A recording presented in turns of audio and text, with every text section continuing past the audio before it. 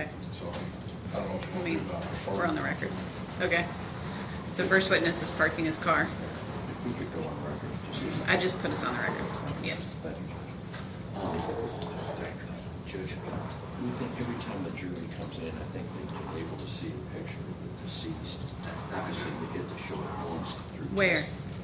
It's apparently it was on TV last night, okay? The jury sees it walking in, so what we'd ask is it just not be shown until they put the witness on. Where is it? Well, I don't know exactly. It's been on the table. Apparently Wade saw it, it was on TV, we believe the jury saw it. What we're just saying is wherever it is, just remove it until somebody tells us. Okay. I have no idea what we're talking about. There is no picture of the deceased. It's these two. It's here and it's been, okay. They were propped up like this yesterday. We think Oh. it's- They were propped up like that okay. facing the jury I thought you yesterday? meant like an Okay. autopsy photo or something. No. How do you know that displayed? Okay. Yes. Let's not display that We'll until display it. it's admitted. Okay. Anything else we need to address before we bring them in? I know we've got a few minutes. Okay. I'm going to take us off the record until, Mr. Baker, I'm going to take us off the record until Yes, ma'am. you're ready. All right, let's bring them in. All right, jury. That's the security. This big.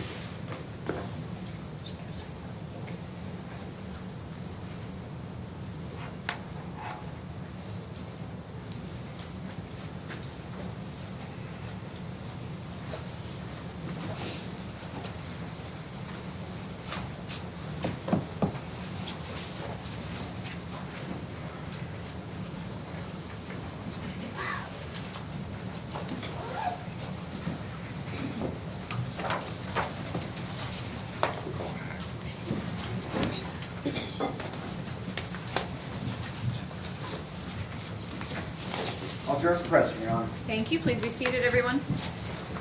Good morning, everyone. Were there any issues with the admonition overnight? All right. Commonwealth may call your next witness. Thank you, Your Honor. The Commonwealth called Alexander Hack.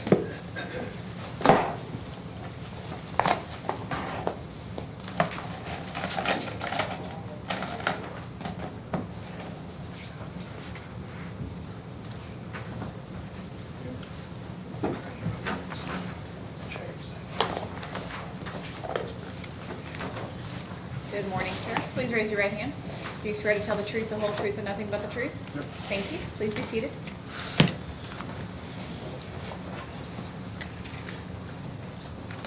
Good morning.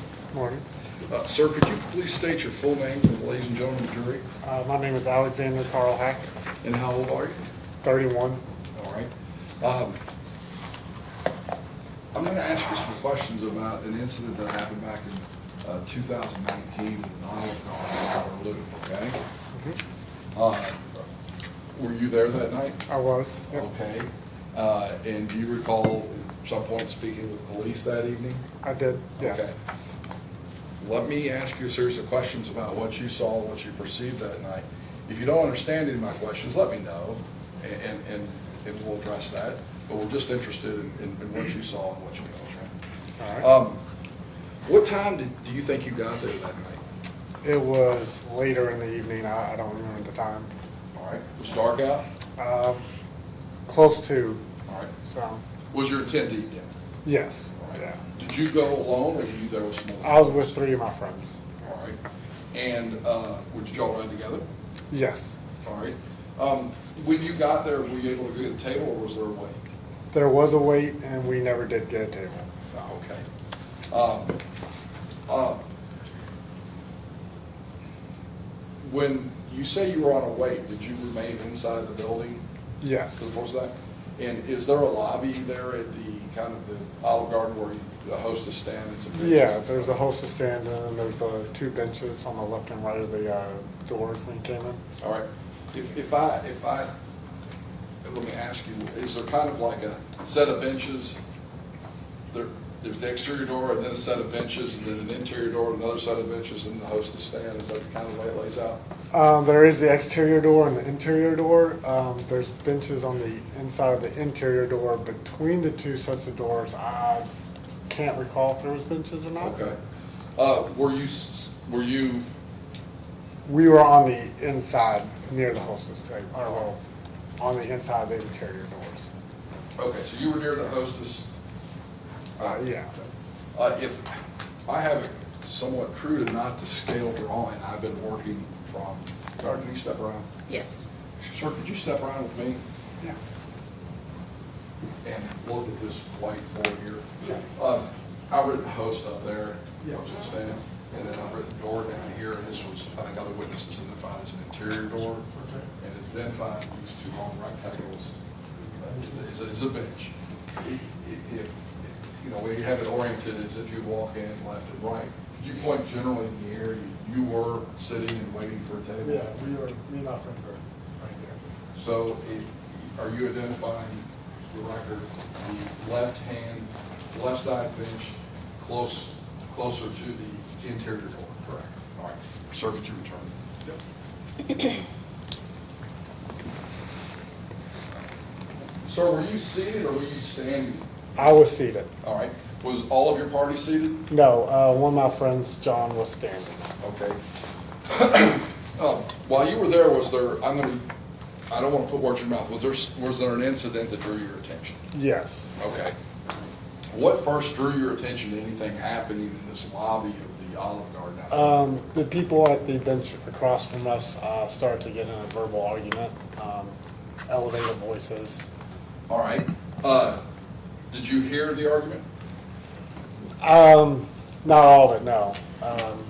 I do recall bits and pieces of it. There was an element of a child being pushed. Well, let me stop there.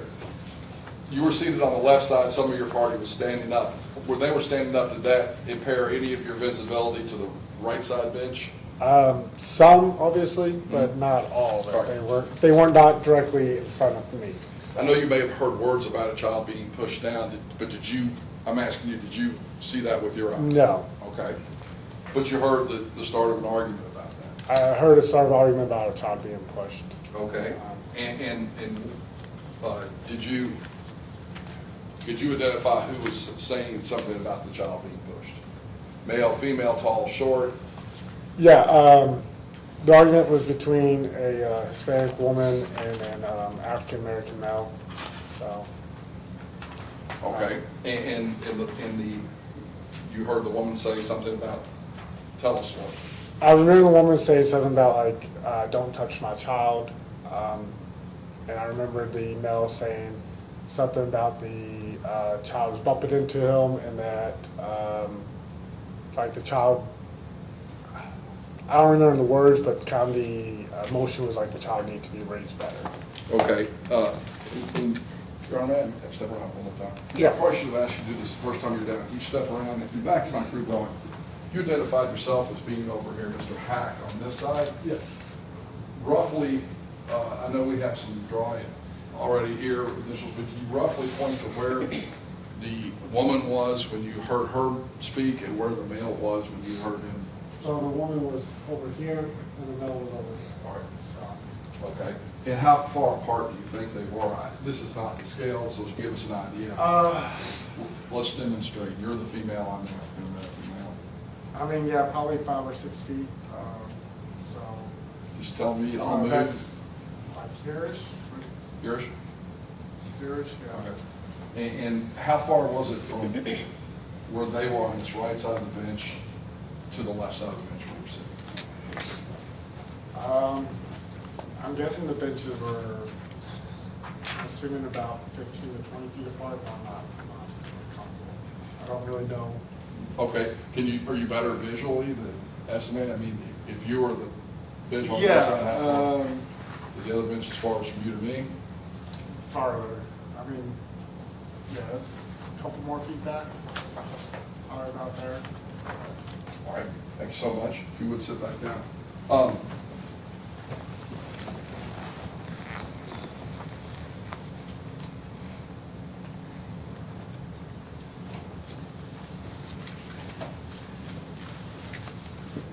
when you said that the guy who was seated, the black or African-American male sitting there, what did you say he said? I don't remember the like detailed words now, but I do remember the general argument was kind of about a child, and he was kind of saying that the child, like the parents should be watching their child or should be raised better or something along the lines of like the child, bumped into me multiple times.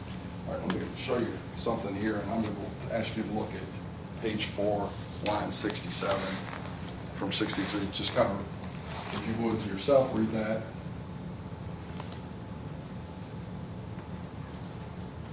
And just tell me.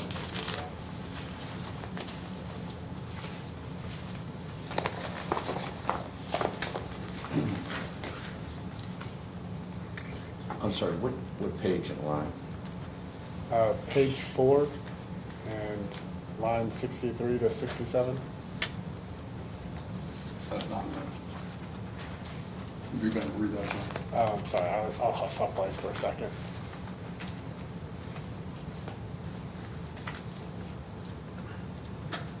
Yeah, I'll write it now.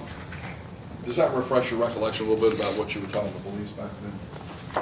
Yeah, I mean, yeah, he was saying the child needed to, Show respect or be disciplined, told him.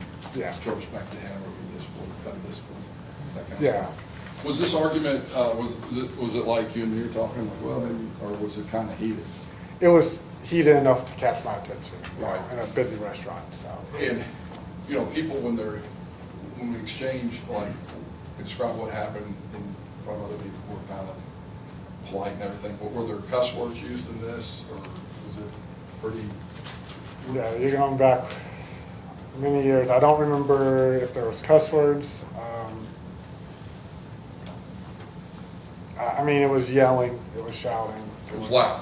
Yeah, And it was the female being loud? yes, It was the response to her from the African American, was that also loud? yes. Both parties were being loud. Well, they were loud. So it was kind of, there's some tension there. Correct. All right.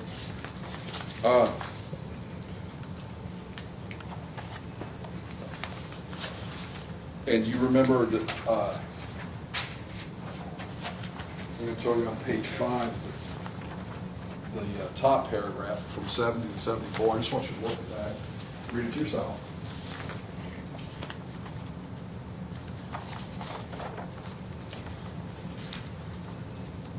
And just tell me when you've read it.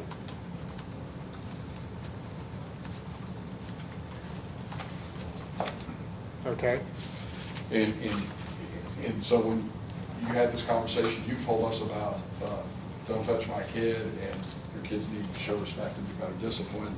And then was there a continued exchange between the Latino woman and the African American male? Yeah, the argument, like, there was, it was a busy restaurant.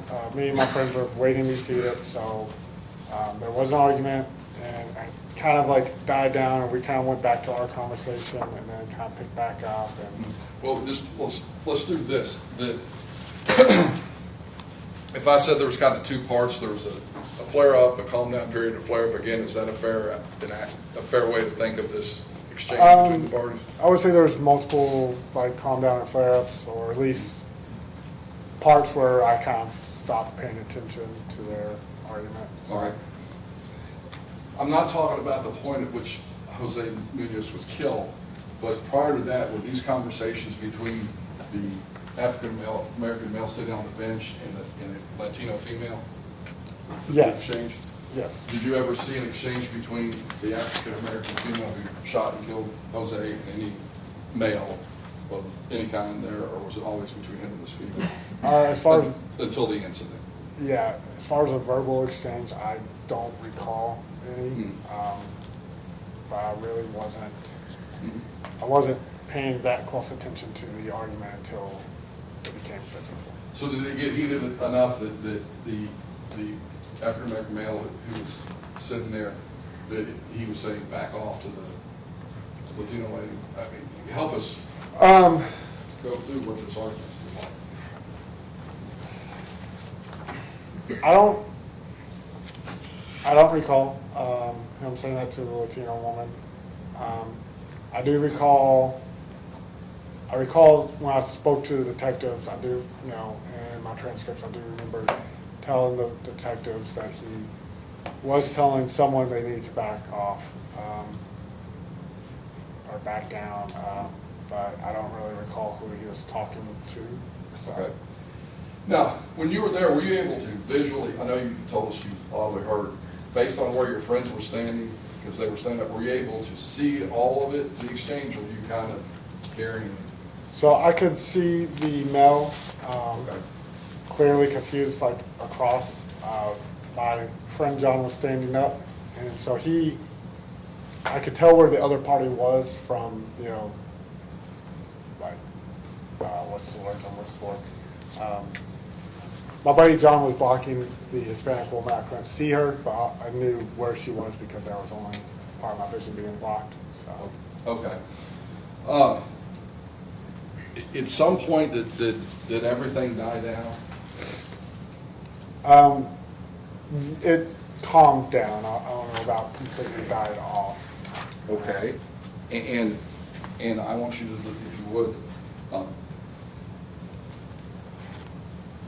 I know it's been a while. And so if you would, I'd ask you to look at this, what I have in my hand on the bottom of page 5, and read that, so you and I can make sure we're on the same page. You want me to read it out loud or just? The approach is sent.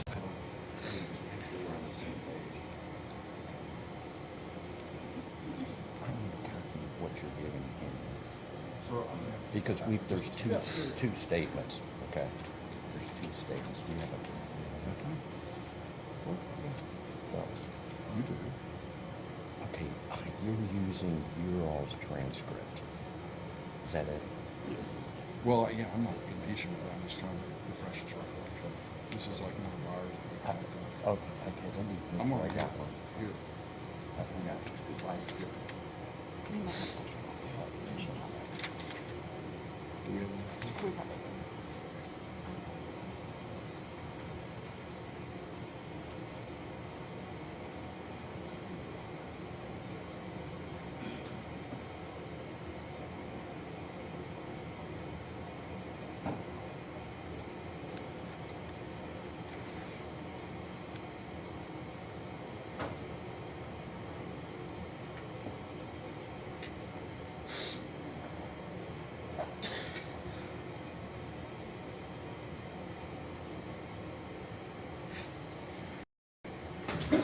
Did you all need to address anything at the bench? No, all I Okay. need is what the same thing that they've got, because I've got to state, you know.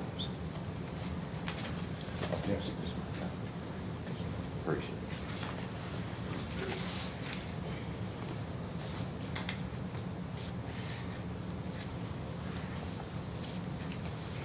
All right, we're going to be on the same page here.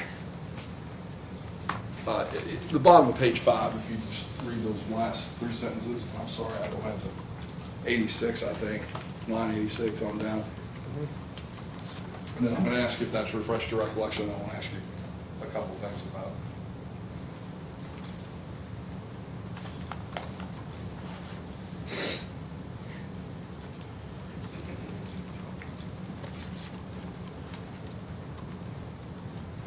Okay, I've read it. Okay, and if you, go ahead and flip, I'll save you some time, flip at the top of 91, so maybe that's a little bit complete. All right.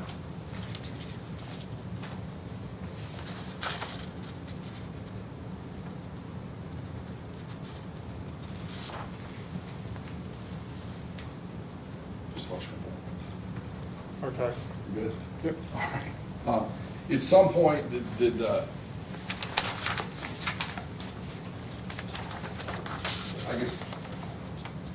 I guess the word maybe to say that the energy of the room kind of died down a little bit. Yeah, I don't really recall even reading that. I don't really, because You don't? I don't recall that much details Mhm. anymore, but that is what I did tell the detective that night. The argument you heard, or sort of witnessed part of, between the African-American male and the Latino female, it's at some point, then it'd be fair to say that it kind of passed over for, I shouldn't say a minute, 'cause I don't, but at some point it broke for a second. Yeah. All right.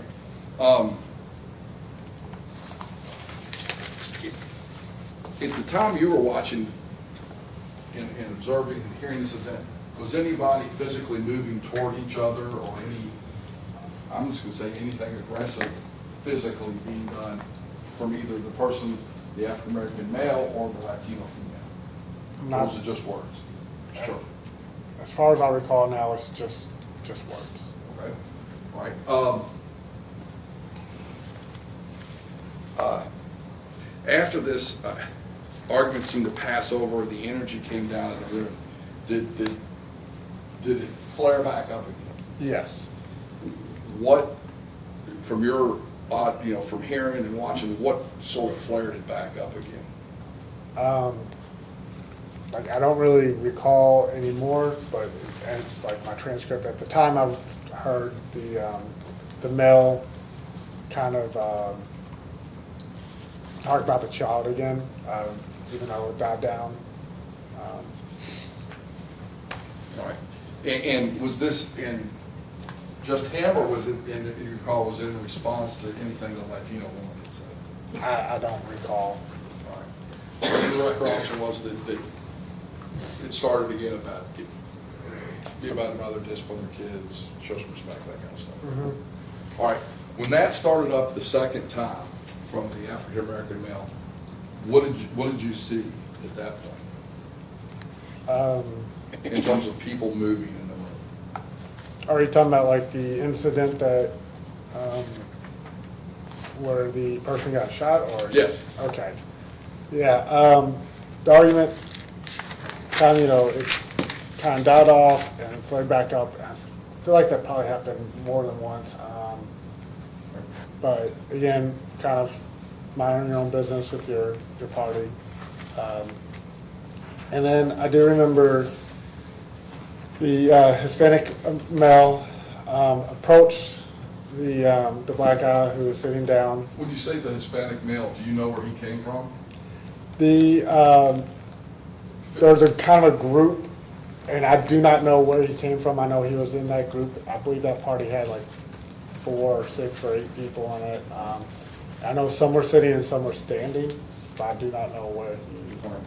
Had you heard this Hispanic male who approached the defendant after he was talking about the kids and seeing things were flaring back up again? Had you heard him say any words at that point? I don't recall ever hearing him speak at all. All right. And when you say, you saw him, tell me what he did in terms of his physical movement, since he didn't say anything in the lobby there. I recall him approaching the African-American male, and I recall him pushing, so he approached the person stood up, he pushed that person, and at that point I looked over towards the hostess table, and I never saw the weapon or anything. As soon as I looked over towards the hostess table, there's loud noise and everyone started to move. A lot of chaos happened in the room, so. All right. So you saw the Hispanic man approach and move closer to the African-American man? Mm-hmm. If you look at page 7, 113, 115, and at some point, at that point, did the African-American male stand up? Yes, Okay. yes. How close were they, or how were they oriented physically when he approached and he stood up? I don't recall when he stood up, but he stood up when it was obvious that the Hispanic male was approaching him. Mhm. And then also they got close enough where the Hispanic male pushed him, All so. right. Did you use the police term face-to-face? Yes. How close were they, even if you're bad at distance, how close were they to each other, what you were able to observe? Oh, I mean, within 2 feet of each other, right?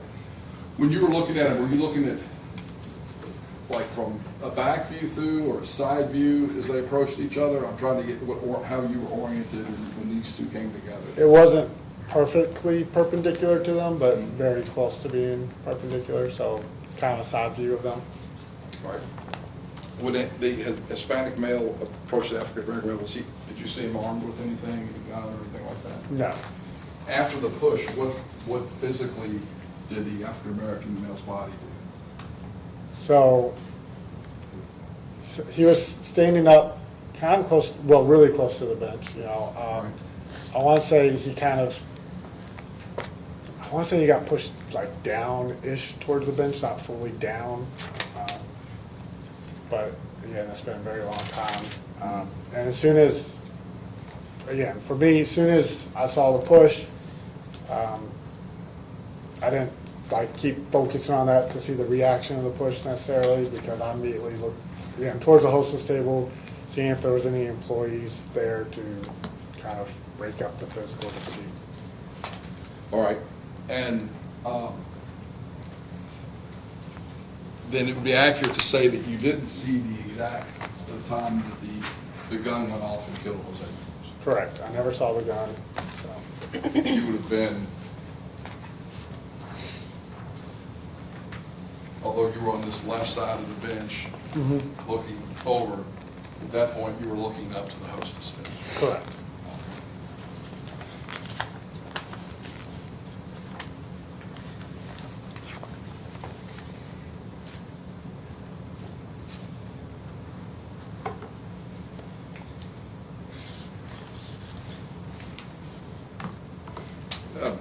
To the best of your recollection, we've talked about there was a flare-up and calm down at least one time, and flare-up on the last one, and you're indicating about the things that the African-American guy was saying to the Latino female to kind of antagonize the situation. Do you remember Judge, may we exactly what was approach? said? You may. May we approach?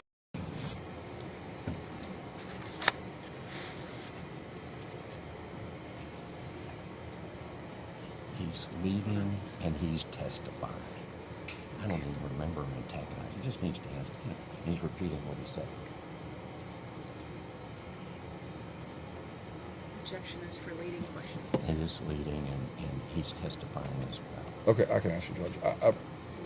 I thought you said it, because he said when he started to come antagonize her, she. I was using his words, but I can let him use his own words. I'll do that. I can rephrase. So then,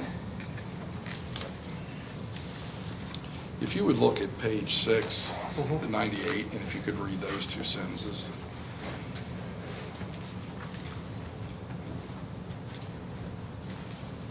Yeah. Okay. And we're just trying to get what you saw and the best we can, what you recall. It's been a while. Right. And probably, is it a memory that you want to cherish and save, or is it something you're up for? Yeah, I mean, not something I cherish. Sure. Right.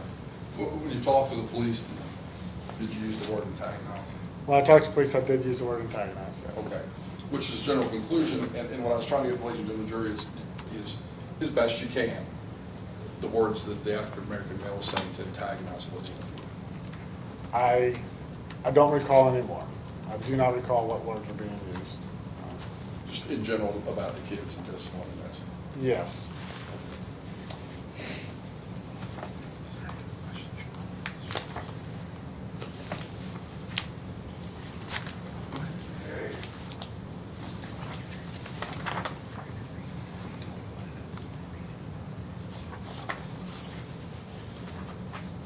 But, so we've had, I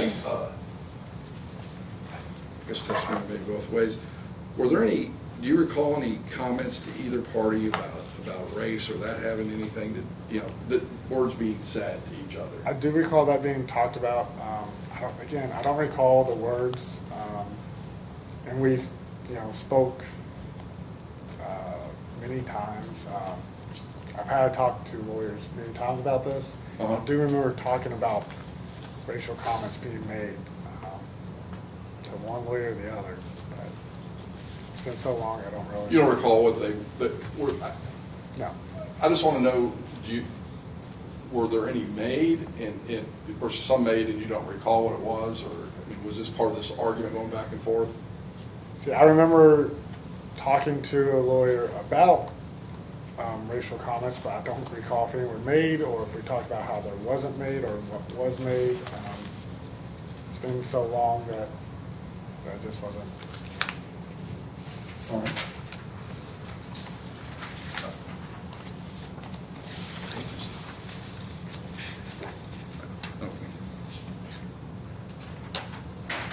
Sorry, I don't have any further questions at this time. Thank you, sir. Okay. Cross?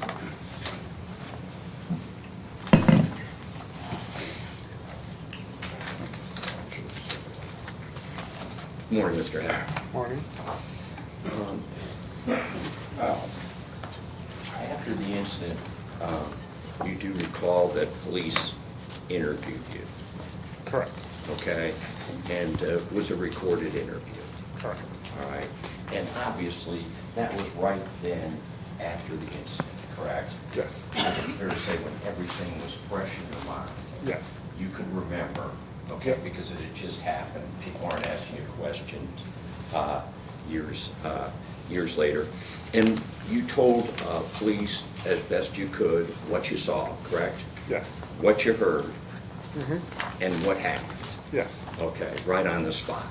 Yep. In fact, I think you were you interviewed at Olive Garden? Yes. All right. Yep. And then, that was at the time of the incident, and then, do you recall our investigator, Patty Hayes, came and talked to you about what happened in December 31st, 2019? Do you recall talking to a woman about what happened? Yes. All right. And she asked you about the incident, just like police had, correct? Yes. All right. Now, let's start with what, and would you agree with me that your memory on at the time of the incident was much better than it is now? Yeah. And would you also agree with me that what you said at the time was the truth to the best of your knowledge? Yes. All right. Now, you two detectives interviewed you, but one of them was Detective Christopher, okay? It was a woman and a male detective. Yes. I remember it was a woman and male. I don't remember their Okay. names. All right. So. All right. Now,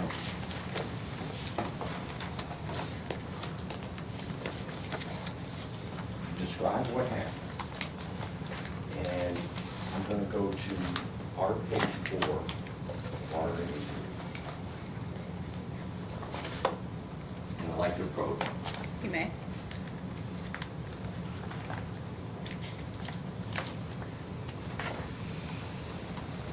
If you look at lines 19 through 21, you're describing the incident, correct? Yes. 18 through 21, really.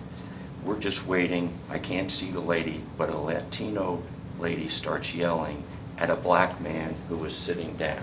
Yes. You recall that? Yes. Okay, so she wasn't just talking loud, she was yelling. Yes. All right. And is it fair to say from this description, she's standing up and the male is sitting down, correct?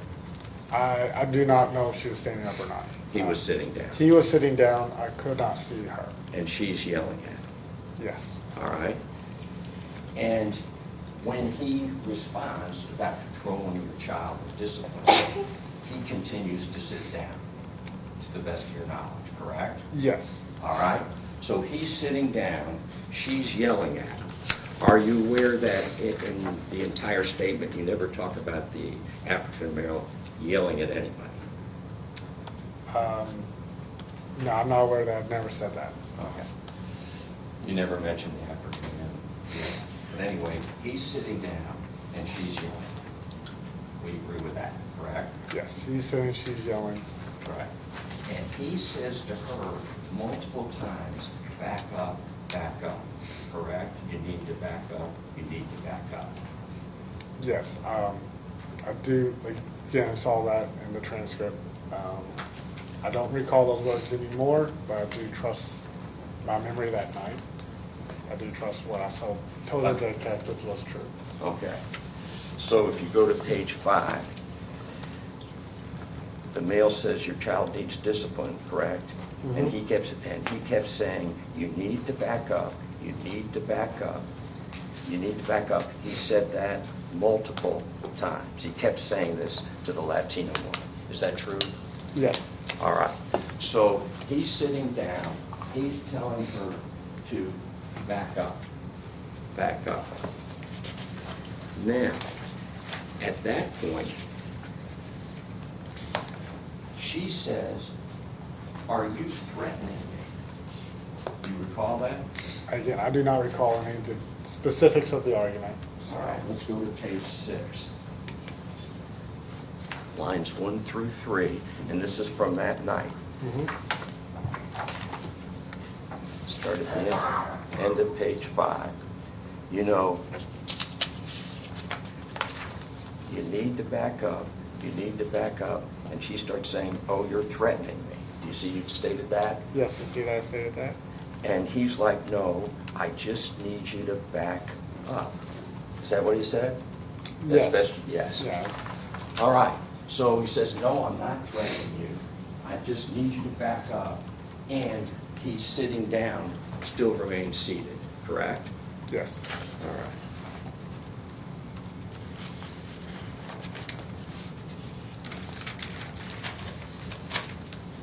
Now, although he remains seated, at some point, as he's sitting down, an Hispanic male approaches, correct? Correct. All right. In other words, when I say approach, the Hispanic male is walking towards Mr. Briggs, correct? Yes. All right. And as he's walking towards Mr. Briggs is still sitting down. Mr. Briggs, or I'm assuming is the shooter, he stood up as the Hispanic male was approaching him. Right. But until the man approached, he sat down the entire time. Yes, correct. All right. So now the Hispanic male approaches, and Mr. Briggs tries to get off the bench, correct? Yes. All right.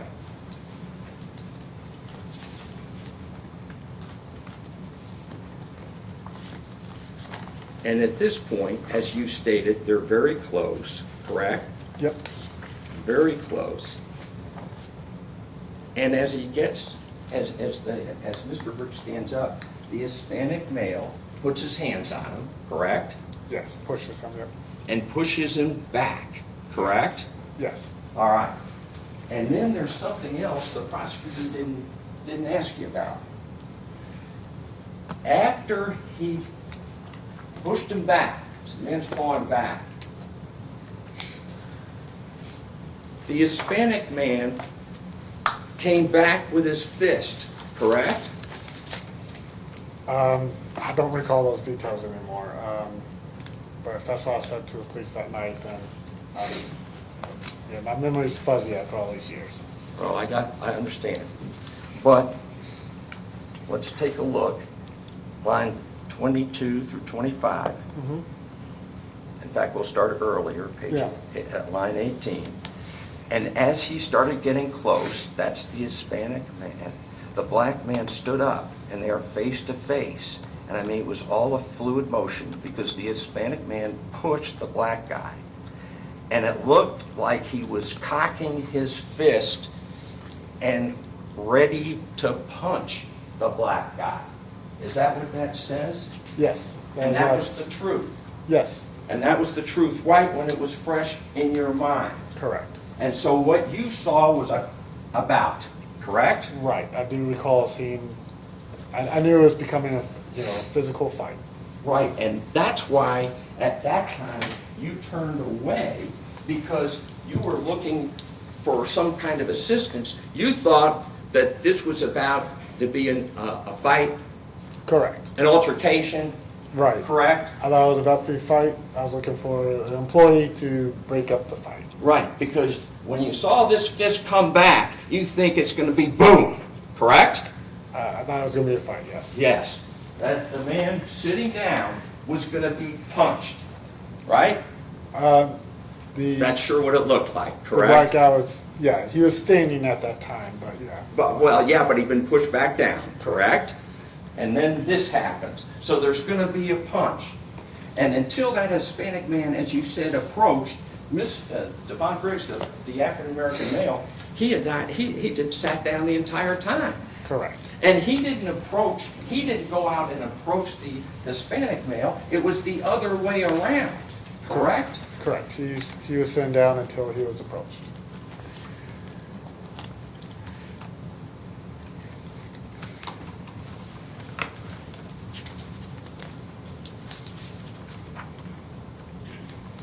Okay, now, Mr. Hack, I know you're a mechanical engineer, correct? Correct. All right? And I'm sure you would rather be back at the speed school than on the witness stand. Fair statement?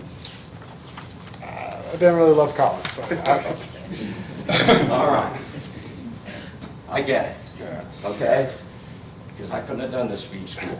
But now that we've established, and you didn't just say this once about the cocking, you repeated it several times. Are you aware of that? Yeah, I repeat that to a police officer? To police. Okay. Yes. So, in fact, I'll just go to page 11 of your statement, lines 8 and...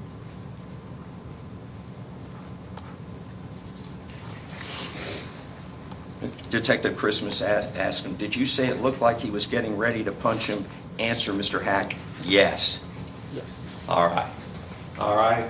So that is what was about to happen, that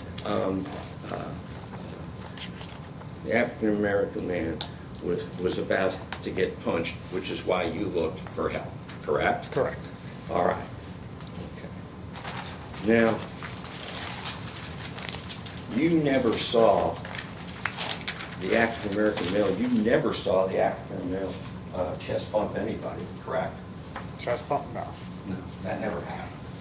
No. In fact, until the Hispanic male approached, as you stated, Mr. Briggs had stayed where he was the whole time, sitting on the bench. Yes. All right.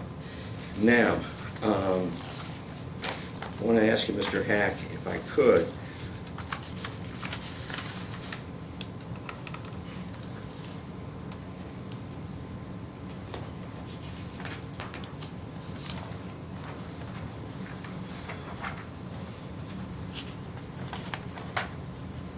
in fact, when you saw the punch about to be thrown, did you look for a Drake Bell?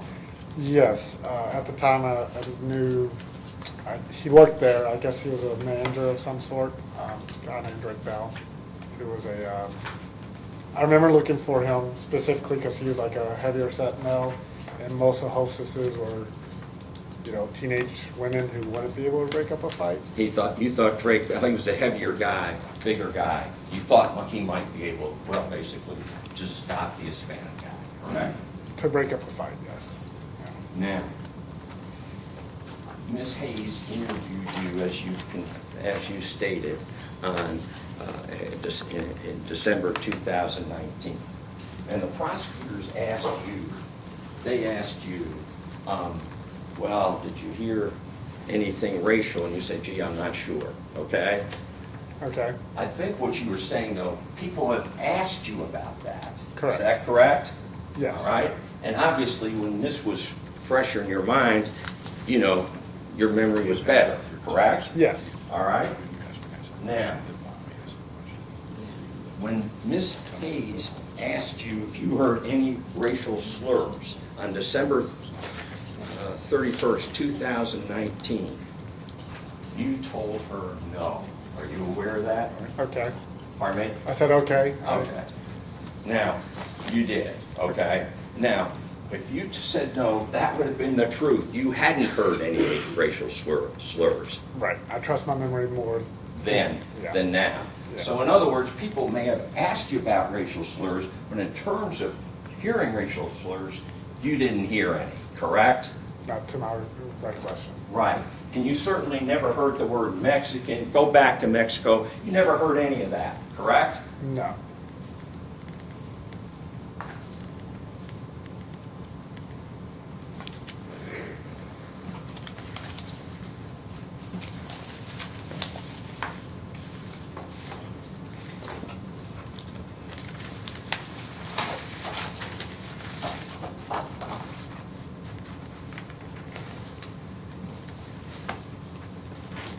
So, I could say the bottom line of where we are, until the Hispanic man approached him and you say got very close, face to face. Yes, Mr. Briggs stayed in his seat, correct? until he was approached, Yeah. yes. He repeatedly asked people to back up, correct? Yes, He was screamed at about touching a child, correct? yes, And you never saw, obviously, a child touch. He never chest bumped anybody, correct? not that I saw. And the guy pushed him back down, correct, as he stood up, and then was ready to assault him. That's what you saw. Okay, yes.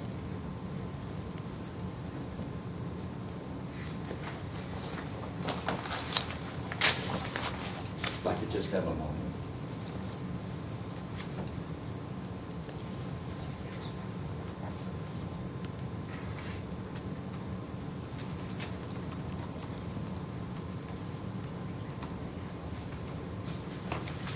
Anything further? Just brief. If I could ask one more question. I Okay. swear to God, the lawyer's one more question, really. You were with Devin O'Brien, Yes. Devin, Zach Moore and John Spotto. okay. And one of those people, I forget which, is also a mechanical engineer, correct? Devin O'Brien, yes. And you're all sitting there together, right across. Yes. From Well, where- John's standing, but the other three of us are sitting. You're sitting right across from what happened. Correct. Thank you. Nothing further. All right, redirect. Briefly, Sergeant Anderson, we talked a little bit about when Jose, who was shot and killed, when he approached the defendant, they stood up. There was a shove, right? Yes. And did you also think you saw the Jose's hand, Muno's hand go back? So I do not recall at this time, but I did tell the detectives that night from the transcript, so. And did you also think you saw the defendant raising his hands? Again, I don't recall anything past the shove anymore, but if I said something to the detectives that night, then that's what I would have I saw. understand. Well, let me show you something you said to the detectives that Yes. night. On page 11, now this is the night it happened, and in 186. Yeah. So I'm clear on that. So there's the shove, and then there's a different thing you witnessed with a hand. You're saying you saw a hand from the Jose Munoz go back? Yes. And did you also see the defendant raising, what you thought him raising his hands? Yes, this is what I told the detectives, yes. But that's different than the shove. Yes, that's been after the shove. All right, I understand you. Thank you so much.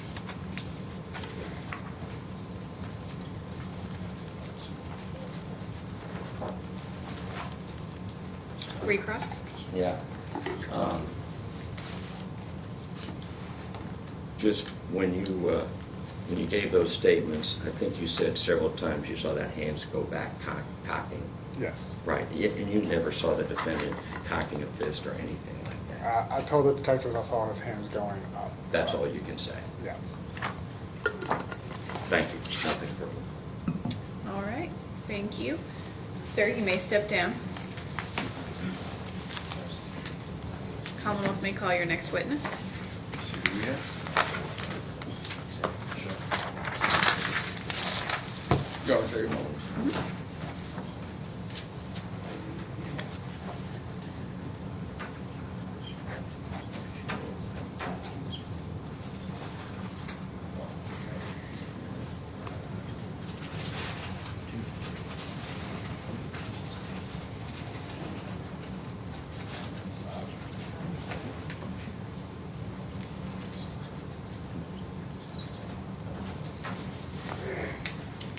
Oh, maybe, Coach?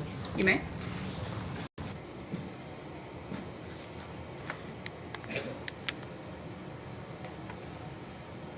Judge,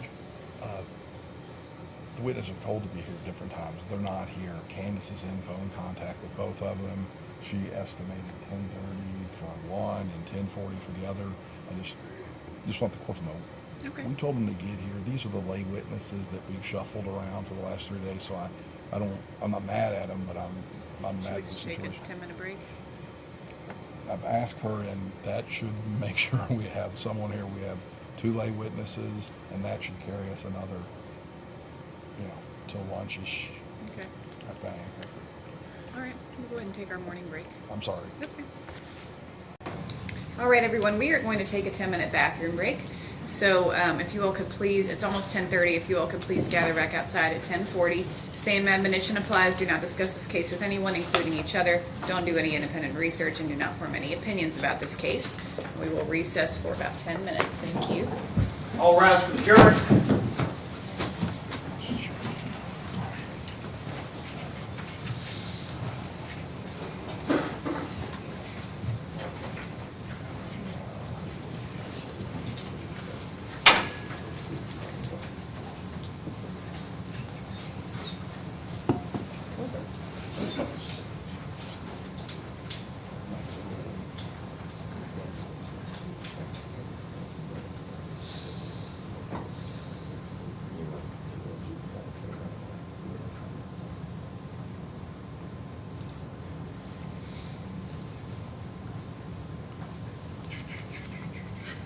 Mr. Baker, I think somebody almost tripped over your The stool. board over there. Okay, Yeah. I'm gonna move it. That would be great. Thank you. All right, I'm going to take us off the record. All rise for the jury.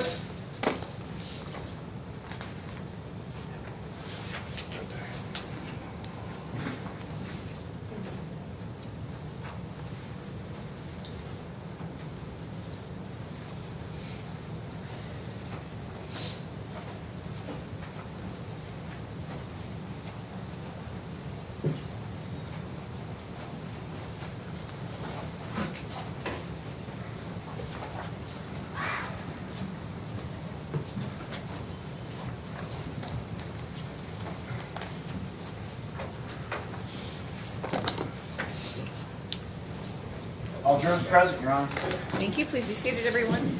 Were there any issues with the admonition over the break? All right.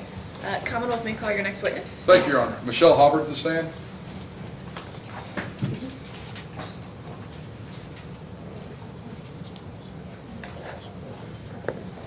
Are we at 21? Come on up, ma'am.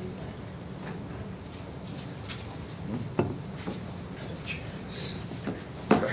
Give it. Ma'am, please raise your right hand. Do you swear to tell the truth, the whole truth, and nothing but the truth? Yes. Thank you. Please be seated. Go on ahead, Mr. Baker. Morning, ma'am. Morning. Could you, have you testified in court before? No. All right. There's a little microphone in front of you, and you're a little soft-spoken, so just kind of scoot up a little bit so we can all hear you. Can you say hello? Hello. All right, that's what we need. Could you please tell the ladies and gentlemen of the jury your full name? Michelle Naomi Hobber. All right. And do you live here in Louisville? No, live in Shepherdsville. Shepherdsville? All right. And how old are you? 37. All right. Bad question, huh? Yeah. Okay, let's improve that. I'm going to ask you some questions today about an incident at Olive Garden that happened back in 2019. Do you remember, at least generally, about that evening? Okay. Yes. Did you work there at the Olive Garden? Yes. All right. And how long did you work there? 4 years. Okay. Were you on the hostess stand that night, or were you working as a server? Or? I was a server. Okay. Is a server, I'm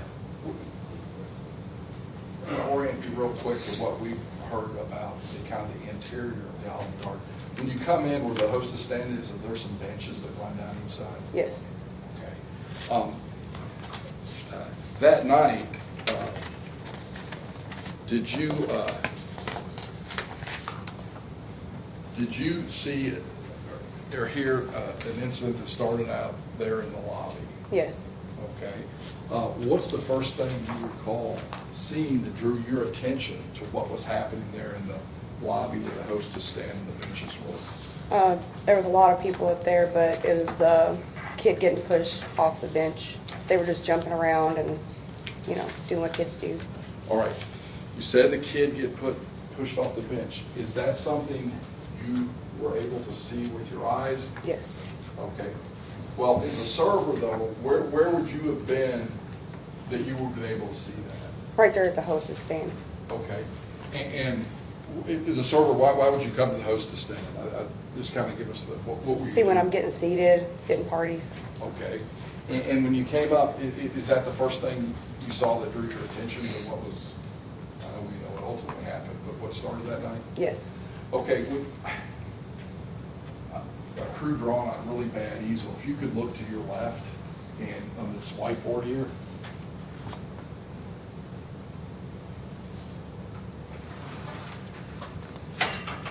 Let's go this thing out. Judge Brown, maybe you step down just a second. Yes. Ma'am, if you could step down from the bench and come over here. We've done this with several witnesses, but now, if I have host written up here for host to stand, and other witnesses, there's a door here for interior door, and these large rectangles with two benches, where were you standing at the time you saw the little girl pushed? Were you standing behind it? Behind it, okay. And you said you saw a little girl get pushed. Where was that little girl that you saw get pushed? Okay. And is that would have been the bench on your left side, but if you're coming in the door, the right side? Coming in the door right side. Okay. Thank you. Was the girl, was the little girl that got pushed, was she the only child that you saw at that time? No, there was a couple other kids up there. Okay. Where, did you see who pushed her? And the other thing about court is. Yes. Is that, yeah, we have a record going on. And I'm gonna ask you a little bit, show you what's going on.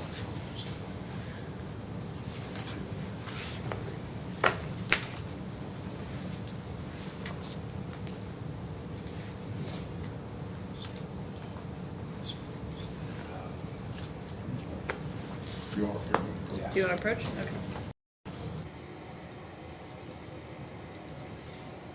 Judge, these look to me like essentially they're booking photos. We'd object to their introduction. If they want to have her identify our guy, that's fine, but I don't, look at this. I mean, these are clearly booking photos. They're prejudicial. There's no reason to have them. Identification's not an issue in this case. And she can identify from the witness stand. We're not contesting it. I mean, what exactly are they putting these on for? Well, they're not booking photos, they're CSU photos. And the Commonwealth is entitled in every case to show the defendant on how he appeared on the evening it happened. And the third thing, she identifies him through, she's like, he's got braids with a yellowish color in them. So to identify what the hairdo he had there. So identify him, show how he looked on the evening in question, how he was dressed, and the photographs are there. They're not booking photos, there's no display of any number or anything You mean like the that. one where he's turned to his back? The one where he's turned to the side? I'm showing it to her. What is the, Purpose. so it doesn't sound like there's any dispute that he is the individual who was there. There's none. We're, So what is it offered to prove? well, one, in all criminal cases, I'm entitled to show what he looked like on the night of the incident. And if he can come in his horn rims and all that, but I can show what he looked like when he got arrested. Second, she identifies him, the guy who did what she says he did. She says he had dreadlocks and yellowish stuff in his hair, which is exactly what these photographs show. He can answer the question, was that the man? We're not going to We're allowed to put in a picture of the defendant on the No, night. you're not night it allowed happened. mug Yes, we are. shots. There's it's these not a are mug not- shot. It's, These are not mugshots. They're CSU photos after he's in custody. And this is put on for one purpose. I'm not stupid, and I know what time it is. He's prejudicing our client on an issue that is a non-issue in the case. And we object to these photos. by law, I'm allowed to put on a photographs of the defendant on the day or the time of the incident. Are there any other photographs of him that night? Not that we've entered into any evidence. They have tons of them. I think there's body cams. They have tons of photos of him if they want to use them. And we're not disputing he's the guy. Doesn't matter. I'm entitled to show what he is. They're relevant for her testimony to identify the hair and what she saw that night. I'm also entitled to put them on.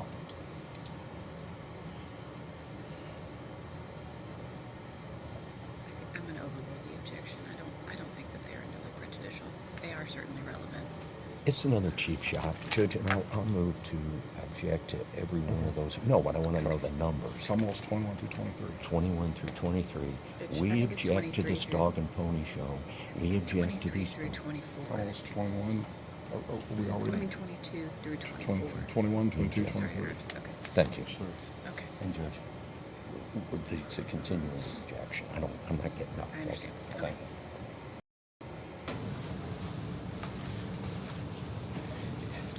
Madam McBeth, I'm gonna step back a second. Do you remember at least talking to the police on the evening that this happened? My adrenaline was pumping, but yes, Okay.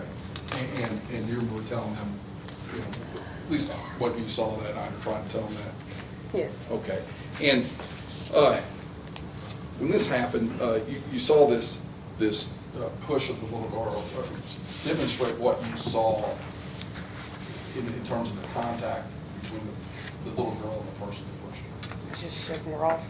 All right. And when that happened, did that cause or anything to be said or done in your field of vision? I know what I said in my statement because Okay. I've, read it or listened to it, but I don't, everything now has just been so long that it's Right. like foggy and I don't, Okay, well, let's get through the fog the best we can, okay? Okay. So you were out there and you saw a little girl shoved. And do you recall who shoved the little girl? yes, Okay. And when you were talking to the police, you gave a description about maybe some hairstyle of the person who did that. And do you recall what the description was you gave to the police? he had yellow hair. It was Wow. like yellow looking hair. Okay. And Your Honor, my approach to the defense, I'm going to show you what's been marked almost 21, 22, and 23, and ask you, based on the description of the hair and stuff you gave to the police, is the hair in those photographs what you saw that evening? Yes, And you also told the police it was kind of like, I don't know if it was dreaded or braided. yeah, I don't know what it was called, but Oh. yeah, Those are the photographs that you saw the person who shot the little girl that evening. yes. All right. Your Honor, I move to publish almost All right. 21, 22. You may.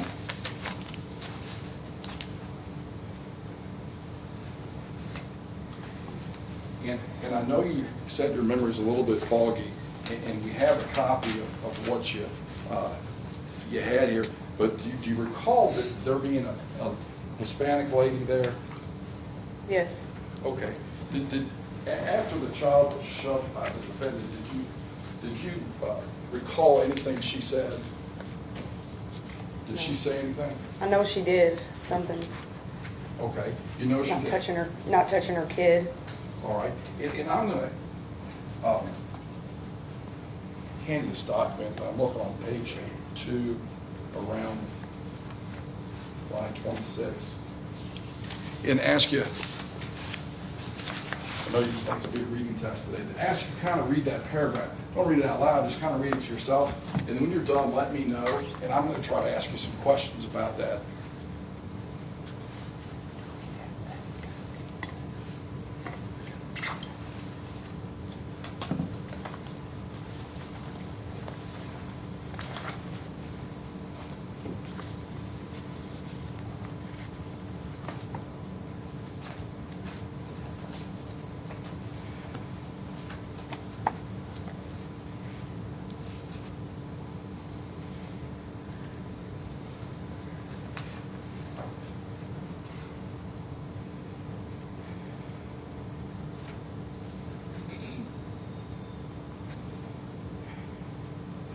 If you finish, ma'am.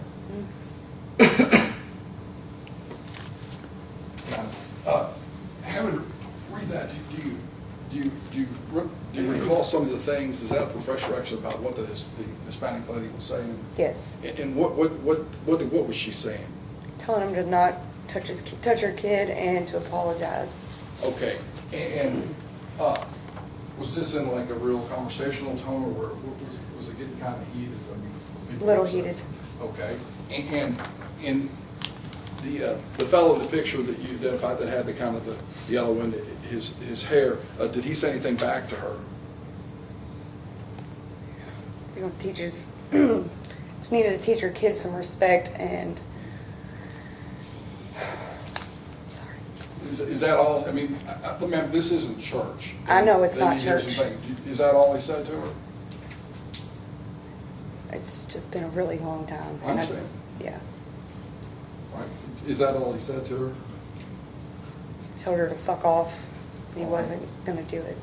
All right. And after that exchange of somewhat heated, from the Hispanic woman and the person you've identified these photographs, and he tells her to fuck off, bitch. What happens at that point? The guy that got shot comes over and that started another altercation pretty much because he was trying to protect her. Okay. Well, let me ask you this. Did all this happen in an incident, or was there kind of a series of kind of back and forth between people there in the lobby that day? I think it was a little back and forth and say I was trying to do my job and be nosy, pay attention to what's going on pretty much. So Were you able to see everything? some of it I know I missed. Were you ever able to see everything? Most of it, yeah. Okay. And though, did you, were there things you missed? I'm sure. And so after that, you're picking up, did you see, to the best of your recollection, anything that happened between the time that this initial exchange is until you saw the Hispanic male approach the defendant?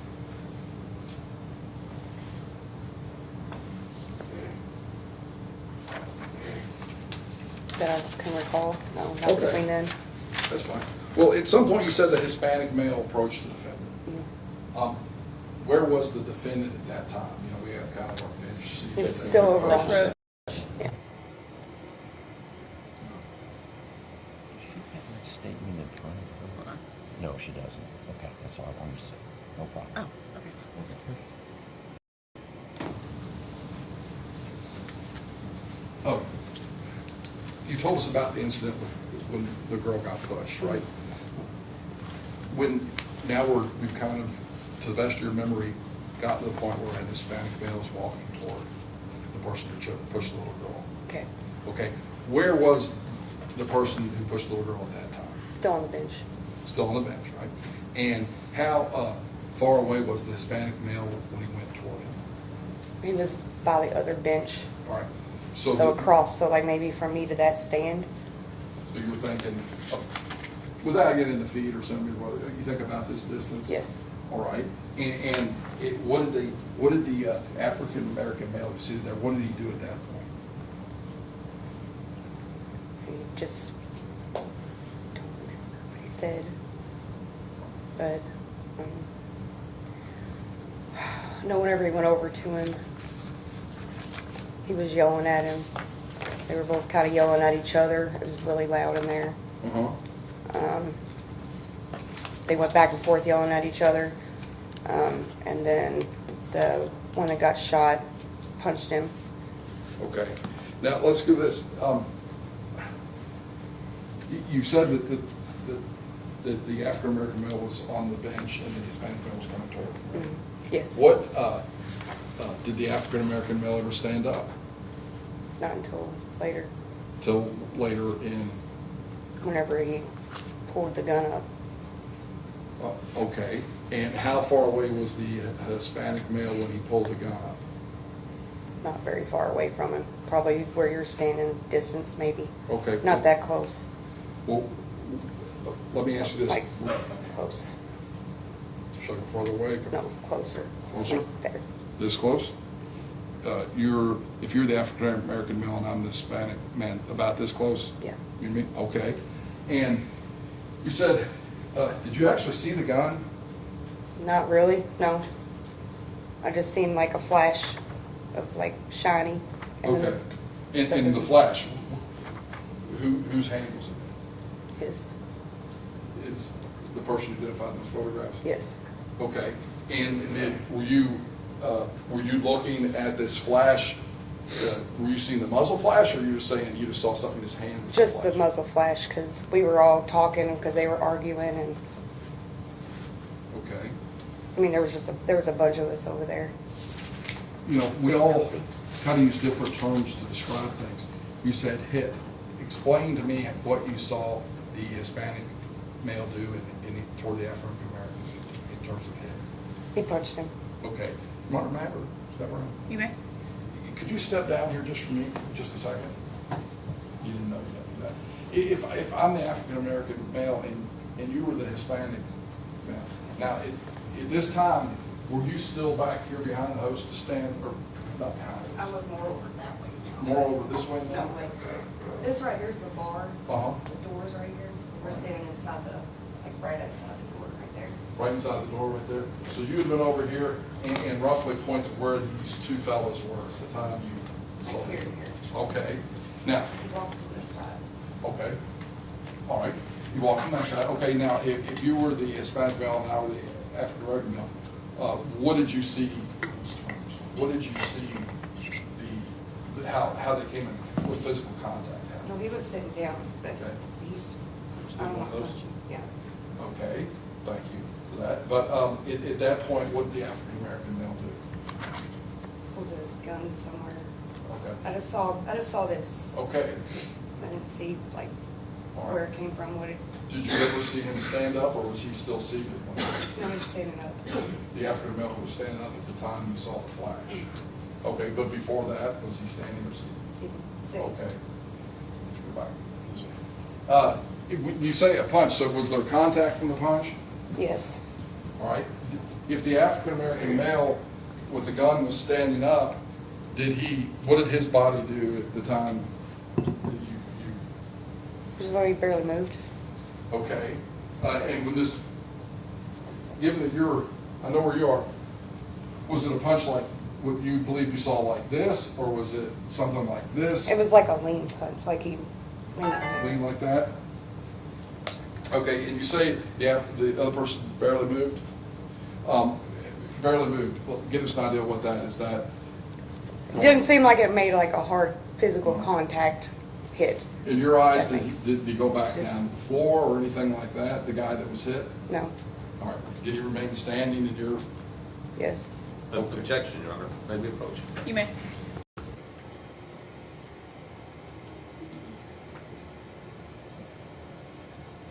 Your Honor, I can appreciate Mr. Baker's examination, but that was not the testimony. The testimony was that he was seated at the time he was punched and then stood. Mr. Baker is trying to conflate that by suggesting he was standing at the time he was hit. That's not what this testimony. One at a time, one at a time. And he's done that. Distorting testimony. Right. That's not what she said. If the court is thinking I did that, I'll respond. What did you just ask her? I said, did he, when you hit, did he go back down? No, let's Or back did- up. There was a couple, the first question was if the black male was standing when he was hit, how did his body react? That presupposed that he was standing at the No, time he hit. That's not what she testified. she said he was, She said he was sitting when he was punched. okay, I don't want to play it back, because she said he was standing when he came over No, there. sir, you said. I've been out, no, Respectfully, I she didn't. She said he was sitting Uh-huh. down, he was standing when he pulled the gun. Right. Right? Not He when was he was standing when he pulled the gun. Not But when he he was was sitting punched. down when he was Oh. punched. That is what she Right, said. that's my objection. I understand that. I mean, if you want to ask her to clarify. Ma'am, I need to clarify something, because I think I missed it. When so we can get the sequence of this correct. When the punch, you said, at the time that was done, was the African-American male standing up, or was he sitting down at that time? He was sitting down. Okay. After that happened, what did he do? Did he at any point stand up? It would be a better question. Trying to figure out. After he got hit. After he got Yeah. What did he, what I'm trying to say is, what did he do after he got hit? Stood up, shot him. Okay. All right, I understand now.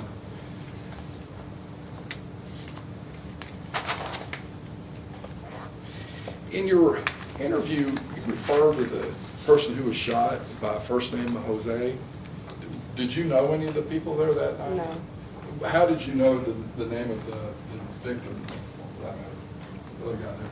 How did you know his name was Jose? Because my friend Chan was up there trying to keep him from dying.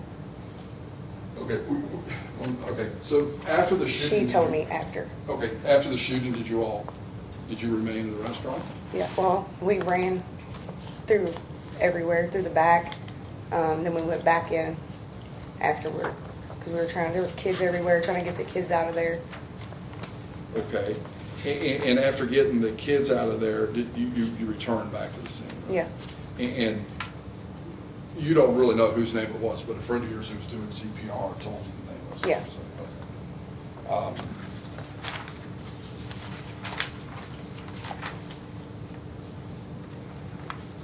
Did you see the Hispanic male, did you see more than one Hispanic male that evening? yes, Okay.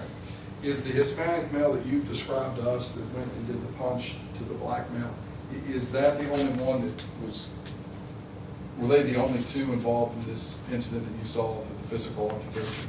from what I can recall, but there was more people there. There was a lobby full of people, right? Yeah. All right. But I guess what I'm getting at is these two were into it. It wasn't more than that from what you saw. From what I can remember and what I seen. Okay. All right.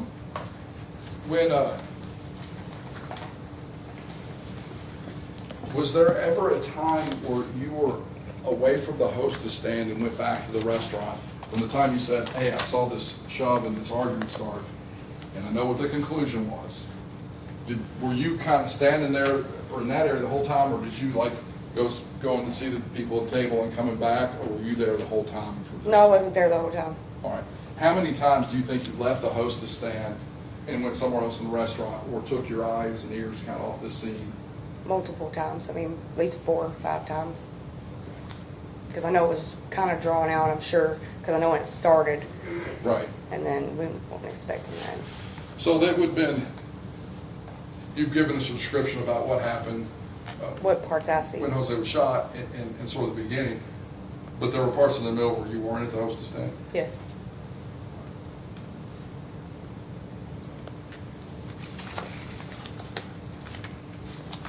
Ma'am, if you'll just give me a moment.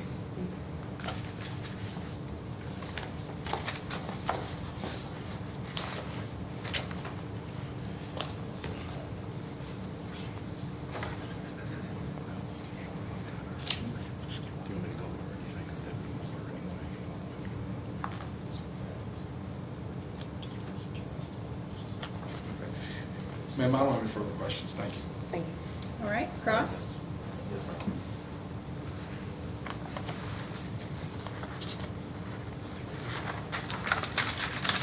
Good morning, Ms. Howard. Well, It would be fair to say that February 23rd,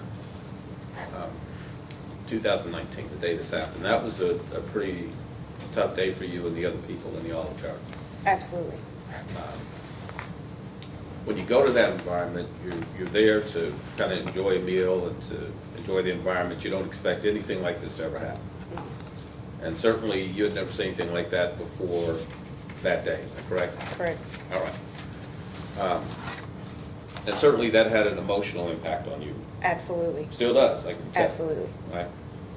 And it certainly had an impact on the other people that were working there, the other workers, correct? You mentioned a friend, did you say her name was Shannon? Chan. Chan. Okay. Is Chan she's a female, I take it? Yes. Okay, and what was her position there? She was a bartender. Bartender, okay. And you said at one point she was trying to render CPR. Yeah, she ran toward him while the rest of us were running away. Understood. Yeah. You spoke with her after the incident, and that's how you found out Mr. Munoz's name? Yeah. Jose, is that correct? So you weren't on a first-name basis with him or his family or anything? No, I didn't know anybody that was in there other than workers. Okay. Now, ma'am, I did have a few questions about your testimony. You had indicated that this whole incident came out of an argument between, I guess, the parents of these children and Mr. Briggs, is that correct? Yes. All right. So prior to the shooting incident, there was an argument, is that correct? Yes. And I think you testified a moment ago that it was kind of prolonged, it was kind of extended, is that correct? Yes. This argument involved multiple people with this family, is that correct? Yes. Involved certainly the 2 women that were present, correct? The I 2 know Hispanic women? The one woman I know. That's the only one I've seen, but. Okay, you know one for sure, correct? Yeah. And then the 2 men that were present, the 2 Hispanic men? I only seen the one that was, I mean, I think they were all together, but Right. I only seen one. Okay, so the part of this that you saw specifically involved the part where the Hispanic man comes up and punches Mr. Briggs, is that correct? Now, are you aware that there was an argument that took place before this? No. Okay, so when you say it was extended, what time period are you talking about actually observing, ma'am? Was this 2 minutes, 3 minutes, I mean, 5 minutes? a little here and a little there. I mean, just whenever I walked up there, try to see where I'm getting seated. It was homecoming night. There's lots of parties. Were the So- same two people involved in that argument? You said a little bit here, a little bit there? Yeah. The Yes. Hispanic man who threw the punch and Mr. Briggs? Yes. And it's your There testimony, was your a- recollection, Yes. that this argument involved the two of them periodically during the time that you saw? Just what I seen. Just As what you far saw? as I can remember, yes. All right. The event that you saw, at any point did you ever see Mr. Briggs physically strike the Hispanic man before the shot? I did not. Okay, did you ever see him push the Hispanic man? No. Ever see him chest bump the Hispanic man? No. Nothing like that? No. Okay. You were asked the question, ma'am, of how far apart they were at the time the incident started. Is that correct? Mhm. Okay. Will you give me a moment, ma'am?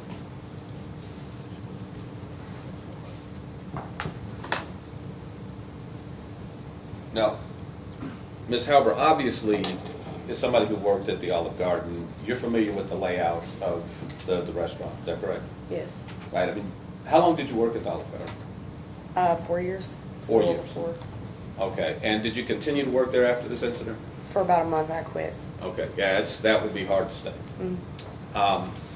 In the 4 years that you were there, certainly you worked in all parts of the restaurant? Most, no, not Okay. really. Okay. Not in the back. Okay, not in the back, but certainly you're familiar with the bar area, the lobby area, that sort of thing, correct? Mm. And you're familiar with how that area is laid out? Well, yeah. May I approach you? You may. Thank you. Now, I want to show you what's been admitted as defense one. And if you could, take a look at this photograph for me, Ms. Hover, and tell me, first of all, if you recognize what's in the photograph. Yes. Okay, and can you tell the jury, what are you looking at in that photograph? It's like you're looking at the hostess stand. Okay. And the area where this took place, that's in the hostess stand, is that correct? Yes. Okay. Now, if we could, Ms. Halber, I'd like you to take a look behind you. This is a copy of the photograph that you've identified. And here's a laser pointer, ma'am, with this little button right here. If you press that, it'll turn on the light. If you could, show the jury where you were standing approximately at the time you first started observing this fight you described. Right there. Okay, and what is that area in the photograph? What part of the lobby is that? The hostess stand. That's the host stand, okay? Now, you indicated that there's a bar somewhere located off this scene, is that correct? Yeah, there's the door for the bars right there. Okay, and at the time you were standing watching the argument, where were you physically located? Right here. Okay, so you're standing next to the host stand, is that correct? Yeah. All right. Just by the door. And where was the Hispanic man that threw the punch? Where was he located? Before, like at the beginning, or When you saw the punch, when you saw the initiation of the argument? over here? Okay. Now, at any point before that punch was thrown, did the Hispanic man move anywhere in that lobby to get over to the place where he punched the black man? Yeah, from over here. Okay, so He was over here at the beginning and then over here. Okay, so where was he at the beginning? Like over here by this bench. Okay, and where was the black male seated at the time? Over here. Okay, so he's over on the other side of the lobby. And it's your testimony, Ms. Howard, that he was actually seated at the time? Yes. Okay. Okay, and then what do you remember the Hispanic man doing? Let's put him on the left side of the room. Arguments going on. What did you see the Hispanic man do specifically? I walked over here. Okay, to where the carpet is? Yeah, and then they're like arguing. Okay, and now where was the black man at the time they're arguing? Still over there. Okay, so he's still sitting down on the bench, and the Hispanic man is standing in the middle of the room by this carpet arguing with him. Okay, then what happens next, ma'am? Then he walks over here. And he's about over here because there's him sitting, he's over here. Okay. So the Hispanic man, if I understand your testimony, he moves from the left side of the lobby where the bench area is, comes to the center of the room. Is that Well, correct? that's where he was, yeah. Okay, and then he moves from the center of the room over to the bench. Yeah. Where the black male is seated. Is that correct? And what happens when the Hispanic man gets there? They're arguing. Okay. And did the black man stand up while they're arguing, or was he sitting down? He was sitting down. And what was the next thing you remember seeing? I saw they were fighting, they were arguing, I don't know everything that they were saying, but I kept, like I said, I was doing my job at the same time. Right, because you're trying to help people in the restaurant. Yeah, I'm Right. still doing my job. Okay. So I would go away and come back because I'm nosy, Fair which I enough. wish I wasn't. But they were fighting whenever I came back. They were already arguing, and that's when he hit him. He was still sitting down, and then he shot him, I guess. Okay. That was Now, it. you, as somebody who works in the restaurant, obviously, you know, you have situations where the patrons, they get into disagreements and that sort of thing, correct? Yes, You have floor managers that are available to help deal with situations like that, is that correct? yes. Okay, and who were the floor managers working that day? I remember Amanda, but she was in the kitchen because we were shorthanded. And do you remember what Amanda's last name is? Amanda S. Amanda something. S. I can't Okay. remember her last name. Okay. Grayton. Amanda Grayton, not Okay. S. Amanda Gritton, does Yeah, that sound correct? Yes, yes. Okay, all And then I right, think there was Benson something. okay. And they were both working that night? Yes. Okay. At any point while you were in the front area, did you see either Brinson, It was Benson. Benson, or Amanda come out to intervene in any argument in that front area? Not that I was paying attention to. Okay. When you were in other areas of the restaurant, did you ever hear any arguing coming out of that front area prior to you coming forward and seeing what you saw? There was yelling. That's why it made us want to go and look anyways. Okay, that was my question. Before you went to that area, did you hear arguing? There was yelling, but it was a lot of people in there. But I didn't, I mean, it was just really packed. Right, now, in a restaurant, you're always going to hear voices, right? I mean, there's Yeah, a lot- absolutely. Right, but you said that you heard something that got your attention and brought you to the front of the lobby. Mm-hmm. So what exactly, how would you describe what you were hearing? Was it like normal conversational tone? It was just loud, It was loud? like really loud. Okay, really loud, something you could hear above the normal Yeah. commotion in the restaurant? Okay. Ms. Harper, you indicated that you saw a muzzle flash off the weapon, Yeah, just flash. a flash. Okay, did you actually see the weapon I seen after it was over. after it was over? Okay. And you indicated in your testimony that the gun was being waved around Yeah, it was like this like this. Okay, was that before or after the shot? after. After the shot, okay. And you indicated that you remembered seeing the firearm, is that correct? Kinda. Kind of. Just really quick. Okay, do you remember what the gun looked like, ma'am? Not really. Okay. When you were present in the restaurant after the incident, several police arrived at the scene, right? They're there to investigate what happened, is that correct? Yes. And were you interviewed by police officers at the scene? Yes. Okay. Now, did you provide any additional interviews to the police after February 23rd? I got a phone call. Right. You received a phone call from Detective Chrisman. Would that have been March 4th of 2019? If I gave you that date? I guess, yes. Okay, you know it was sometime after the day of the incident, is that correct? Yes. And it was an interview that was conducted over the phone, is that correct? Yes. Okay, and during that interview, you were asked basically to go through the event again, to describe what you saw, is that correct? Yes. Okay.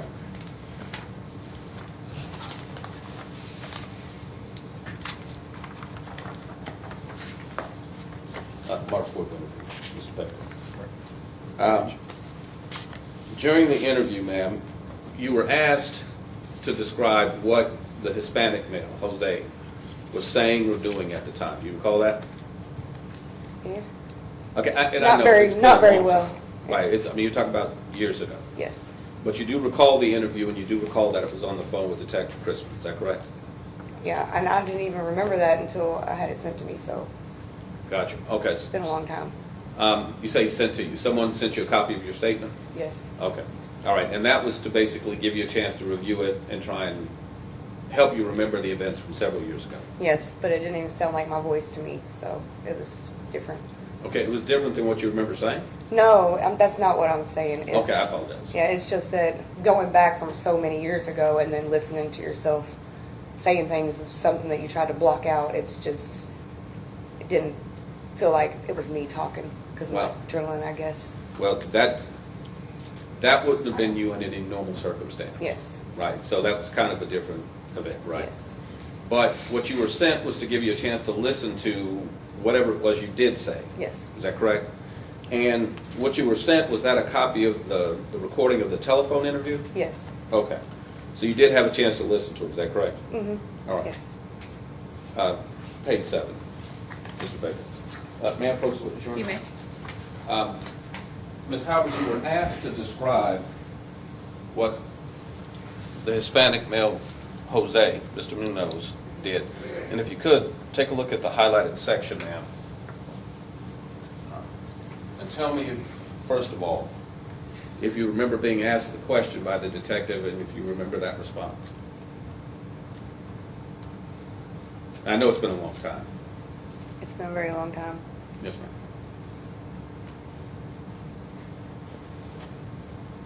I'm sure I said this, but I don't remember almost hardly any of the conversations. Right, because it was a conversation from several years ago. Yes, Okay. But in the statement, Detective Chrisman asked you, she says, this is where she's asking you to describe what the Hispanic male did.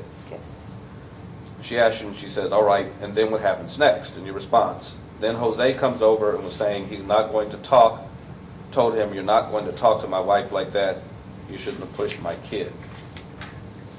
And then the guy fucking yells back and says, I'll do whatever the fuck I want. I mean, everybody was saying all this racist shit, but I never heard anything like that come out. Is that correct? yes, Okay, so I want to be clear here. The detective was asking you about the interaction between the person who fired the shot and the man who hit him, correct? Mm-hmm. All right. In this description, ma'am, are you saying that the person who's yelling at Mr. Briggs identified the child that was pushed as his child? I don't recall. Okay, but if that was in the transcript, Yeah, okay, that you would agree that that's what you said that day, yeah, correct? that's what I said. Okay. Did at some point you become aware that the child that you described as being pushed, that was not the child of the man that was shot? No, I'm saying you never became aware of that, was never told that by anybody? no, I tried to stay away from this as much as possible. Okay, fair enough. So you never learned that it was actually another Hispanic man? No. That was the father of that child, and he was arguing No. with Mr. Briggs? Okay, all right. And during the part of the incident that you saw, you never heard any racial statements, any racial comments being made back and forth by anybody, correct? In fact, that's what you told the detective. You didn't hear anything like that. No, because some of my coworkers had told me that they'd heard something, but I never heard anything. And you were standing there watching the part of the fight that resulted in the shot. Is that Yeah. correct? Yeah, All right.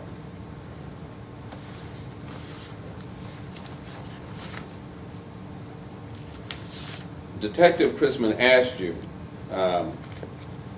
whether you actually saw the shooting victim, Mr.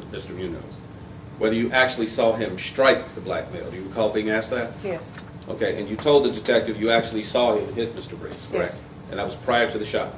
yes, And it's your testimony today that Mr. Briggs was actually seated on the bench there to the right that you identified in the lobby at the time he was hit? yes,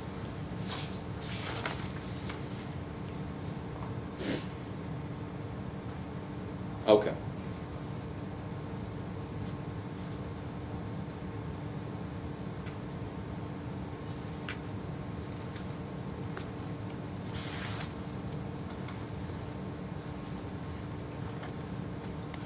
Okay, ma'am, I asked you a question about whether you remember what the gun looked like.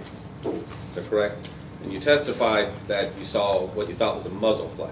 yeah, And that would be when the weapon is fired. Is that correct? yes. All right. Page 9, Mr. Baker. Thank you. If I might approach her? You may. Thank you, ma'am. Ma'am, if you could, I'd like you to take a look at the highlighted section of your March 4th interview.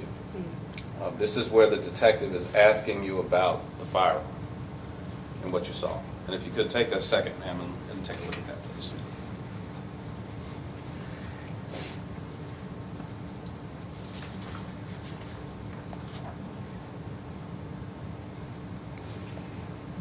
Okay. Okay, and again, Ms. Halbert, I know it's been a long time, but in the statement, the detective is asking you, after the punch, you say he didn't like really flinch, he just pulled a gun out of wherever the hell it was. Your statement, correct? And then the detective says, okay. And you say, and then he just pulled it up and shot him. Yeah. That was your testimony, correct? Okay, and then when the detective is asking you about the firearm, you say, I mean, all I can remember was seeing the silver shining off the gun. Is that correct? Okay. Now, in this statement, ma'am, you never described seeing a muzzle flash. There was a flash. No, I have no doubt there was, because there was a shot fired. Yeah, But here you say you see silver shining off the gun, correct? that's what it says. Okay. Do you recall the firearm being a silver firearm? I don't recall. Okay. But you'd agree on March 4th you never described it as a muzzle flash, correct? That's correct. All right.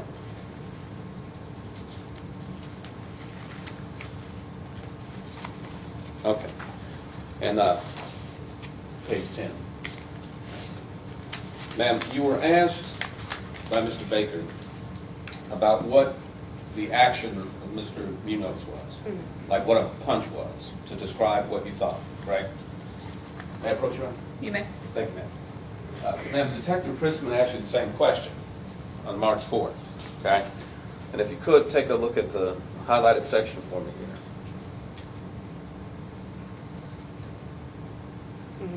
Okay. And the detective, she asked you, ma'am, she says, okay, and when you say the victim like swung at him, so he actually like went, like, did he push him or did he punch him? Or, and your answer was what, ma'am? Punched him. Okay, so you certainly would recognize the difference between a push and a punch, correct? Yes. And you were specifically describing for the detective that what you saw was a punch. Is that Yes. correct? And that was the same thing you told the detective on March 4th of 2019, correct? Correct. And the same thing you told Mr. Baker today, correct? Correct. And is that the same thing you remember seeing on February 23rd? As far as I can recall, that's what's in my statement. Yes, ma'am.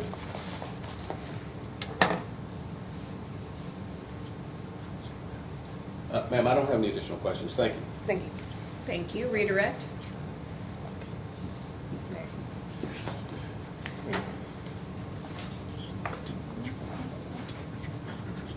All right. No, Your Honor, we don't. All right. Thank you, ma'am. You may step down. Thank you. Commonwealth may call your next witness.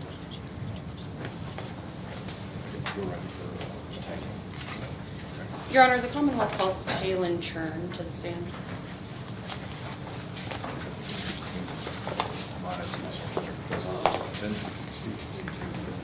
Okay, so the argument is Rose said that. Thank you.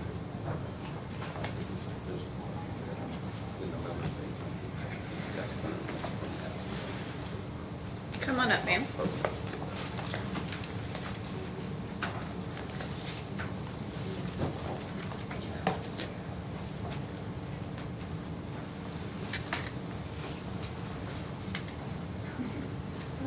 Please raise your right hand. Do you swear to tell the truth, the whole truth, and nothing but the truth? Thank you. Please be seated. You may proceed. Good morning. Can you please state your full name for the record? And can you spell it also, please? Taylon, T-A-L-E-N, Churn, C-H-U-R-N. Okay, perfect. And we do have a microphone right in front of you. It's that little, it looks, no, it's kind of on the, looks like this. Yes. So if you don't mind just trying to speak into that, that would be great. So Taylon, where do you live? I live in Louisville, Kentucky. Okay. And how are you employed? Now, I'm not employed. Okay. Were you employed and how are you employed in February of 2019? I was working at Olive Garden as a hostess and to-go server. Okay. So, you're no longer working at Olive Garden, I presume. When did you quit? Or I don't know exactly, but a few weeks after the incident. Okay. Can you tell me a little bit why you left? It was, I feel like, not the best environment, and it brought up a lot of bad memories. Okay. So, Okay. So were you working at Olive Garden on the night of February 23rd, 2019? yes. Okay. And I think we all know what a hostess does, but do you mind walking us through some of your job duties that night? I was greeting guests as well as seating guests and calling guests up to be seated. So a little bit of all three. Okay. And do you remember how busy you were on the night of February 23rd, 2019? We were really busy. It was a Saturday night, so it was kind of hectic. We had the U of L women's basketball team was in there, so it was pretty hectic. Okay. Were there a lot of people in the waiting room or waiting area? No, it was just two parties. Okay. So is it fair to say that Olive Garden was very busy that night? Yes. Okay. When is the first time on February 23rd that you realized something was wrong regarding the incident? I'll say when it started getting loud and everybody started arguing really loud. Okay. Did you hear the argument? Do you know what was being said in the argument? Who was arguing? I know to begin with, the defendant had shoved the little girl off of him, but off of the bench. Okay. Did you see that? I did. Okay, you did. And it might have been her mom. Her Okay. mom had said something to him about it, and so they started arguing back and forth. I know she had asked him, like, what is he going to do, hit a female? But I can't exactly tell you what was said. Okay, let's go back to the shove you said. So how did the shove occur? Like, can you tell me what kind of force was used with the shove, where everyone was at for the shove, what kind of was going on? Well, I don't know if I have this picture, but okay, so when you walk into Olive Garden, Yes, there's... we actually do have a drawing over here. It's a very amateur sketch, I will say. Your Honor, can the witness step down? Yes. Okay. So if you want to just walk over here. Again, this is amateur sketch, but post station, and then these would be the entry doors. Okay, so when you first walk in, there's a doors, and then there's two groups. There's another set of doors that you would walk through as well. The victim side was on one side, and then the defendant side was on the other. Well, because there were so many, they were kind of scattered everywhere. The little girl was trying to get up on the roof right there, and he kind of like, I guess her hand was touching his leg or something, and he shoved her off of him to get off of him, and that's when he said something to me too. Okay. And where were you when you saw this, if you don't mind just showing? Okay, and so from that point until the end of the incident, were you standing there? Not in that spot. Okay, so you were kind of moving around all night, like you said you were. Yeah, I you were had running walked up stuff. with my manager as well to de-escalate. Okay, we will get there. If you don't mind having a seat for me, thank you so much for that. Okay, so you see the shove. Does the child fall? Not necessarily falls, but she's little, so she kind of just moved away. Like she was little bitty. Okay. Do you remember what the person who pushed her was wearing, what he looked like? Can you give me a brief description? I can tell you he had on jeans and a black hoodie, but Okay. he had his hood up the whole night, like Okay. even when he had first walked through the door. So Okay, so you never saw him with his hood down? No. Okay. So previously you testified that you heard the argument about a child being pushed and you saw the child being pushed. So do you remember how many, and then you mentioned that there were the victim's party and then you said the other party. How many people were with the victim's party? Do you remember? 8. 8? Okay, and so that's a pretty big group. Do you remember the makeup of that? Like who kind of like the age ranges of people who were there? How many adults, how many kids? I can tell you there was 4 children, Okay. and then 4 adults, but I don't know the children's ages. Okay, that's okay. That's perfect, thank you. Okay, and so back to the argument, did you hear anything that was said during the argument? I heard the woman ask if... Okay, so I'm so sorry, let me rephrase that. Mhm. Did you hear the shooter say anything during the argument? I heard him arguing, but I can't. Okay. It's been a long time. I can't tell you exactly what he Okay. said. No. Okay. Okay. So what was, during that argument, was that just a verbal argument? Did that ever get physical? To begin with, it was just verbal. before Okay, it got- so, perfect. And then, so what was the demeanor at that point between the parties? Like, what was the overall atmosphere in that waiting room while that argument was going on? While it was going on, I felt like it was intense. Okay. I will say to begin with, like even before the shooting and when the manager went and split it up, like the victim's family, they were all still happy. They were celebrating a birthday, like they were all happy. To begin with, the defendant came in hostile, so he was a little bit of an asshole to begin with. You're saying prior to the victim's family even getting there? Yes, prior to them arguing or anything. Okay. And so you said that they were arguing. Were they screaming, yelling? Was it kind of just like talking voices? To begin with, it was just talking a little bit, but then it escalated pretty quickly. So. Okay. And then so when they were like talking to each other, or in the talking voices, the argument, were they both, like, who was talking? Who were the parties that were talking? When it very first started, like when they first started arguing, the mom was just like, you don't put your hands on my kid. Okay. You should have came to me about that, and as a mom I get that way. Okay, so then at any point did a manager come out in that first altercation, the argument? That's when me and the manager both stepped in and split it up. Okay, so you all stepped in. Okay, can you explain that to me a little bit and what happened and what made I you had guys- actually paged my manager over the headset and told them like, hey, they're starting to argue a little bit. And so he had came out there and we walked over there and we was like, he told him, he said, you either have to calm down or you all have to leave, everybody. Okay. He didn't choose sides. Both parties. Both parties. You calm down or you both leave. Okay, and so at that point, did everything kind of? It everything settled was- down. I'm sorry, what did you say? It settled down for Okay. like 30 seconds, a minute. Okay, so it settled down for like 30 seconds. So I guess you say it settled down for 30 seconds, then what happened? So what happened to where it wasn't settled anymore? We went to walk away and the defendant And was where did you go when you all walked away? back behind the host stand. So Okay, it was so- just, we had turned our backs to go back towards the host stand. We Okay. were at the benches together. Okay, So we went to walk away and then, I don't know exactly what he said, but I know the defendant had said something under his breath, not loud, but he said something under his breath. So the altercation, the argument started back up pretty quickly. And within 1 minute of the argument, the shooting happened, so. okay. So, and I know this is a very small time frame, but I want to blow it up a little bit. So you said they started arguing, or you heard defendant mumble something under his breath. But prior to that, after it had settled, did anyone else say anything? Okay. So what happened, did anything happen when the defendant was mumbling something under his breath? Or you can, They started arguing back and forth. who is again. they? The victim's family and then the defendant. Okay, do you remember any specific party in the victim's family that may have been in the, was it verbal? It was both brothers. Okay.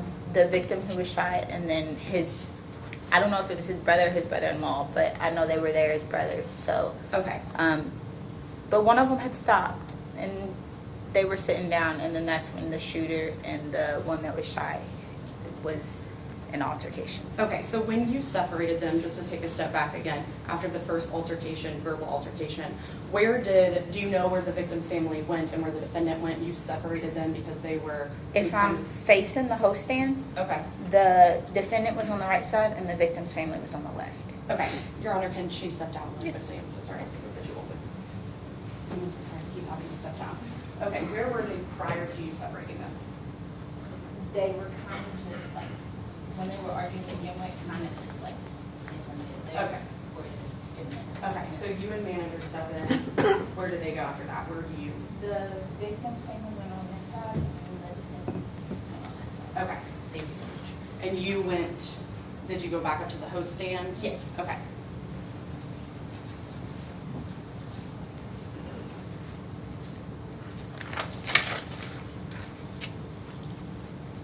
Okay, you said, and I don't want to put words in your mouth, so how much time did pass between the settlement of the argument and the defendant starting back up again? I don't even want to say a full 2 minutes. Okay. So during this first argument, we'll go back to the first argument, was the defendant seated or standing? He was seated. He was seated? Okay. And were the victims or the victim's family standing or seated? To begin with, they were seated too. Okay. They kind of both rised with each other, Okay. so the kind of like a who can get louder thing. Okay. And then so once you separated them, you said, or you testified that defendant started mumbling under his breath. Was defendant still seated at that Yes. point? Yes. Okay. And was victim's family still, you said on the left side, were they seated, standing? A little bit of everything, just because it was a smaller booth and there were so many of them, and Okay. they had car seats and strollers and stuff too. So Okay. So what happened next? So we're at you said that the defendant mumbled something under his breath. Can you explain what happened next? From what you after he remember. had mumbled something, the victim started saying stuff back, and they both got closer to each other. Okay, And I'm going to pause you there. If you don't hear, if you recall this, that would be great. Your Honor, can the witness step down? Yes. I'm so sorry. No, you're fine. Can you kind of show me, you said that they met. Can you kind of point on here how they, Like they literally just like. okay.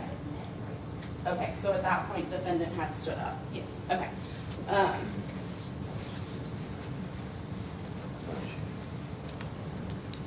What did the defendant do when he stood up? What happened after that? So he stands up, you said victim approaches, they shoved each other. they both shoved each other. Did you Yes. see who shoved who first? I'm not 100% positive, Okay. just because it's been so long, but I know that I can say I believe that it was the defendant that shoved first, because I know the victim shoved last. I can tell you that much. Okay. So you say shove, you don't mean punch? No, Okay. like hands on chest, like Okay. literally. So what happened when explain that kind of interaction to me, just step by step, what you saw. I remember turning around and they were already up, standing close to each other, and I seen him. I can't say that the victim didn't shove first, but I don't believe that. I seen the defendant shove the victim, and then the victim shoved the defendant back. Well, when he did, there's a window that's in between the two booths to separate the two, the main entrance and then the entrance by the host stand. Okay, so to clarify, the main entrance is like the foyer area. You come in the front doors and you have the two waiting booths. And then there's there's another set double of doors. Okay. So And you're they were on talking the about opposite side of the double doors, closest to the host stand. Okay, yes. Okay, And then so all in the waiting area. he had like stumbled, like, like to the corner of the window-ish, like it has like a ledge around it. So he stumbled into that when he got shoved back, and I Okay. just remember him reaching in his waistband. Okay, so can you show me where, if this, Your Honor, can you witness step down? Yes. If this is the bench that the defendant was on, can you show me kind of where he was pushed into? Okay, And if this so is the wall, if- where the bench meets the wall. Okay, is this the first set of doors? I'm sorry. So that's the second set of doors, this is So the, he yeah. was here. Okay, so then when he got pushed, where did his body go? What happened? Into the, like, he fell back like that. Okay. Into the, So he didn't sit back down, or he did sit back down? didn't sit back. Okay. He just fell backwards. Okay. So you said defendant gets pushed, he falls backwards. What happens next? He reached in his waistband. And I didn't see him necessarily shoot him, because it was kind of just hectic right after that. But I did immediately hear the gunshot, and plates started flying, food was everywhere, glass was breaking, like people were screaming, babies were crying, like, so everybody just took off running. Okay. How many shots did you hear? One. One, and you said, did you see the gun? I didn't see the gun. Okay. So you're walking back up to the host stand, you said, after, so explain to me kind of where you were at when you heard the shot. Not behind the host stand, but beside it, if that makes sense. Yes. So to almost the behind. left or right? I want to say to the right. Okay. Well, if I'm looking away from it, Your Honor, to the right. Yeah. Yes. I'm sorry. There's No, I'm continued sorry. permission to step down. Okay. Okay, she'll then carry So on. if this is the whole thing, like basement is to this. Okay, perfect, thank you. Okay, so you hear the shot. What happens next? You said, We took off running, everybody. where did you go? I ran outside Okay, which door did you exit? through the kitchen Okay, why didn't you exit the front door? because that's where they were at. Okay, so, that makes sense. So, did you expect, take this all the way back to prior to the shot being fired? Did you expect this type of altercation that you witnessed? Did you expect that that would lead to someone being shot or someone being seriously injured? No, just because I have kids of my own, so I know how serious it is, like when someone touches your child, but I didn't think it was an excuse to shoot anybody. Okay, so, Like, I don't care, like, I wouldn't, if somebody was to touch my kid, I would say something. But I wouldn't expect that person to shoot me because I'm sticking up for my baby. That's what my job is. okay, so can you please just elaborate to me your mindset when you heard the gunshot go off? What you thought was happening, what you were how you were processing it? I was just worried about his kids. That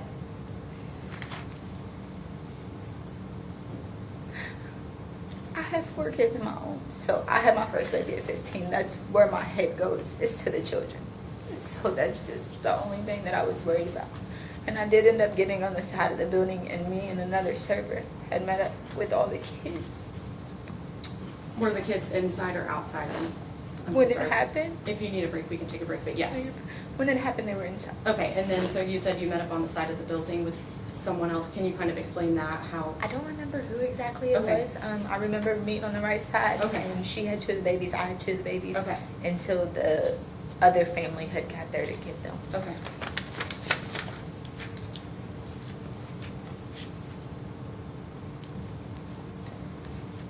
Okay, so I do want to, do you recall being interviewed on scene that night?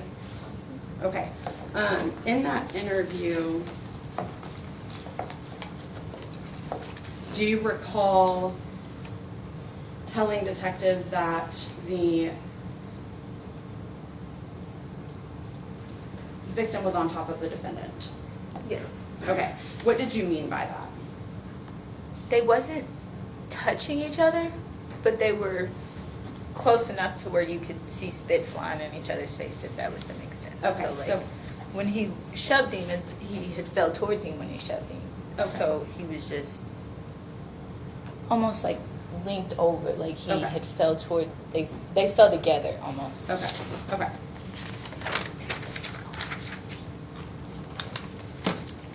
Okay, do you recall telling the detective that he slid, the defendant slid? Yeah. Can you explain a little bit about what you meant by that?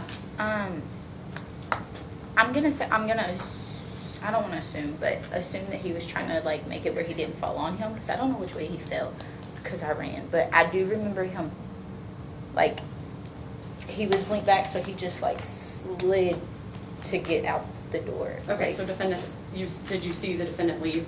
I didn't see him get out the door. I did see him Okay. slide to leave, Okay. and I left. Okay, but you So- didn't see him get out the door? Okay. No further questions, Ron. All right, thank you. Cross? Please. Thank you, Your Honor. Good morning, Ms. Turner. Good morning.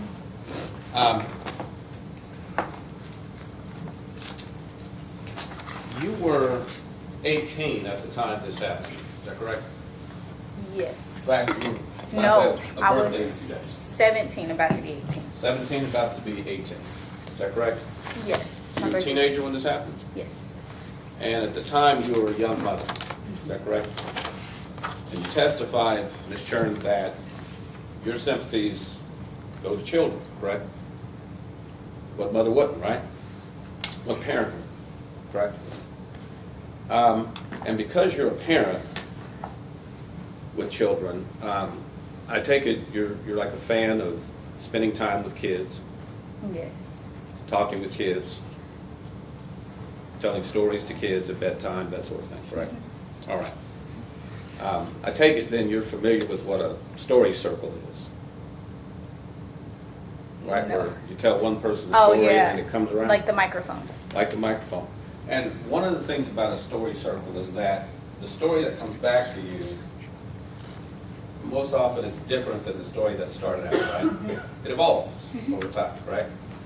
The more you talk with people, and that person talks with the next, and by the time it comes back, it's different than the first story. You'd agree with that, right? All right.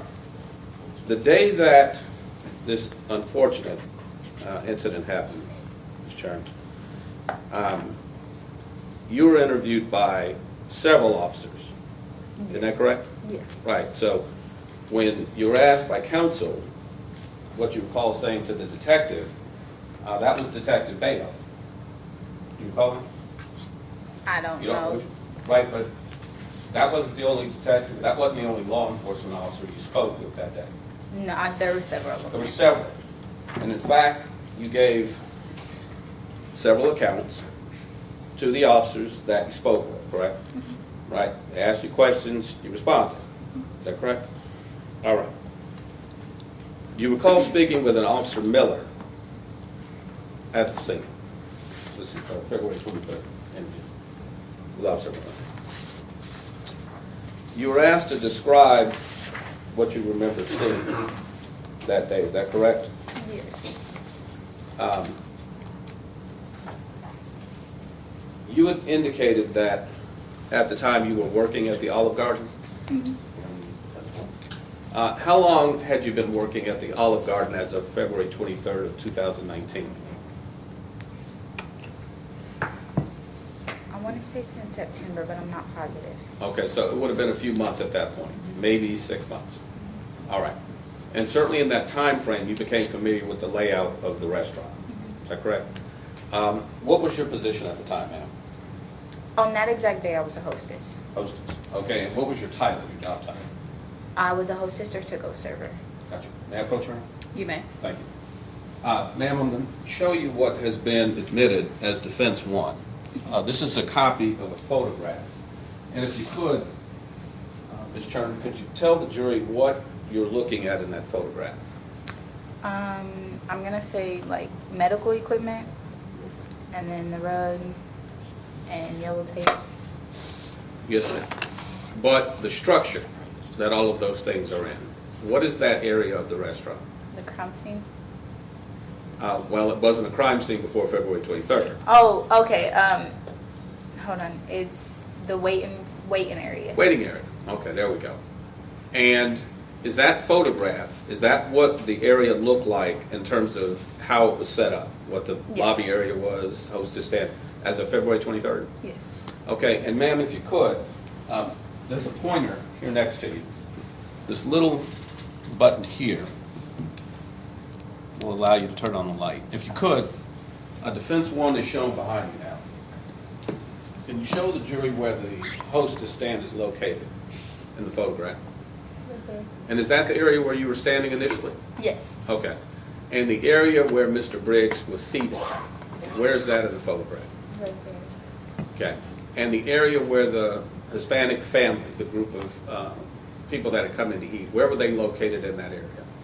To begin with, there, but they were kind of a little bit of everywhere, just because there were so many of them, and that booth on that is small. Right, and that would include their kids being everywhere, correct? All right. Now, the people that came in to eat, have they, to the best of your knowledge, had that family, the Hispanic family, had they ever been at that restaurant before? No. Had you ever met them before that day? No. Okay. So these weren't people you knew on a first-name basis? Didn't know anything about? Is that correct? I still don't. Okay, not till that day. Prior to speaking with the police officers, did you speak with any of the members of that family? Not before. I did. They had picked up the kids. Yeah, in fact, right, you had talked with them before the police ever arrived, before the incident ever occurred, correct? I had their kids, so yes. Right, okay. And in fact, you knew who their children were, correct? I didn't know. You were introduced to their children?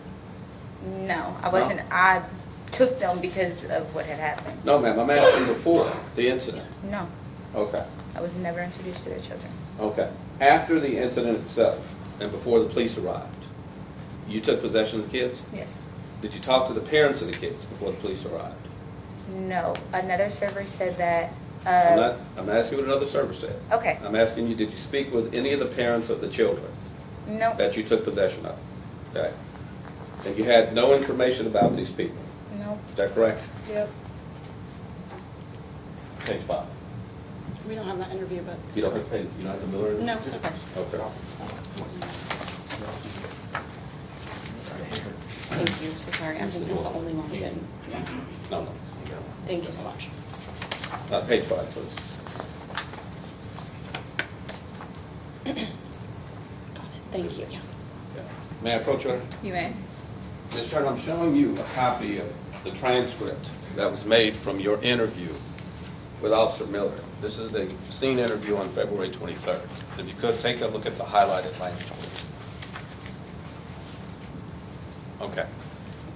Do you recall being asked by the detective, or by Officer Miller, were there multiple babies? What was your answer? Yes, there was. And he asked you, how many babies were there? And what was your answer? A 4-month-old. And what was the next thing you said? I think she said that she was 4 months. Okay. I think she said she was 4 months old. You're talking about one of the parents of the kids, aren't you? I sure would hope so. Right. Well, you just testified a moment ago you hadn't talked to the parents. I hadn't, so I don't know. Okay, so somehow you figured out that this child was 4 months old I without still talking to can't the even parents. tell you that she was 4 months old. No, I can tell you that's- there was an infant, and I can tell you that that's about Ms. it. Chair, we can do this all day if you like. I'm reading what you're stating. What did you specifically say about the age of the I child? said she was 4 months old. No, you said that you were told she was 4 months old. Yeah. Right, and the she she's talking about, the she you identified is the parent of the child, correct? Okay, yes, but can you show me where I said the parent said she was 4 months old? You Well- said, in that, it says she said she was 4 months old. It could have been a server, it could have been another relative, it could have been a parent, it could have been anybody. Okay, let's try it. Who told you that? I can't tell you that because I So don't it could have know. been the parent, It correct? could have been, yes. Okay, so but you that's may not have a talked to the definite. parents before the police arrived. Possibly. Same page. Next highlighted section down, ma'am. This line, The guy who got shot, there were his 2 little boys. okay? Who told you that, ma'am? The little boy who looked me in my face and said, please do not let my daddy die. Well, the little boy told you that, huh? What was his name? I don't know, but I can tell you he was 8 years old. Right. Okay. And he, Are you aware that those were not his children? no, but I can tell you that he said, don't let my daddy die. Well, that wasn't my question. My question was, are you aware that those were not his children? Nope. So it couldn't have been the little boy that told you that, correct? It was though. Okay. Is that what you told the officer in your statement? As far as I know, I don't know. Okay. It's been 5 years. I've had 3 kids since then. Your statement was taken the day of the incident. Okay. Right. Did you tell Officer Miller at that time that either of the little boys told you that was their father? Yes, I did. Okay, fine. If that's true, ma'am, I'm going to give you the opportunity. I'm going to hand you this pen. Take a look at your Can I get the statement. statement that you have? It's Because the in that same- statement, I did or did I not say that the little boy said, do not let my daddy die? Ms. Chun, first of all, you don't get to ask questions from the stand. That's for starters. Secondly, I'm going to give you the opportunity. Okay, so can you Take give the me the pen. other statement? Ma'am, I've read that statement back and forth. You never told that to any of the officers that were... I just Your Honor, can we approach? listened. Can we approach? I just listened to It's it on the ma'am, fucking ma'am. computer. All right, approach, please. But no, she made that statement. Yes, yes, She did make that statement. yes. There's There's those two several transcripts. interviews. He's going one in. Right? I'm identifying the interview. But I don't want her to get, I didn't, The witness, I know, I know. No, I know. the witness is asked for a document. I think she should be provided. Okay, first of all, this is cross-examination. She doesn't get to decide which document she's given. I've identified the interview she's given. She's verified that that was her interview. I'm asking her whether she said it in that interview. And here's the thing, his whole cross is that her story evolved and changed. Oh, And he exactly. can only And do that if he shows that. We agree that if he never lets her say that, Right. fine. But he's got the witness, he's cross-examining, and I'm he's sure. doing the fact that the story evolved. Has changed. That's fair cross. That is cross. What is the objection? I guess our objection was that if a witness is asked for a document where she's actually made the statement that the attorney said she didn't make, but she made that statement, that she should be provided with the document. And she asked and answered. Like she said, I don't recall saying this, and he keeps going, which is upsetting her. I know that he's not maybe intentionally upsetting her, but he asked her the question, she answered it. This is about who said something before, like, Okay. and he just keeps overrule the going. objection. This is not the statement that he's referring to, so she is to be confronted with a statement that he's referring to, but that doesn't mean she gets to say. Right. But Let she me could- review all of my statements before I answer whether or not I said this in the statement that you're referring That's what she to. just said. So I think, Right. yeah, but I think on read, yeah, but I On don't think redirect, that there's a probably not. requirement that she be confronted with every statement when she asks that, but certainly on redirect, I think you all can clear this up. I agree. And then we will come back to it, but we'll object whatever point he's trying to make, he's made, and should move on. Move on, yes. Okay, all right. Mr. Chairman, do you recall the last question I asked you? No. Okay, well, let me remind you. You have a copy of your transcribed interview with Officer Miller in front of you. Yeah. This was the officer who interviewed you at the scene at the time. Okay? You've got a yellow highlighter in front of you. Take a look at that statement and see where you ever told Officer Miller. Okay, I might not have told that officer. Well, it's not might, ma'am, you didn't. Okay, I didn't tell that officer. Okay. So can you pull up the other statements? Oh, we're going to get there. Okay, We're going to show how your story grew. okay. Okay?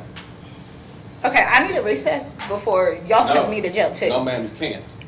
Well, then I'm gonna leave. Your Honor, may we No, vote? ma'am. Then No, you ma'am, can you're send not. me to jail because Okay. I'm not doing this today. I didn't want to be here to begin with, and y'all knew this. Ma'am, please approach.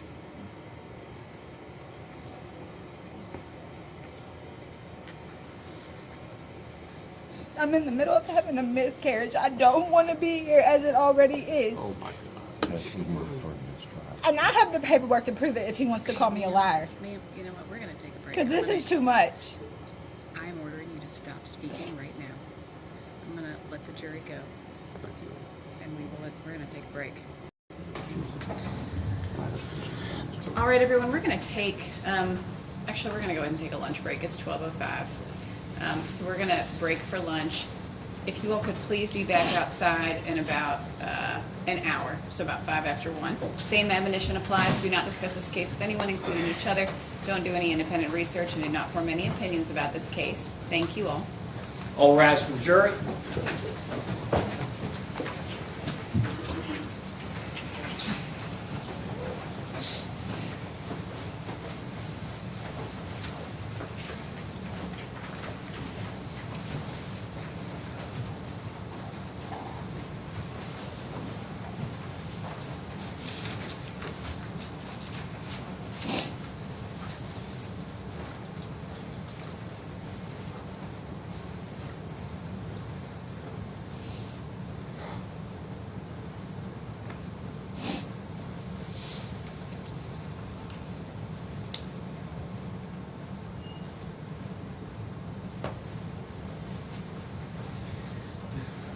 All right.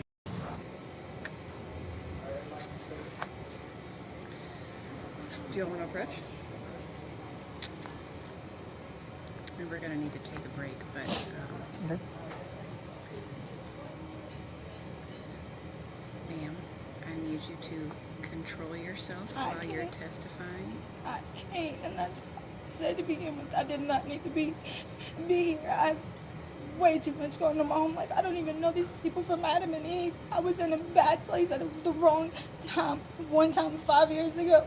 I didn't want to be here to begin with. And I have a lot going on right now. I understand that, and I am sorry for you, but you cannot act that way in front of the jury. He's And I calling don't me know a how I'm gonna liar. handle this yet, but ma'am, that is cross-examination. I don't know what I'm gonna do with this yet. I understand there's been a motion for a mistrial, but We didn't make one of that. Mr. Eggert made a motion for a mistrial after the Tell her a liar when witness. she said it. in the That's statement. not what it is. And not Judge, what if we're going to be Stop talking, it. we'd ask the witness be excused for a second. I don't want these legal arguments in front of the Okay, witness. And all right. Okay. I am in order that she be sequestered to a conference room, that she not be permitted to be in front of the jury at this point. can I go and try this No, ma'am. tomorrow or something? You I may can't not do right this. now. No, you may not. Your Honor, we understand the court's ruling.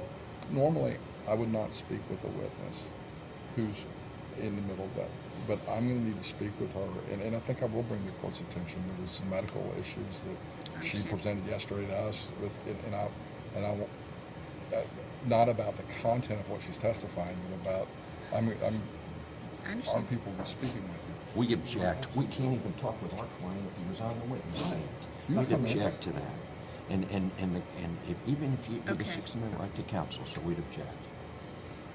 I wouldn't be about the content. I'm not, you know, honestly, I'm not, I had to research this in my last trial. I'm actually not aware of any law that prevents someone from speaking. Are you all still, excuse me? I'm sorry. Can I I'm sorry. Okay. She needs a bond, like a traffic. I'll let Miss or Mr. You said bathroom? That's fine. Miss Perfumo, yes, if you'll just walk her to there. Thank you.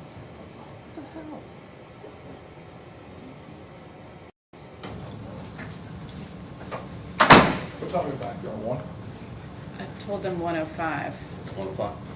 But I know you're not deciding it, but I want to make a record while it's still fresh in my mind.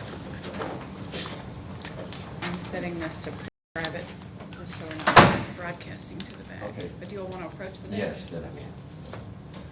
Mr. Baker.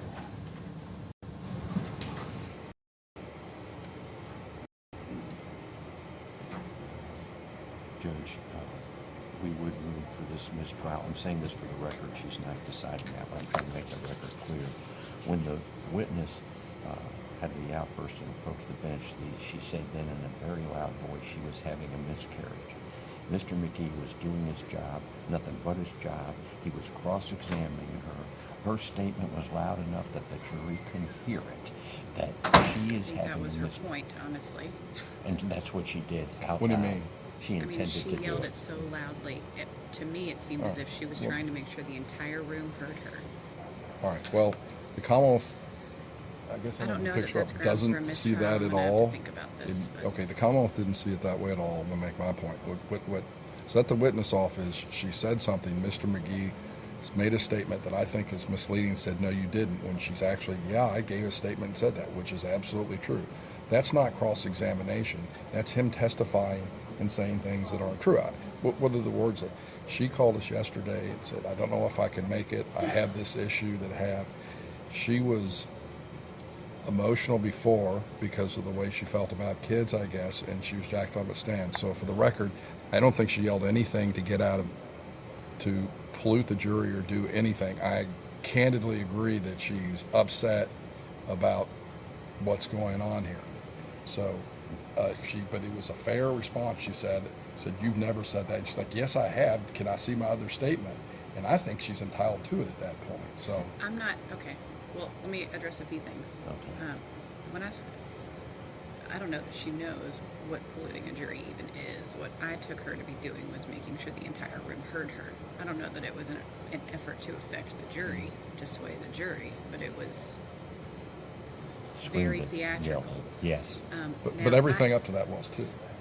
Yes, but she was making it theatrical. Mr. McGee confronted her with a statement. She was given a copy of that statement. If she wants to review other statements she gave, as I ruled, that is for redirect. Her behavior is completely inappropriate. I understand there's been a motion for a mistrial based on, Well, Judge, it's highly prejudicial. Remember, we already had the incident where there was tears, I think, in a couple of the jurors because of the 911 call.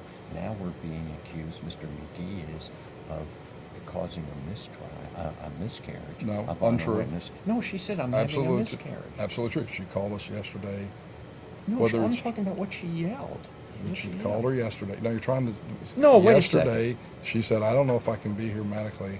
I think I'm in a miscarriage. I have a doctor's appointment. She called back and said, that's moved to a different time. I can come in here this morning. I can't believe She they're may have. defending this, Judge. A witness standing. I can't believe you're objecting to it, the way it went.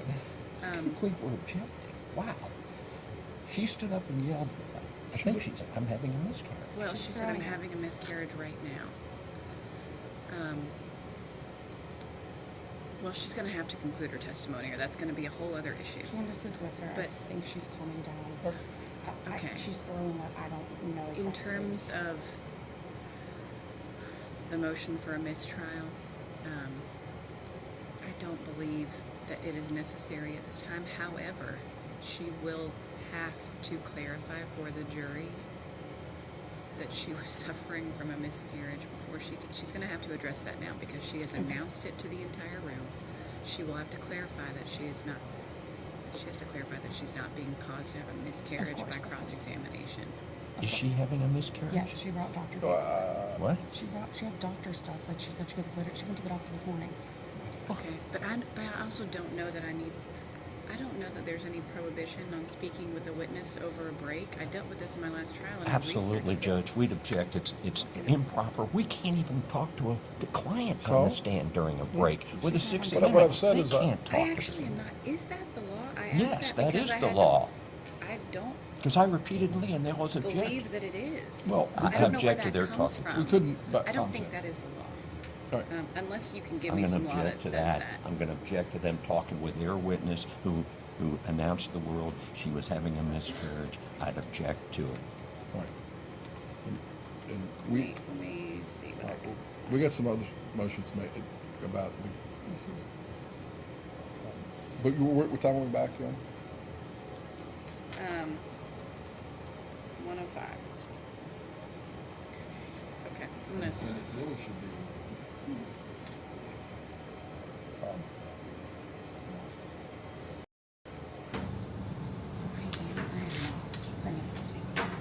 I didn't.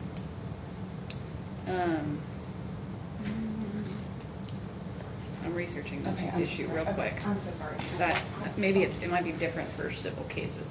This came up in my last case. Yeah. I can imagine this.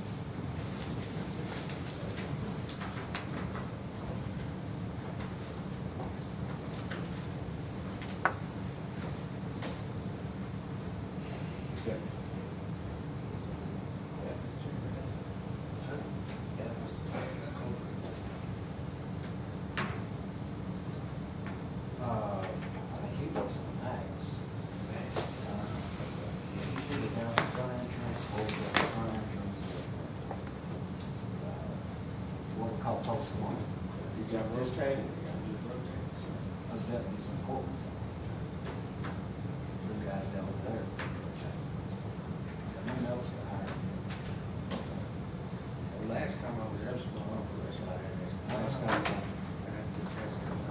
I've always seen her. I've always seen that sometimes. I guess he's sliding. Do you care if she approaches? I can grab the parties if you prefer me to. I mean, yeah, I think I need the attorneys in here. Right here. You want to grab them for just a second? That's right.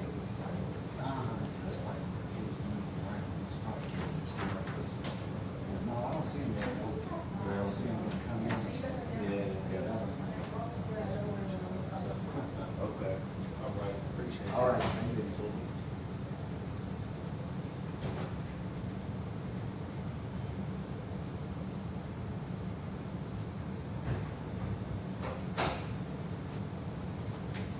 Judge, may I bring a couple tissues out of this box? Thank you.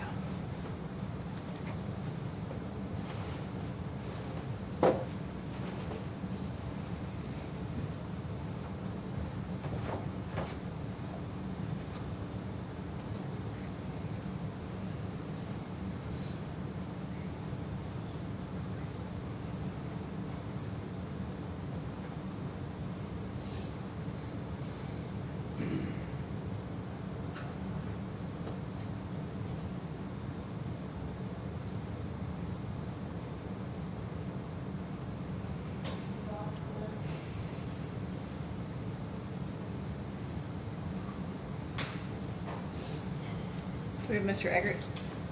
They're coming, they know to. Just for a second. Yeah, a second, yeah. Okay. Ma'am, you wanted to approach? I just want to Hold on. apologize to everyone. I didn't mean to. I'm sorry, you all. All right. Thank you, ma'am. Okay. I'm gonna go ahead and take us off the record. I did research this some more. You're right about the witness. I think it's different, civil and criminal. When this came up in my last case, sequestering a witness. Anyway, Judge, if you could not decide anything this second, we'll be back. Yes, yes. Thank you. All right. Okay, I'm gonna take us off the record. Do we discuss that one? Yep. Good, Yep. Good. I'll take her off.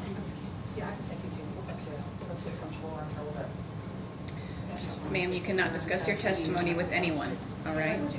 You may not discuss your testimony with anyone. I think they already have.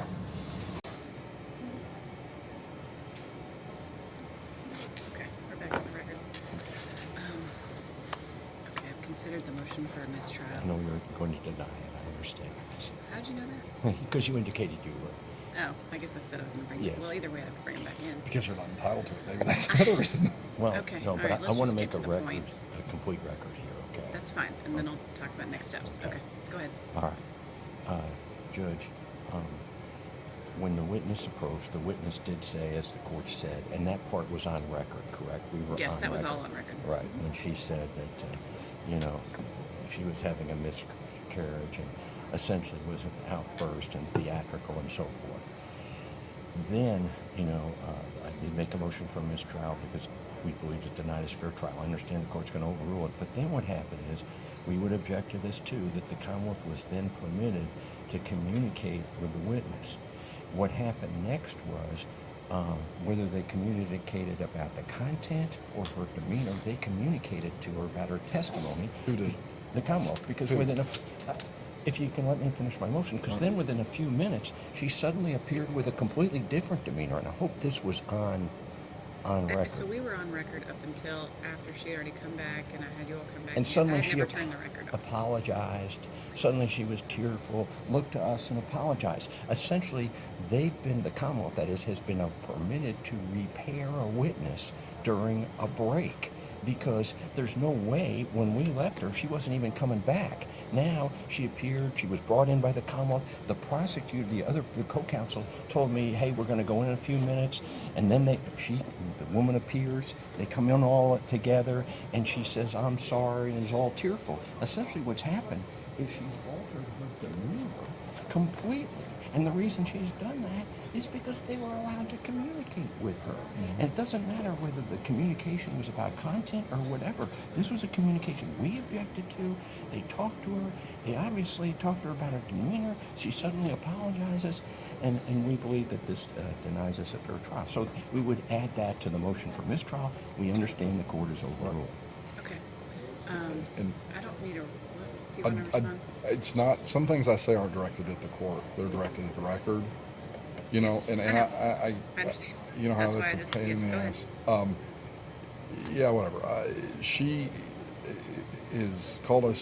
this witness called the Commonwealth yesterday, said she's in the process of a miscarriage. I guess that I'm probably on thin ice here, but I would that if you want to know a change in demeanor, that I can't imagine the hormonal changes she's going through in her body. She had said she was going to throw up, and we pointed her out the back door of the courthouse or courtroom, which is into a foyer where there are bathrooms for her to throw up in. She did come back shortly thereafter. I didn't speak to her about content or anything.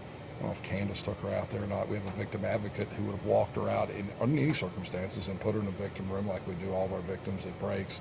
So if there's something of record that we communicated with her that Mr. Eggert's aware of, I'm fine to hear that. I didn't. I mean, I'm just standing here with you. So I would say the circumstances are the signing of motives and the no way possible shows a distinct lack of her situation and what she's going through in terms of becoming upset or crying and becoming emotional. A prosecutor came up to me and said, be available, we're going to go, be available, we want you there. And then they brought her in, it was co-counsel and another prosecutor up to the bench, and all of a sudden she apologized. This isn't creating aspersions or... Okay. Yeah. So what in terms of leaving the court, I do want to clarify, and I think I've already said what I interpret to have occurred with the initial approaching up to the bench. She said she was going to throw up. I did not want her to go out in that direction where the jury was, so I said that she could go to the back, but I asked her to be escorted because the people are not allowed to be in the back unless they're an officer of the court or a law enforcement officer. Obviously, she doesn't know where the bathroom is back there anyway. I believe Ms. Haichu took her back there. I think Ms. Perfumo might have been with her as well. I think I can ask them on the record if they discussed her testimony with her. She was brought in by Ms. Haichu after, and Ms. Haichu said she wanted to speak to the court, and which this is all on the record, and I said we need to get attorneys in here. Okay. Well, yeah, if she So told her let's ask something. them, and then I'll ask. So as of now, with the understanding that no one discussed the substance of her testimony with her, I don't believe discussing with her that she was vomiting or suffering from a medical condition is discussing her testimony with her, which I'm going to address next. But I am denying the motion for a mistrial. I do not believe it's necessary at this time. I don't think that there has been sufficient prejudice shown, and to the extent there may be any prejudice by her outburst up here, I believe that can be corrected with questions. I do, however, what I understood from the witness and from the Commonwealth is that she told you all yesterday she thought she was having a miscarriage, and she had a doctor's appointment today? That's what was, I believe, relayed to me.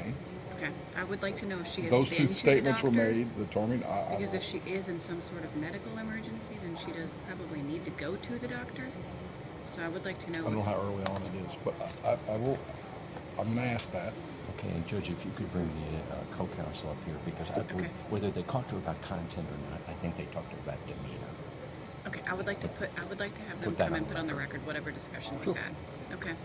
All right, and you asked me about that, so I'm going to figure out what they're saying at least about that.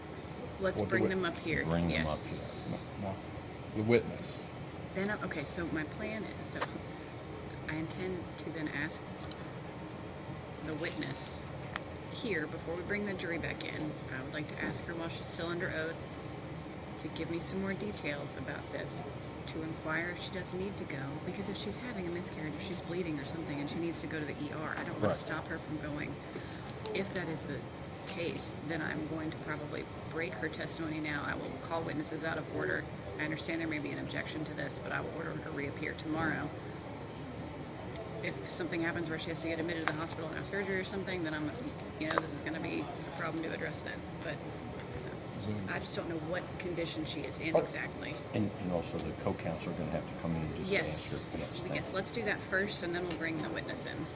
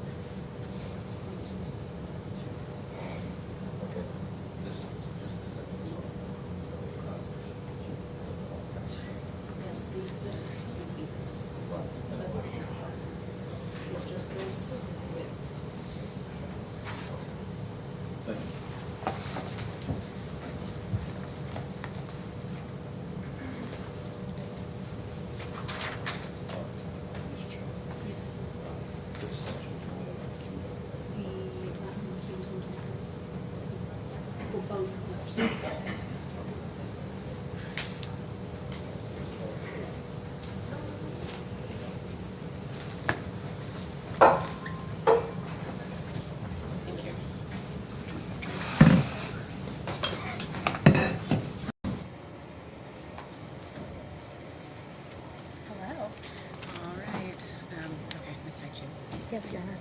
So, I understand. I know you went to the back Yes, with the Your Honor. witness per my request. When she was saying she was going to vomit. Yes, Your Honor. And I asked you to escort her back there to the bathroom.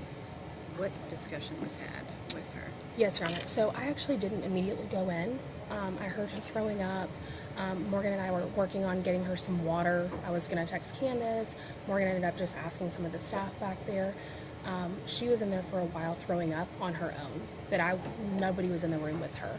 Eventually I knocked on the door and asked if I could come in. I brought water. Asked if she was all right. I know her condition. I know what she's been going through. What she's been going through the last couple of days. So I hugged her. I asked if she was all right. I am taking her by the shoulders and telling her to breathe in through her nose, out through her mouth. In through her nose, out through her mouth. Got her calmed down. Told her that I understood what she was trying to do. I said, but that is our job. I said, Morgan has you. All you can do is answer Mr. McGee's questions. I said, you can't lie. You have to tell the truth. If you don't remember, you don't remember. I said, but that's all you can do. And I said, we will have an opportunity to clean that up if necessary. You can't go into something or I said, I know you're upset. I know you're emotional, but you just have to answer his questions. Then we hugged again. I went and got her some mints. She wanted to wash her hands, kind of clean up. I gave her a moment by herself when she had quit crying and kind of had everything under control. Grabbed her some mints. We walked back out here. She said, I would like to apologize to the judge. And I said, okay, hold on. Okay. That's it. Judge, I think she should identify herself, obviously, for the record. Oh. Sure. I'm sorry. Leah Heitsch speaking from the Assistant Commonwealth Attorney. And I am taking you as an officer of the court. Yes, Your Honor. Okay. Ms. Perfumo, anything you wanted to add? No, Your Honor, the only thing I did was walk her back to the bathroom. We did not speak at all. She was dry heaving the whole way, so when she got to the bathroom, I just let her in and she started throwing up, and then that's it. I left. I got her water, came back to the courtroom. Okay. I stand by my I motion. understand. This is entirely inappropriate. I can't even talk to a client who's on the witness stand. They obviously calmed her down. That's the testimony of the statement. They calmed her down. They hugged her. They told her, hey, you need to answer questions. Her demeanor suddenly changed. No matter who came up with the issue of an apology, it was a completely different tone than what the court said. Essentially, Mr. McKee's cross-examination has been stopped in its tracks. Now he's got to redo whatever he was doing. They essentially get a second round of it on a case, a murder case. And Judge, they never should have been able to communicate. But I understand why the court did it. But it was not just beyond, are you okay? You need to, you got to answer the questions. You got to do this. You got to do that. And essentially, a trial's a real living thing. And Mr. McKee's cross-examination has essentially been, he might as well start from day one. It's going to be a completely different person on the Okay. And Your Honor, if I can, I did not tell her to do anything other than what I just said, which was answer his question. So, look, this was a unique situation. I feel like every trial, there's something new to learn. If she does not need to seek medical attention right now, my intention is to essentially tell her the exact same thing that Ms. Heitsch was told her, which is that she is ordered to testify. She is required to answer your questions, and that she is not permitted to leave until her testimony has concluded. So I do not believe that this rises to the level of anything that would require a mistrial. So I'm denying the motion. However, I do want to speak to the witness before we bring the jury back in regarding her medical condition and see where we go from there. Okay? Okay. Thank you, Your Honor. Okay. Would you like her in? You want to Candace bring her in now? Yes. Yeah.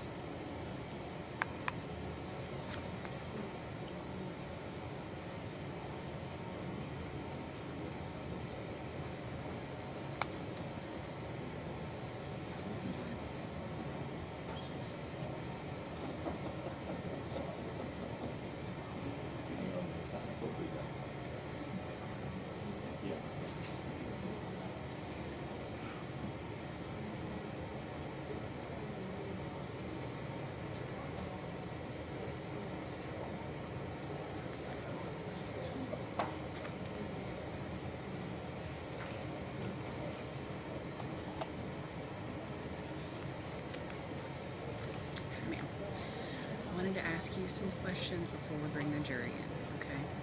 And I don't mean to pry, so I'm not trying to ask you anything to, I know this is uncomfortable to talk about, but I understand that you said we're going through a miscarriage. Have you been to the doctor? That's where I came from. Okay, so you have been to the doctor. Are you, is there any, are you already undergoing treatment or no? I have to call when I leave. I was supposed to call when I leave here to schedule an appointment to get a DNC. Okay. Okay. Okay, but this isn't something that they are saying you need to have right this second. No, I've already. That's what I went to the doctor and did the ultrasound for them to confirm it right before I got here. Okay, all right. Okay. In light of that, then, you are under orders to testify here, okay? I'm assuming there's been a subpoena served, but you are court-ordered to testify. You are currently under oath and under cross-examination. You are required to answer the questions that are asked of you, all right? You have an obligation to answer those questions. So Mr. McGee is going to continue with cross-examination.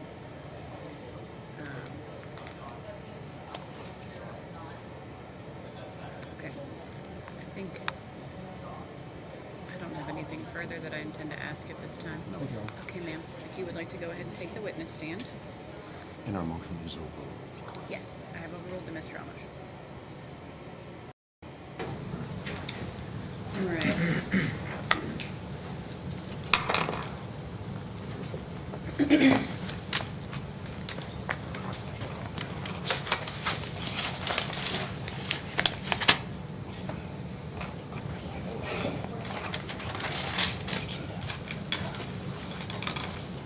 Have we got everybody? Okay, let's bring them in.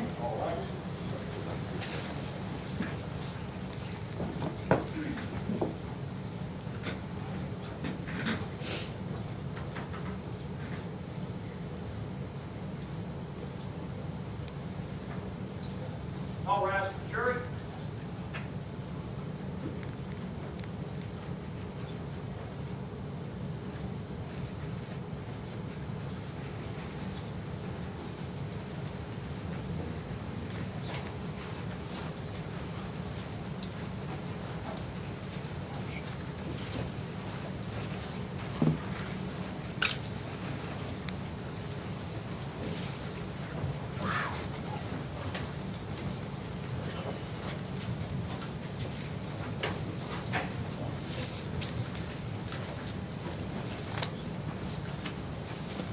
All jurors present, Your Honor. Thank you. Please be seated, everyone. Are there any issues with the admonition over the break? All right. Mr. McGee, you may continue with your cross-examination. Thank you, Your Honor.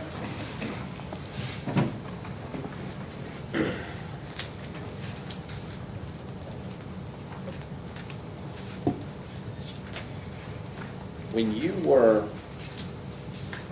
at the restaurant after the incident, your testimony was that you took control over the kids after the shooting. Is that correct, ma'am? And I'm sorry, you have to say yes or no. Yes. And at some point, the children were reunited with their parents after the incident. Is that correct? Yes. Okay, and I'm sorry, ma'am, the record is picking up your voice? I said yes. Yes, ma'am, thank you. Were you with the children with their parents?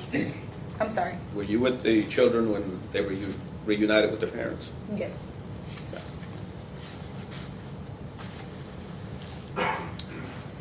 You had an opportunity to see Mr. Briggs in the lobby area prior to the time that the shooting took place, correct? Yes. All right. And were you the host that greeted Mr. Briggs when he arrived? Possibly. I'm not sure. Okay. Do you recall whether he was with anyone when he arrived? Yes. Okay, and what did the person that he was with look like? She was a taller black lady with. That's about all I can tell Okay. you. I don't And this remember. was as of the time he arrived? I'm sorry. This was as of the time that Mr. Briggs arrived? Like at the same time as he walked through the door? Yes, ma'am. Oh, I'm not sure about that one. When he was seated on the bench, was he seated with this person you described? Yes. And you described her as a black female? Yes. All right. Now,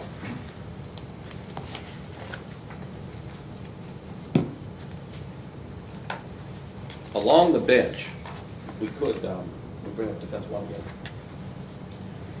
Along that bench in the lobby area, there's benches on either side of the lobby, is that correct? And by the lobby, I'm referring to the main area around the host desk. Yes. Okay. Along that bench, which would be on your left if you're standing at the host table, on your right if you're looking at the host table, Mr. Briggs and his companion were seated along the right side Yes. as you face the host area, is that correct? Yes. All right. And, ma'am, approximately where along that bench were they seated, if you recall? Were they closer to the double doors or to where the fire extinguisher was? Closer to the double doors. To the double doors. Okay, and would that be, if you look at the photo behind you, ma'am, would that be the corner area next to where the doors are? Yes, where that sticker. Yes, ma'am. Okay.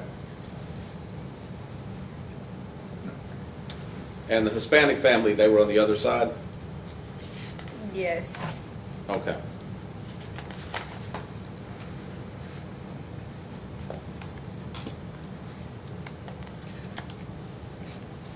When you were at the scene, you testified that you recall speaking with several officers. Is that correct? One of them was Officer Miller. Do you recall speaking with him?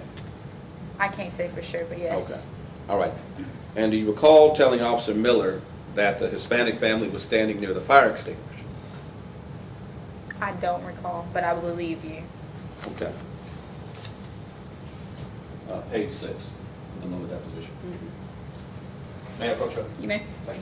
Ma'am, again, this is a copy of your transcribed statement. If you could, I'd like you to take a look at the highlighted section here.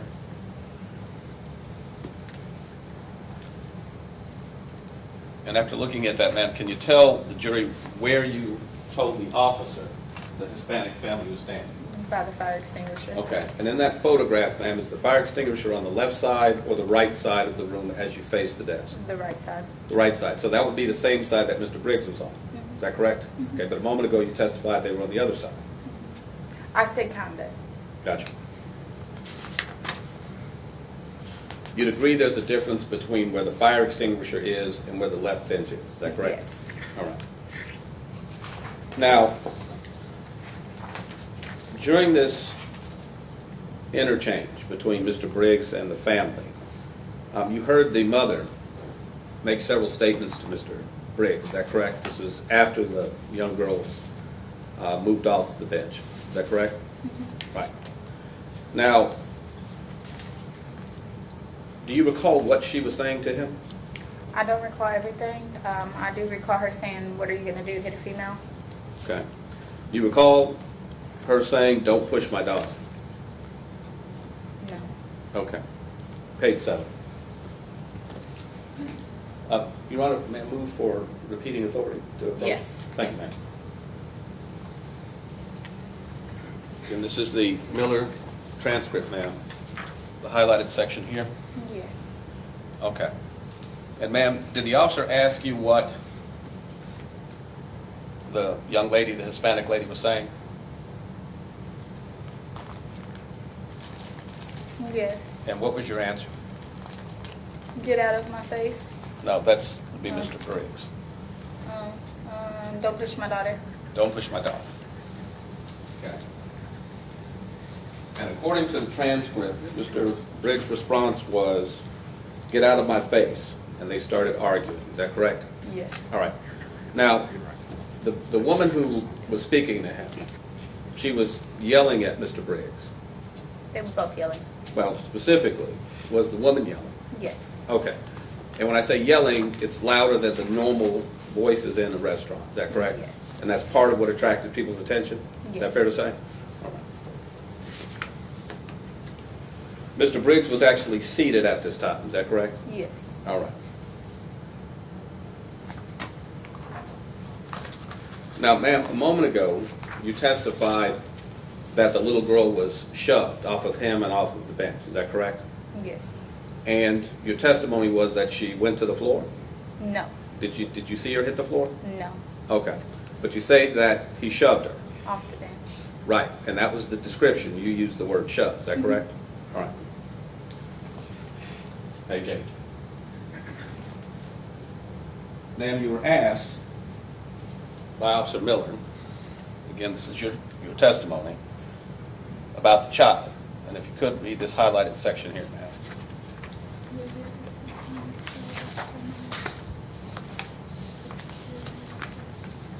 Right. And the question you were asked, did you see him move somebody or push somebody? And your answer was, the baby. I did see him move her over to the mom.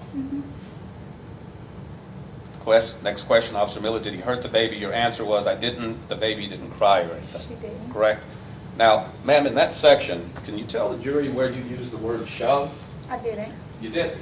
And in fact, in your statement to Officer Miller on the scene at the time, you didn't describe to that officer No. Mr. Briggs shoving her. No. Correct? You simply said he moved her over to her mom. Correct? And it was after that that the mother took offense and said, don't touch my daughter. Yes. Correct? In fact, she yelled it several times. Correct? Yes. And that's when Mr. Briggs told her, get out of my face. Correct? Yes. Okay.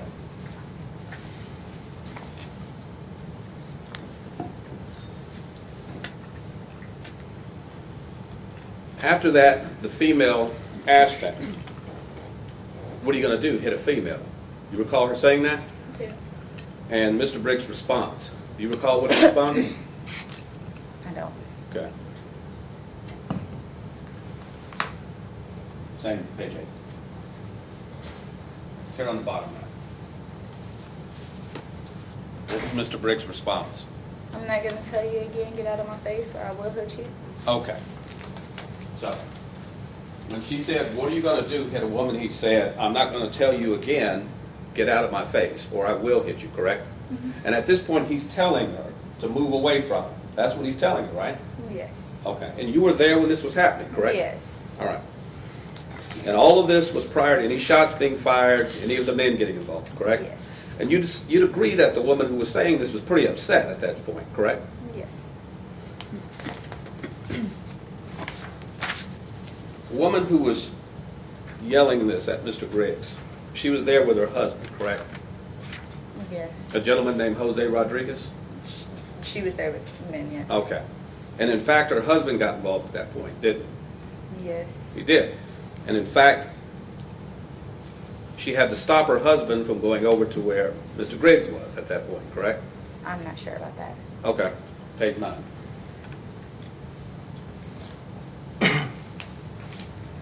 Top of the page, ma'am. I'm not sure what he said, but he was saying something to him and I pushed him and said, no, just stop. Okay. You're describing to the detective, you say, and her husband, I'm not sure what he said, but he was saying something to him, meaning Mr. Briggs, correct? And then she pushed him, like she said, no, just stop. Yes. That was your description, correct? Yes. So she had to stop her husband from going over to where Mr. Briggs was, according to you, correct? Yeah.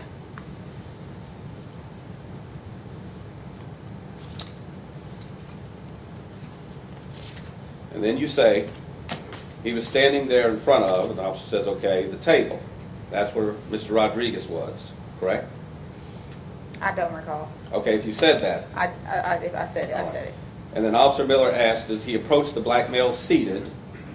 You recall that question? Yes. And your answer was yes, Yes. correct? So at this point, the husband is going to approach Mr. Briggs as he's sitting there in the seat, and the wife has to grab him and stop him.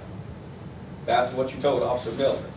Yes. Well, ma'am, you look confused. Is that what you Because said? yes, that's what I said, but I can't tell you that I remember now. Okay. You'd agree that your memory at the time, at least as of the time you speak with Officer more Miller, is vivid. better than it is today, correct? Yes. All right. And you have no reason to doubt you said that, correct? No. All right. Page 10. You were asked by Officer Miller what happened next after the wife stopped Mr. Rodriguez from going over there. You recall that question? Not vividly. Okay. Top of page 10. blink of a second, another guy started arguing. Okay. And your answer, ma'am, was, and then with like the blink of a second, another guy came, started arguing, correct? Yes. And the officer asked you, it's another Hispanic male in party of 8. You said yes, correct? Yes. Right? And you said he starts arguing with the black guy, Yes. correct? Mm-hmm. All right. And then your next statement, and then all I saw was him on top of him. And we saw shots fired, correct? All right. Now, ma'am, where in this statement, and I want to be fair, in your statement to Officer Miller, you're describing what you remember seeing happen, correct? Yes. Where in that statement to Officer Miller do you say that Mr. Briggs either punched or pushed the man who approached him and who was on top of him? I didn't. You didn't say that. No. Today you're saying that, correct? Today, and I Right. also said it that day too. Right, but you did. In your initial statement to Officer Miller, you didn't describe that at all, correct? No. But then when you spoke to other officers, you started adding additional information, right? Yeah. Right. But it's certainly not in the statement that you gave to the officer on the scene at the time, correct? All right. In that statement, you're telling you remember seeing the Hispanic man on top of him. Is that correct? Meaning Mr. Briggs. Yes, but no. Well, that's what you said. Yeah, correct? yeah. All right.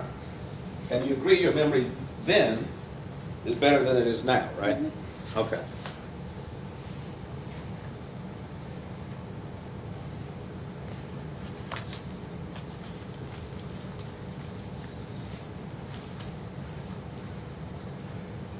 You were at the information desk, the host desk, when the Hispanic family arrived. Is that correct? Yes. And you saw them come in with their children? Yes. Did you see one of the little boys that were present step on Mr. Briggs' foot when they came in? I did not see him step on his foot. You didn't see that? No, but I did see them bump into each other. Okay. Well, Mr. Briggs, was he standing or sitting at the time? Standing. Okay. Now, you testified earlier that Mr. Briggs was seated on the right-hand side of the room, correct? And then the Hispanic family comes in, correct?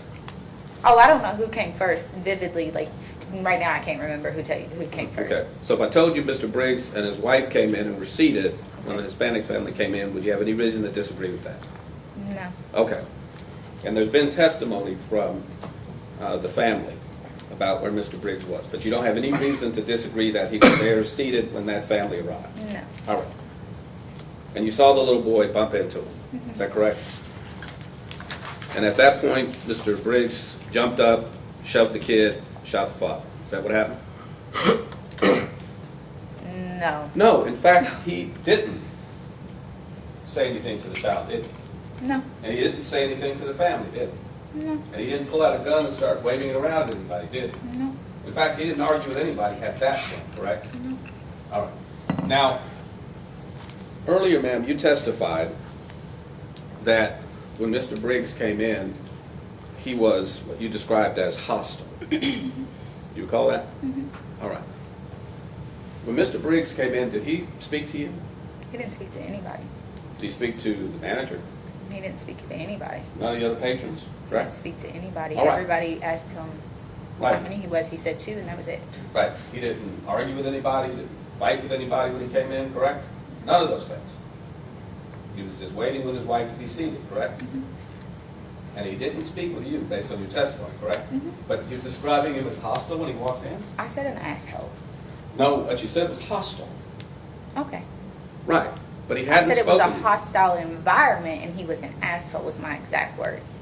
In your direct testimony to the prosecutor today? Yeah. Okay. But he hadn't said anything to you? No. And he hadn't said anything to anybody? No. And hadn't done anything to anybody? No. But you described him as an asshole in a hostile environment Yes. from the moment he walked in, Yes. despite the fact he hadn't said anything or done anything? Yes. Okay. All right.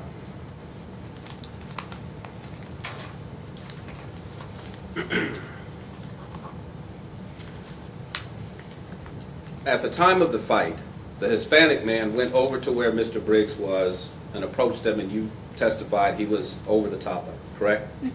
And the officer asked you, was there any physical contact between the two? Do you recall that? Yes. Okay, page 11. And Officer Miller's asking you, He's getting to the most important part, ma'am, and if you could, take a look at the highlighted section.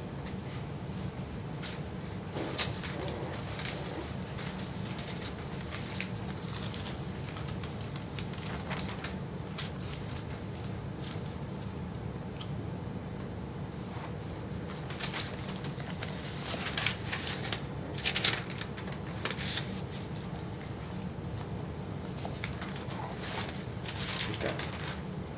Now, you've had a chance to look at that, ma'am. Yes. The officer's asking you about the contact between the two of them, correct? Yes. And you described what you remember, correct? Yes. All right. And in your statement, you say, the officer says, gotcha, this is the most important part right here. What, after the arguing, and he steps up to the black guy, what did you see, correct? So the officer's telling you, based on your description, that the Hispanic man went up to where the black man was, correct? Yes. And you agreed with that, correct? All right. You didn't say the black guy came across the middle of the lobby, didn't approach him and chest bump him, didn't do anything, correct? In fact, you didn't even describe that. Right. You say, after the arguing, he steps up to the black guy, what do you see? And your answer is, I just see him pull his gun out. That's all I see. Then we hear a real loud shot. You may. Is that correct?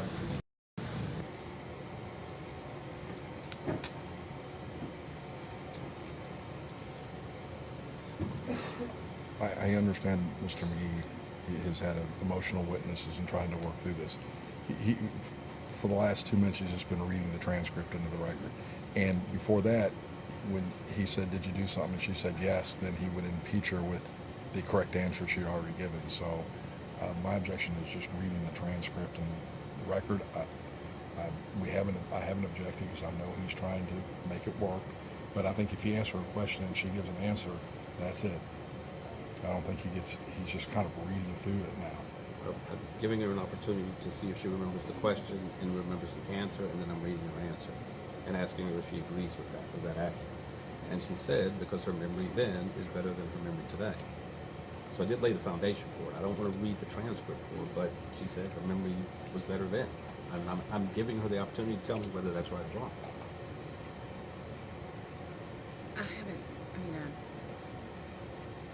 She has acknowledged making the statement.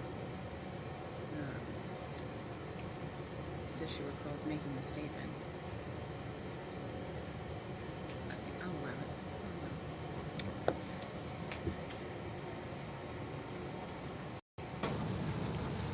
And ma'am, in your statement, you described at the time, you described the black male as being seated or standing. At what time? Sorry. At the time, it says, after the arguing, he steps up to the black guy, and you say, I just see him pull his gun out, that's all I see, and the officer asked you. You see that question? Slouched down. Right, he was slouched. Okay. And if I'm the black male, by slouched, do you mean like in a position like this? Like lean. Like leaning back, okay? Now, when he's leaning back, the black male is leaning back against the wall area and the seat. Is that correct? Yeah, Well, the window. Let's use the photo behind you.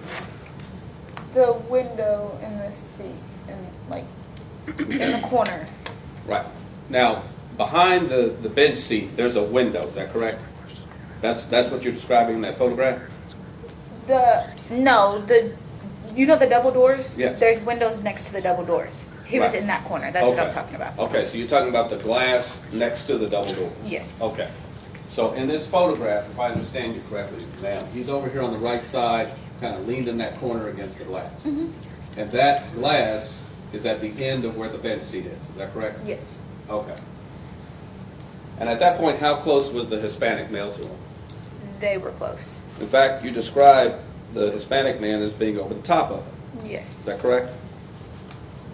And the Officer Miller, does he ask you whether the Hispanic male had any hands or was contacting Mr. Briggs at that time? Do you recall whether the officer asked that? I don't recall. And I realize it's been a while, ma'am, so I want to give you a chance to look at this. This is page 11, starting at line 21, ma'am. And then he like slid out from underneath it again. Yes, ma'am. And then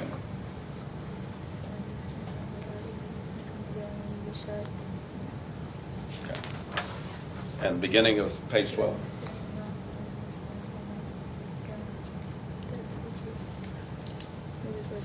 Yes. Okay. Now, the officer asked you at the time that the black male is slouched against the wall. He's asking you whether the Hispanic male had hands on him. Is that correct? Mhm. And what was your answer? Yes. In fact, Mr. Munoz actually had his hands on Mr. Briggs and was pinning him against that glass wall at this point. Isn't that correct? Possibly. Well, that's what you meant when you said he had his hands on him. and he Yeah, was over they the were top, correct? shoving. Yes. And you agree that in the statement of Officer Miller, you never said that Mr. Briggs ever put his hands on Mr. Munoz before that? Correct. In that statement, is that correct? And the officer asked you, is that the position they were in at the time that Mr. Munoz was shot? The Hispanic man, correct? Yes. And your answer was yes. You nodded your head. That was the position they were in. Yes. So you'd agree then, at the time that the Hispanic man was shot, he had already shoved Mr. Briggs back into the corner. Mr. Briggs had slouched back, and the man was over the top of him with his hands on him. At the time the gun came out and shot somebody. Yes, but it was all together. Right, it was all together.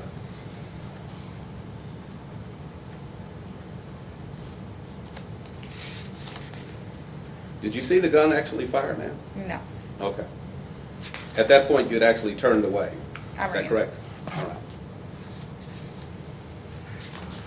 Did you ever see what the gun looks like? Nope. Okay. Do you recall Officer Miller asking you whether it was a big gun or a little gun? No. Do you recall describing it as a small gun, a little gun? No. Okay, page 13.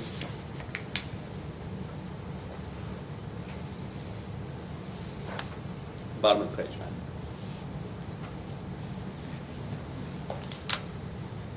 That makes sense. I'm sorry? That makes sense. Okay, all right. And you described it as a little gun, is that correct? Yes. Okay. Now, Ms. Chern, you've indicated that Officer Miller was not the only officer that you spoke with that night. Is that correct? Yes. You actually spoke with another officer, Officer Richards. Do you recall that? I spoke with a few of them, so yes. Okay. I'm sorry. All right. And I know you may not know the officers by name, but you agree that there was at least 3 officers you spoke with, correct? Yes. All right. Give the Richards transcript. Okay.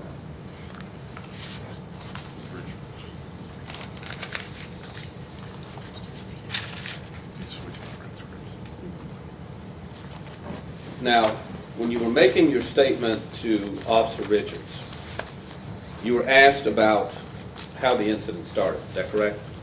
Yes. Okay. And the officer asked you whether you saw what happened to the child. Okay. And you recall saying that you saw Mr. Briggs pushing a little girl down. Mhm. You recall that? Yes. Is that correct? And you said that you were right there when it happened, correct? Yes. Okay. Now, that's what you told Officer Richards during the interview with him, correct? Yes. But you'd agree that you told Officer Miller that Mr. Briggs moved the little girl over to her mom. Yes. That's what you told Officer Miller, correct? Yes. But then you tell Officer Richards you see him push the little girl down. Yes. And in your interview with Officer Richards, you don't say that he actually gave the child to her mother, correct? Nope. All right. And this is despite you telling Officer Richards that you saw it all and you were right there when it happened, correct? Ma'am, I need you to, when you answer questions, say yes or no so that the mic can catch you. Okay, thank you. Okay. Now, in your interview with Officer Richards, ma'am, do you recall describing that at the point where the little girl is handled, that's when the mother comes up and starts saying, "Don't put your hands on my kid," correct? Yes. And you agree that at this point she's yelling? Yes. Because she's upset, correct? Yes. All right.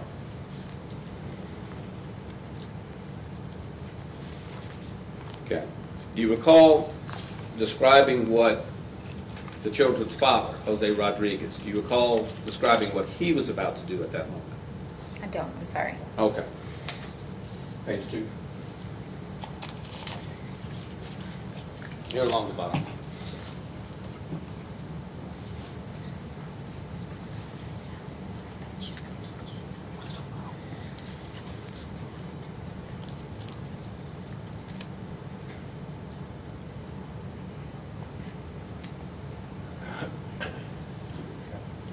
Now, in your interview with Officer Richards, you were asked what the father, Mr. Rodriguez, was about to do. You recall that? Yes. And you told the officer that Mr. Rodriguez was about to fight Mr. Briggs, correct? Yes. And that goes back to what you told Officer Miller about his wife grabbing him before he went over to Mr. Briggs. Is that Yes. correct? You're talking about the same thing? Yes. All right.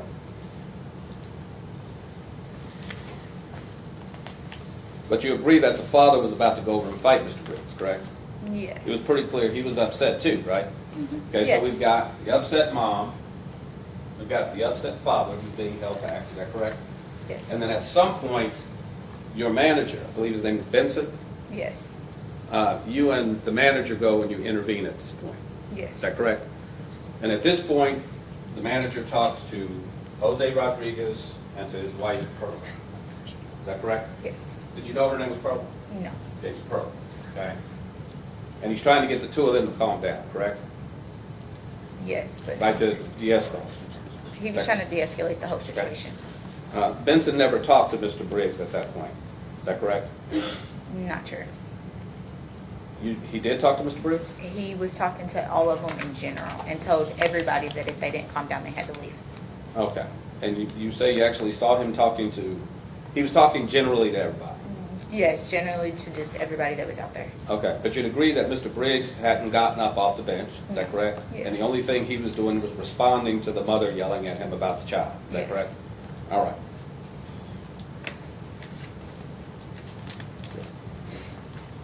Now, after the manager intervenes, things kind of calm down for a second, is that correct? Yes. And then you said that something else happened, and all of a sudden, Hispanic guy's going over and he's on top of Mr. Briggs. Yes. Is that correct? Okay, and I believe you told Officer Richards, you said, and then something happened between the other two. By that, you meant Jose Munoz and Mr. Briggs. Is that correct? Yes. Okay. I know what you're talking about. I just didn't know which man you were talking about. Okay, the man who was shot and the man who's here today. Okay, yes. Okay. You said then something happened between the other two they started arguing with, and then when the guy got on top of him and stuff, they started fighting him, and that's when the shot got fired. Yes. That was your testimony, correct? Yes. Right, so again, you're describing the Hispanic man coming over and getting on top of him. Is that Yes. correct? Now, today, you testified that somehow he was pulled down on top of him, correct? No. So you didn't say that he just kind of fell on top of him? Yes, I didn't say he was pulled down though. Okay. But you agree, you didn't tell that to Officer Miller. You didn't say he fell on top of him, correct? And you didn't tell that to Officer Richards? No. Okay. But today, that's what you're saying? Yes. All right.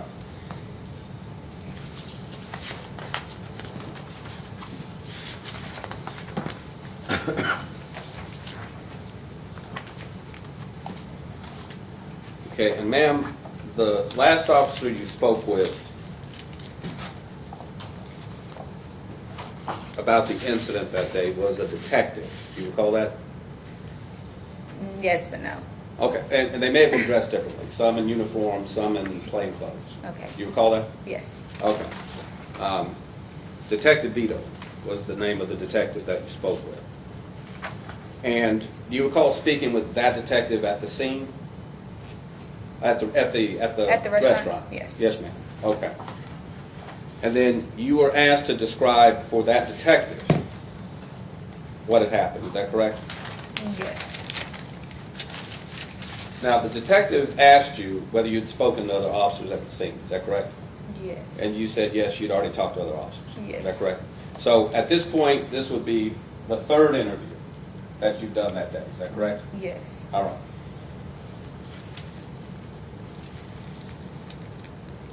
Page 3 of the Vito deposition. Transcript, I'm sorry. Ma'am, do you recall the detective asking you whether the Hispanic female was making any statements? Do you recall the detective asking that? Yes, they did ask me that night, but I can't tell you who. I'm sorry. Okay.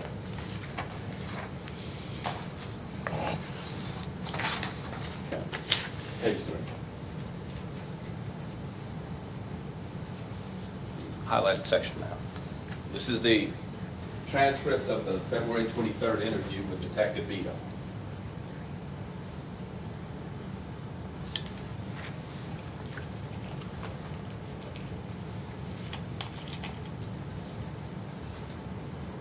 Now, in your statement, ma'am, does the detective ask you what the Hispanic female is saying? Yes. And what is your answer, ma'am? What are you gonna do? Hit a female? And what does it say Mr. Briggs' response was? You'd better back up, and I'm not gonna tell you again. Okay.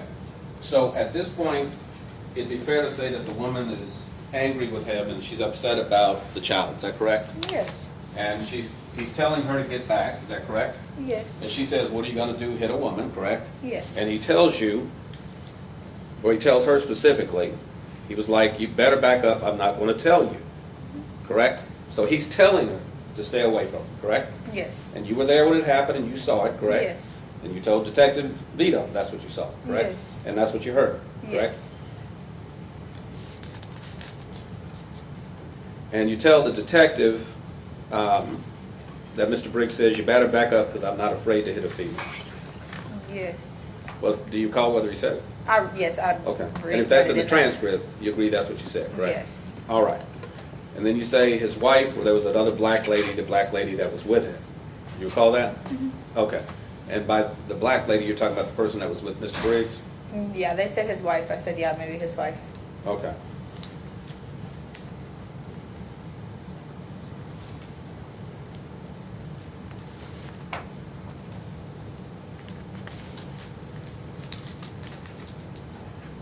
Did you ever see Mr. Briggs get into a fist fight with Mr. Muniz? No. Okay, so you never saw Mr. Briggs get into a fist fight of any type, is that No. correct? Okay. Page 4. Page 4, ma'am.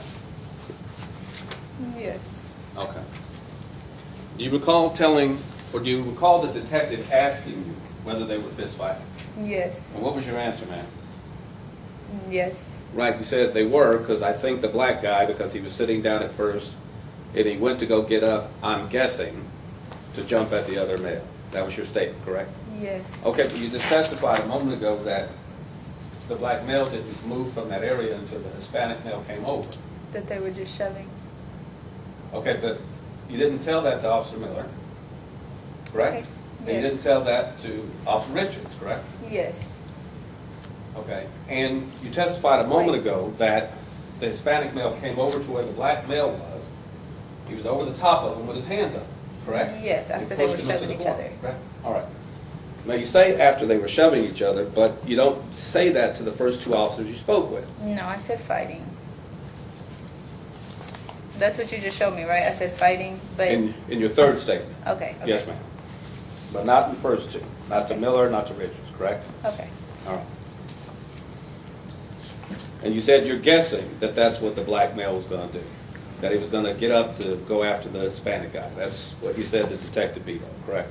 Yes. All right.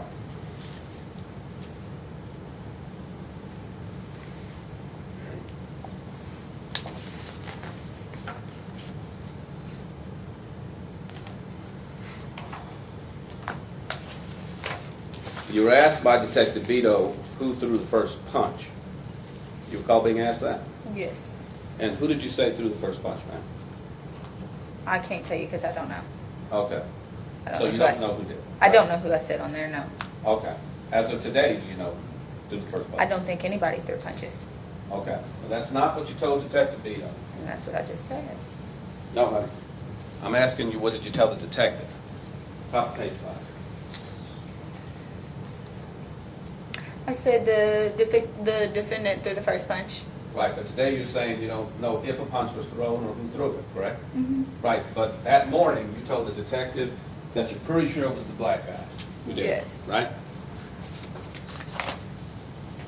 And this is after saying you're guessing that he got up so that he could go after the Hispanic guy, correct? Yes. After testifying that he was actually in the corner with the Hispanic guy over with his hands on him, correct? Yes. All right. I'm just trying to figure out which story you're telling. Something for you to say.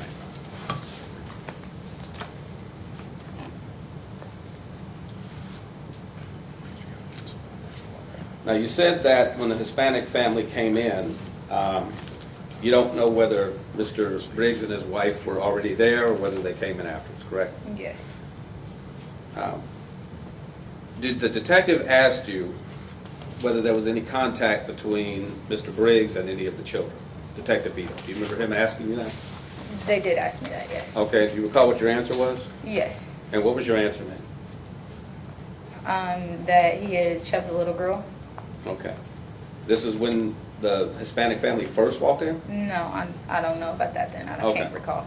All right, page 5. Halfway down, ma'am. Nudge the kid.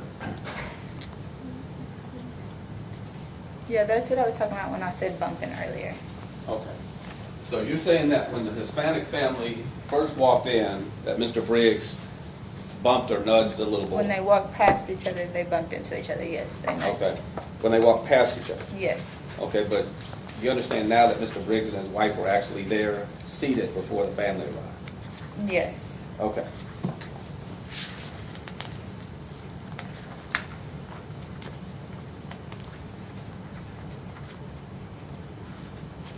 Now, ma'am, you indicated that at some point the manager, Benson, came and he was calming things down, correct?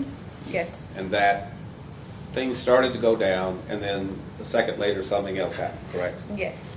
And you testified that you saw the physical contact between Mr. Briggs and the Hispanic male, correct? Yes. Right? You testified to seeing punching, or at least that's what you told the officer that day, correct? That's what I told the Detective Vito. officer, yes. Okay. All right. And then a shot fired, Yes. is that correct? Okay.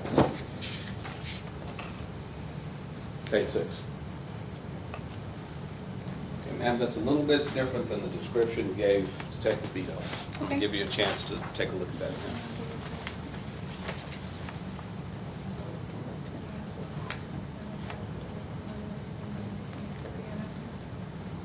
Okay.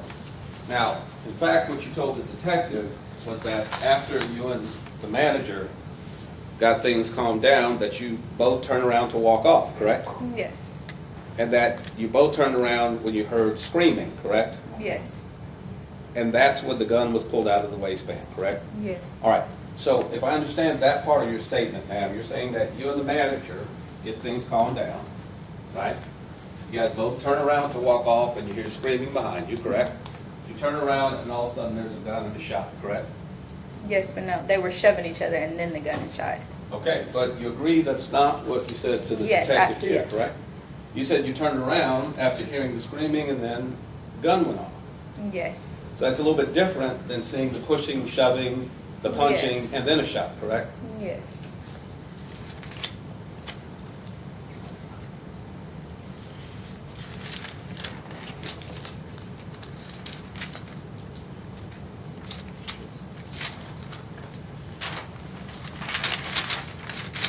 Ma'am, you'd indicated that after the incident, you took possession of the kids, and then at some point, the mothers came and you took possession of the kids. Yeah, their family met us. Okay, and you were with them when the mothers came back. Is that correct?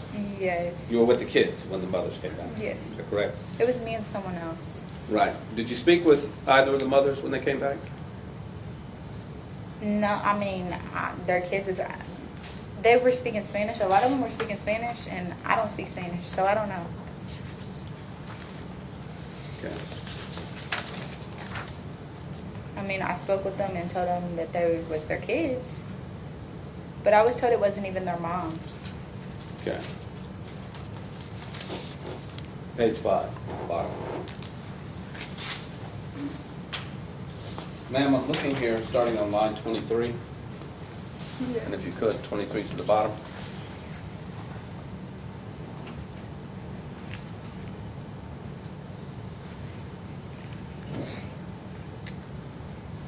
Okay.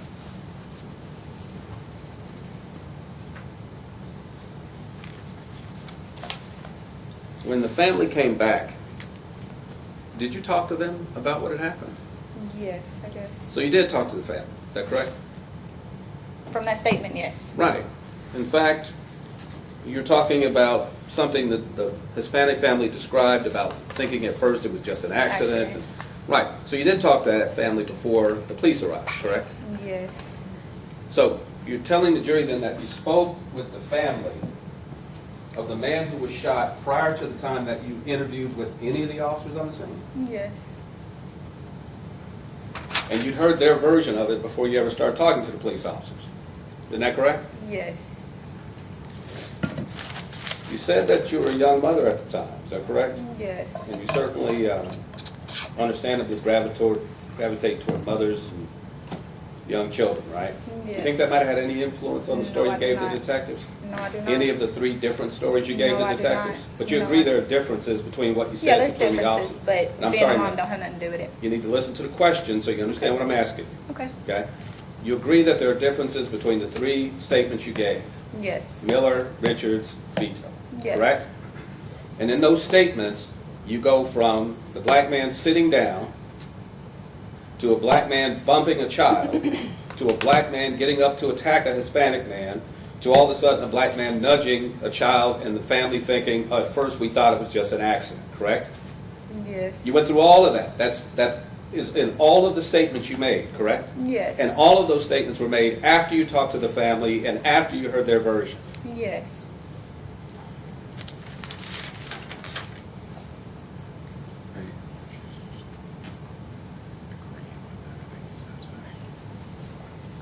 Do you mind if we have your wife stand up?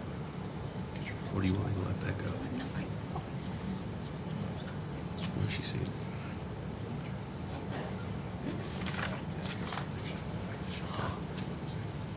The person that Mr. Briggs was with that day, the black female, do you see her in the courtroom today? I wouldn't recognize her if I did, so no. Okay. I don't even recognize him. So, If I told you his wife's here in the courtroom, would that surprise you? no, The person that was with him that night? no. Can we have you stand up now? Okay. That was the person he was with that night. Okay. Well, Your Honor, quick question. You may.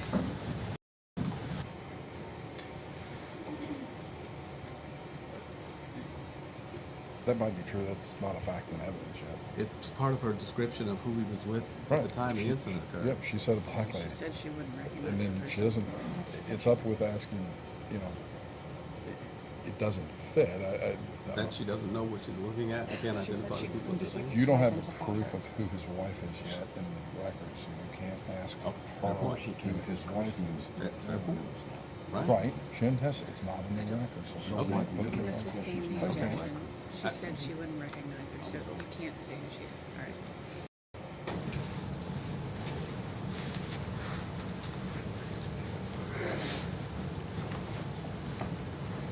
Ma'am, I don't have any additional questions for you.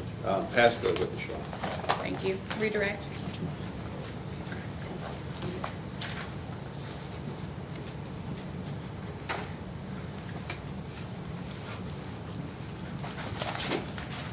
Okay.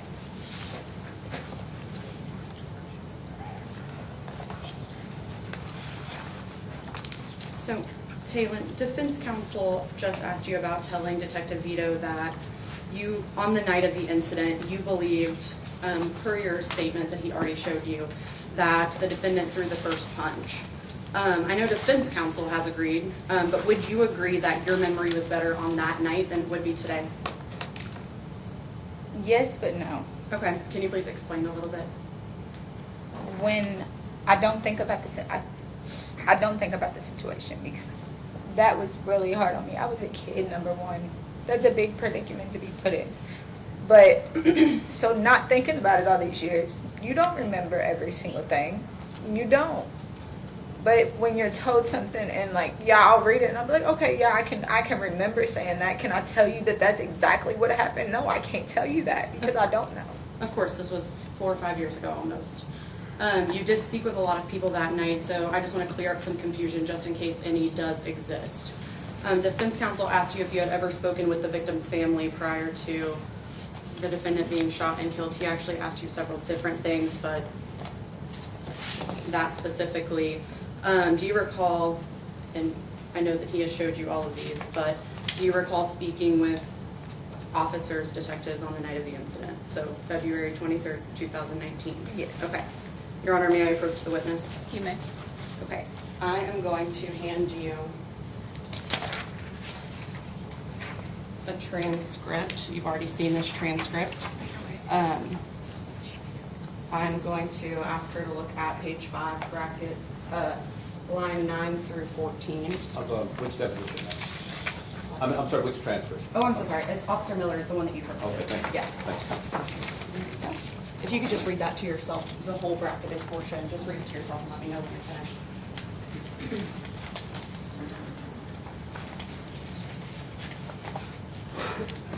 Yes. Okay. Can you please read out loud what your entire response was to the whole bracketed portion to Officer Miller asking you how many babies were there? It says a 4-month-old. I think she said that she was 4 months old. There was a little girl, and then there was 2 little boys. The guy who got shot there, they were his 2 little boys. Okay. So now Your Honor, can I approach the witness again? You may. Okay. I'm now going to approach you with a transcript of your interview with Detective Vito. This is the one that I sent to you, Mr. McGee. Yes. Okay. I will ask you to look at page 1, lines 15 and 16.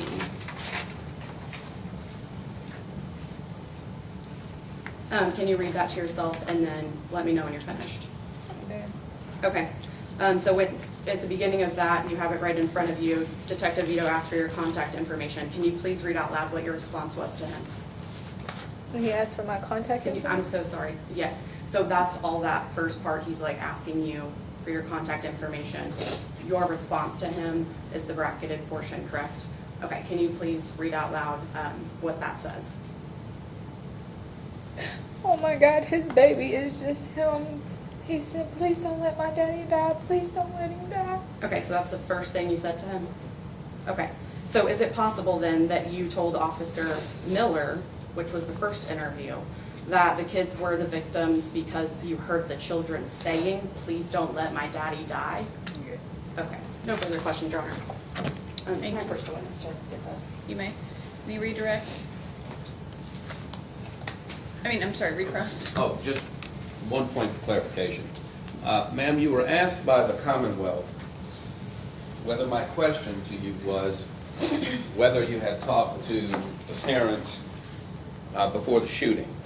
You recall that was her question? Yes. Right. My question to you was whether you talked to the parents before the police interviewed you. That's what she asked, though. Well, no, she said before the shooting. I'm asking before the police interviewed you. Okay. Right. So between the shooting and the police arriving on the scene, did you speak with the parents? Between the shooting and the police arriving on the scene, yes. Right, because there's information about the kids, whose parents are whose, how old the kids are. That's all in your statements to at least one of the police officers, correct? So you talked to the parents before you gave your version to the police, correct? Yes. All right. Nothing further. All right. Thank you all. Ma'am, you may step down. You are excused. Commonwealth may call your next witness.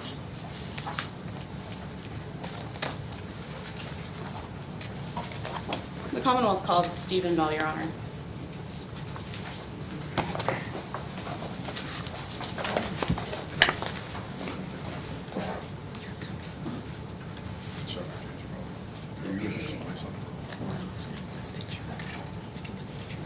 Come on. Wow. Where's the gap?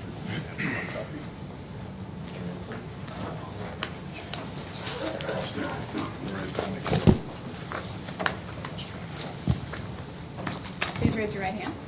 Do you swear to tell the truth, the whole truth, and nothing but the truth? Thank you. Please be seated.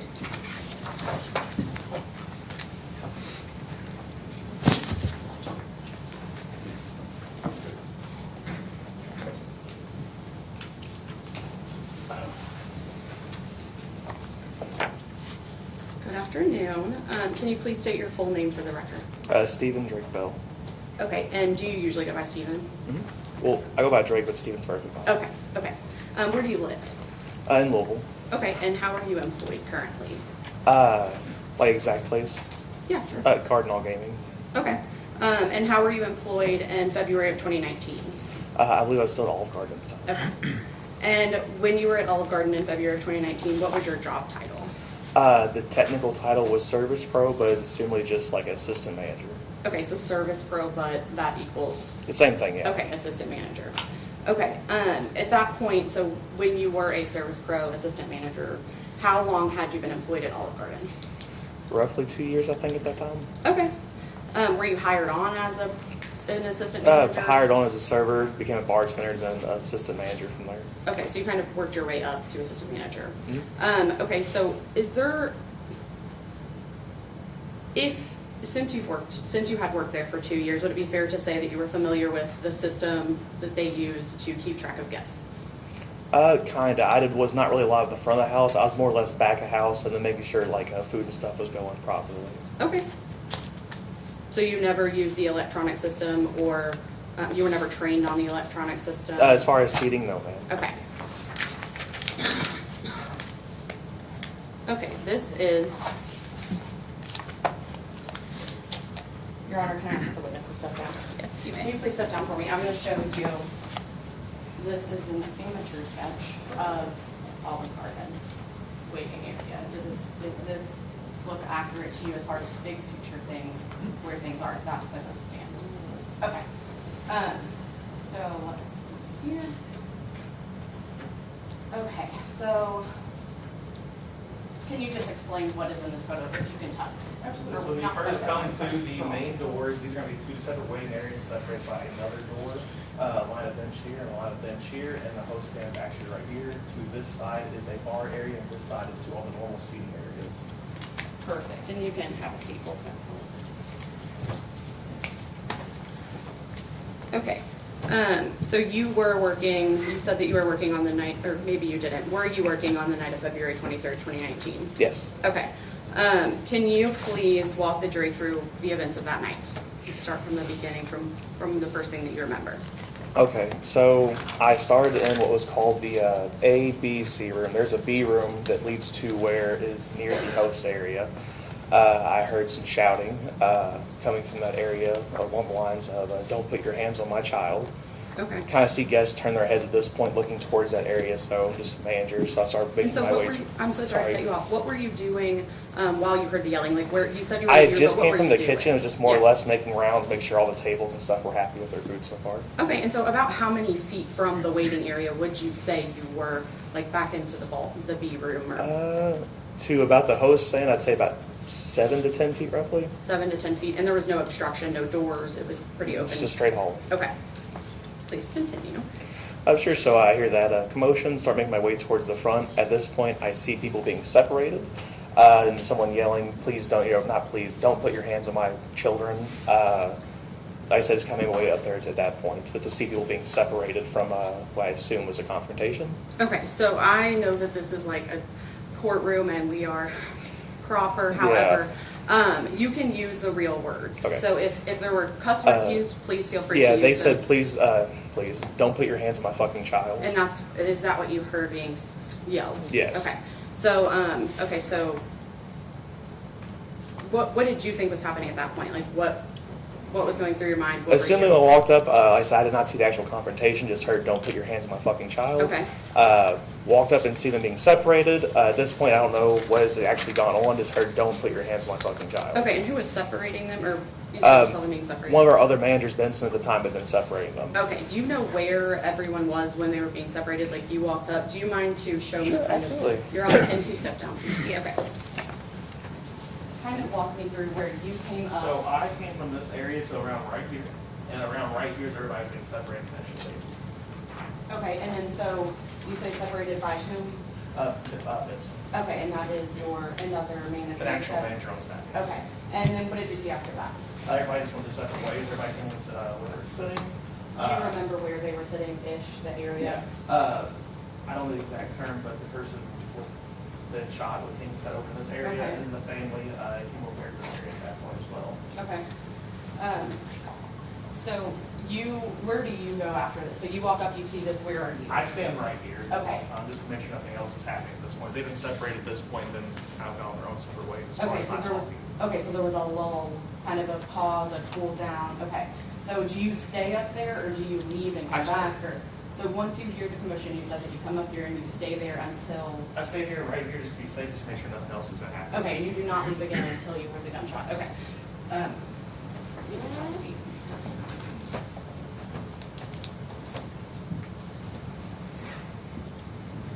Okay, when you arrived up at the host stand, was anybody else that you worked with other than the other manager up there? There's Benson, there's a few of the hostess, I believe. I do not remember the hostess name, honestly. Okay, that's okay. I think one of them's name was Talon, and then there's also a server near that area as well towards the, if I'm on the right-hand side looking at this, they're on the left-hand side of that, I believe. Okay, so when you walk up, you see the manager separate them, what happens next? Benson comes up to me, you know, more or less, holy shit, you know, it's a busy night at this point, don't really want to deal with this, to be honest with you, you know. It's just a restaurant, you don't expect anything crazy like that to happen. Right, so what was the demeanor of Vincent when he came up to you? Was this something serious to him? What was his demeanor? Frustrated, more or less, all of us kind of overworked at that point, so just ready to get the night over with, you know. Okay. Don't really want to see somebody fighting in a restaurant. Right, so at that point, what was your impression of the situation? It seemed like it cooled off at that point, but like I said, I stayed there just to make sure nothing else was going to happen. Benson's a smaller person, didn't want to deal with that alone, so just stood there just to make sure everything was okay. Okay. So was there a point when you noticed things starting to pick back up? Yes. Okay, can you please start explaining that to me? Absolutely. I don't know the exact terminology for people. I'm allowed to say shooter? Yes, that's The shooter at that point started to mouth words to one of the females that were involved in the altercation. It went from, you're lucky you're not a female, I'll smack the shit out of you. This was very low, it's not very loud at this point, he's not yelling at her or anything like that. She's not paying any attention at this point. She has her hand turned to him as if she is exiting the conversation, she's not hearing it. And it slowly turns into, I don't give a fuck if you're a female, I will slap the shit out of you. It just starts escalating at that point with the verbiage. Okay, so was the defendant or the shooter at that time sitting or standing? Sitting. Sitting. And did he have his hood up or hood down? Do you know? Hood up, I don't have a hood, you want to explain? About past the hair, about the Okay, forehead. so could you see his face? No. Okay. Kind of, I don't need to wait, demonstrate up here, but more or less leaning forward with the elbows on the knees. Okay. Talking towards them. Okay. And did you hear what he said?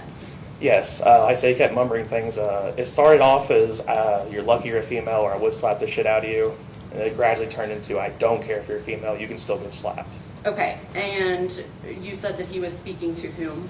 Assumably her, he's kind of speaking to this point, but he's kind of in the general direction of her, though. Okay, her as in, you said, can you explain who her is? I know there's two females involved. I don't remember which one exactly, but So one of them had a maybe- child in their hand, though, and she was had a child in one hand, had the other hand put up like this, and I'm not hearing it. Okay, so the one with the child in her hand had her hand up, directed towards... Mm-hmm. She's not even looking at this point. She literally just has her hand up and is just staring off somewhere else. She's not listening. Okay, and how loudly was he saying these things? Not very loudly. Okay. Not really under the breath, but I could still definitely hear what he was saying, though. Okay.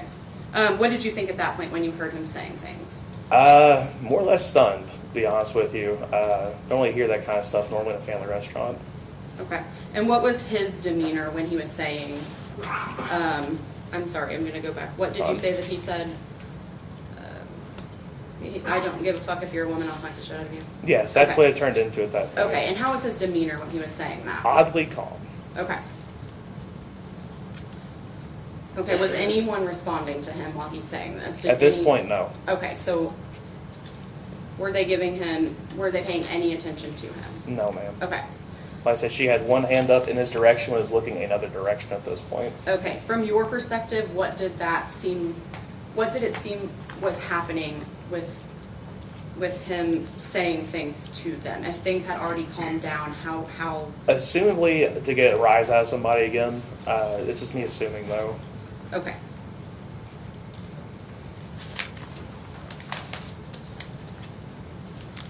Okay. So he's saying those things under his breath. What happened next? At that point, the victim had approached him. The gunman was still sitting down, but the victim had approached him at the bench. I don't know what words are exchanged at this point. I just know that he stepped to him. Do you remember where they were standing when this happened? Like, You want me to go up here and show you? Could you Is show that me? okay? Your Honor, can he sit down? Okay. this point, the gunman was right here. I don't remember where exactly the other general victim was standing, but he approached him at this point. These benches cut off depending on their height about around the back of your knee, and there's a wall directly behind it, so it's about a normal size bench or so. He approached him at this point, and the gunman had stood up with him. They were about toe to toe, not really each other's faces, but pretty close to each other. Okay, I'm so sorry to do this too. Can you show me with me if I am the shooter? About this close. Okay. And then afterwards, a shove was given. I don't know if the words were exchanged or not, but there was a shove given to the gunman. Okay, so like this? Yes. Okay, so who shoved to? You can have a seat if you would like. The victim had shoved the gunman. Okay. You did not see, or did you, let's see. Okay, so you're testifying that you saw victim push defendant. Okay, and then what happened? It happened so fast at that point. Like I said, the bench is so low, it's like behind the kneecap. You can't really fall, but you can kind of lean into the wall at that point. From what I had saw, he fell into the wall and kind of had his hand around his wrist area. I never saw a gun get drawn, but I did hear the gun go off simultaneously. Okay, so taking a step back really quick, when they are toe-to-toe, as you explained it, you said that words may have been said? If they or did, were not honestly, I did said? not hear anything as far as I Okay, remember. so you did not hear the victim say anything to the defendant or the defendant say anything to the victim at this point? No, ma'am. Okay. And you're watching this? You see this happening? Okay. Yes, ma'am. So when the victim pushes the defendant, what happens? Like I said, he kind of fell into the wall, did not fall down, but more or less leaned against the wall at that point. Okay. Like I said, I didn't see a gun get drawn, but I did see a hand towards the waist at that point. Okay, okay. Like I said, at that point, I've never saw a gun get drawn, but like I said, simultaneously, that happened, the gunshot went off. Do you recall how much time had elapsed between the push from the victim and the gun going off? Seconds. How many seconds, if you had to estimate? 2 to 3 seconds. 2 to 3 seconds. It was So very fast. Is it fair to say almost simultaneous? Yes. Okay. No less than going against the wall. Like I said, I never saw it come out, but I heard the gunshot pretty quickly. Okay.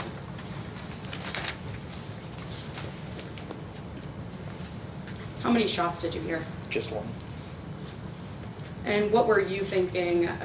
So you said you did not see him pull a gun. Were you still watching when the gun went off? Like, what were you doing when the gun went off?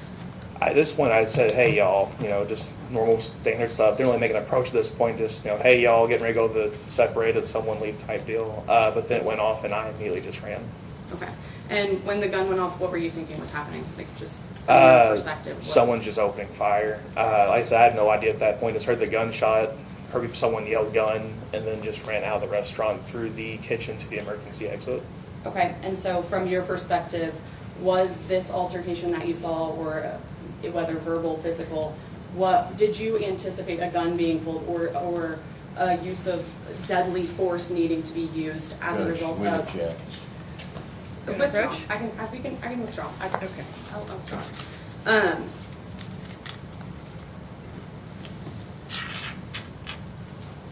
Okay.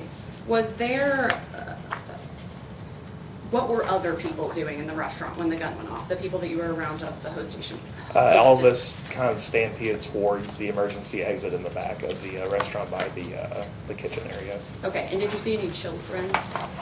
I personally did not see children, but a lot of our staff at that point, their staff at this point was younger teenagers. I did not get to see where the children had went at this point, though. Okay, My main focus I saw, like I said, was just staff and servers and like a hostess. Okay, and were you trying to, so which way did you run? So, the host stay on the other side of it. That goes directly to the kitchen at that point. It's kitchen straight shot to the emergency exit by the manager's office. Okay, and so you run to the emergency exit. What happens next? Or? I was the first one to the exit. I pushed it open to get alarmed and start escorting either guests or workers outside the door to get everybody out of the kitchen. Okay. Were there any windows broken in an attempt? In the back room, so I said there's an A, B, and C room. The C room is the party room. There was a back window broken at that point, and children were put out of it because I think the emergency exit back there malfunctioned. Okay. So a window was broken. Children were put out that way as well, Okay. and adults too, I believe. Okay. And did you see any tables flipped? Did you see Yes. any, okay, do you know why the tables were flipped? I'm assuming panic. When we went back to the restaurant, everything flipped over. It looked like just a tornado came through there. Okay. Yeah, I think that back window was boarded up for quite some time as well.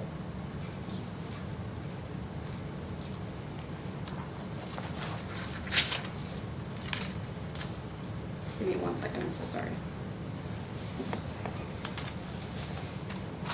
So,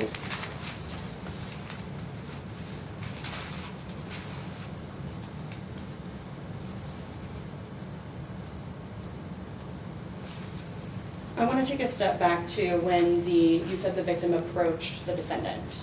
I think I asked what the defendant was doing at that point, but how did the victim approach the defendant? What was the victim doing?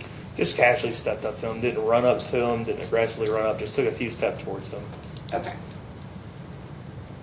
And if you had to describe his demeanor while he's doing this, what would you say? How would you describe it? Assumingly irritated, because like I said, this has been going on for a little bit at this point. Okay. And from the time, if you had to approximate, from the time you heard the yelling to the time the gun went off, how long do you think that period of time was? 3 to 5 minutes tops. Okay.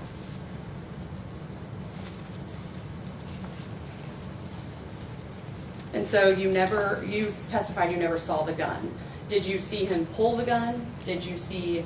The closest thing I saw was him with his hand towards his waist. I never saw a gun get produced though. Okay, are you able to show me what you mean by with his hand near When he his waist? fell to catch himself towards the wall, more or less his hand was like around here, and he leaned against the wall leaning against the wall like that.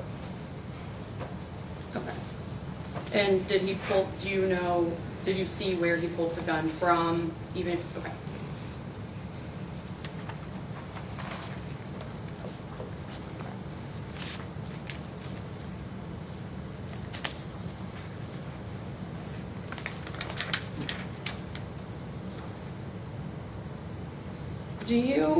Can you explain to me what the restaurant looked like that night as far as capacity, amount of people there?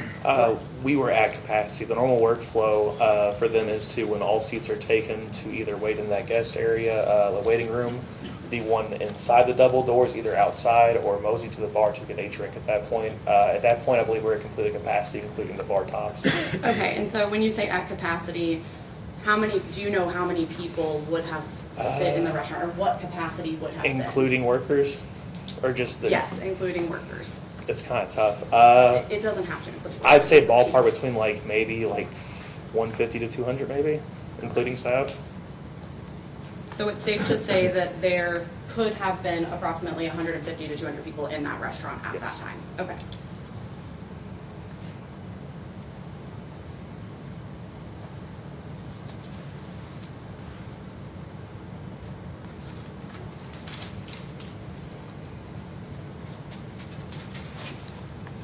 Okay, and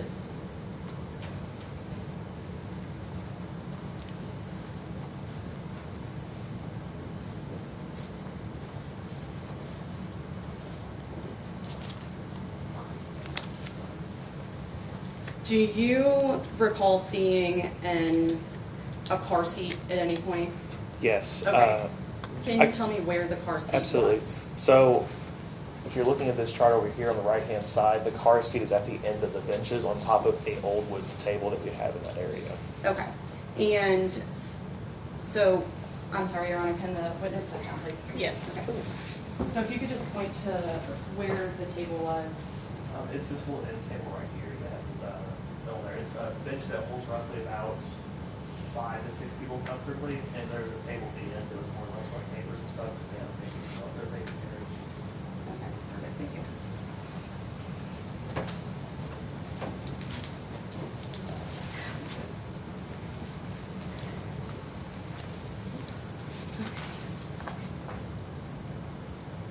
So this happened on February 23rd, 2019. Was Olive Garden open the next day? Yes. Okay, did you work the next day? I worked a double the next day, unfortunately. Okay, what has been your experience with this? How did you cope the next day? Objection. Approach. Approach.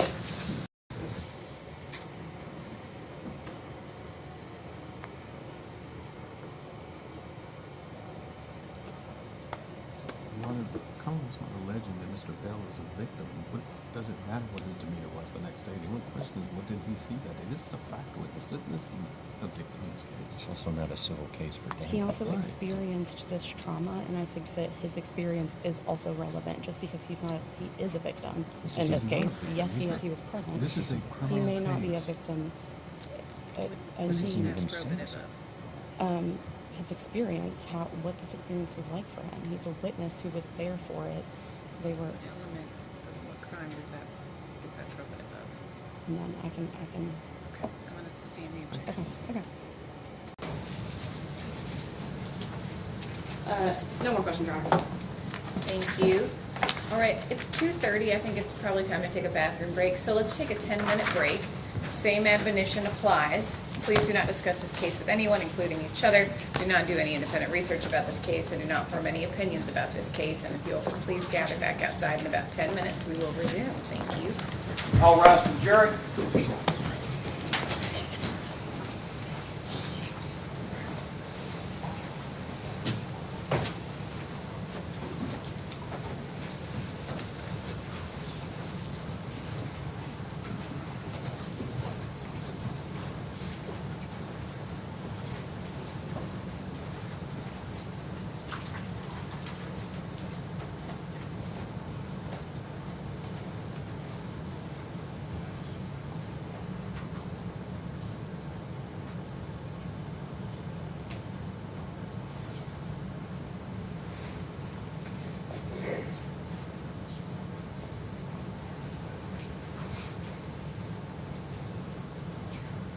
All right.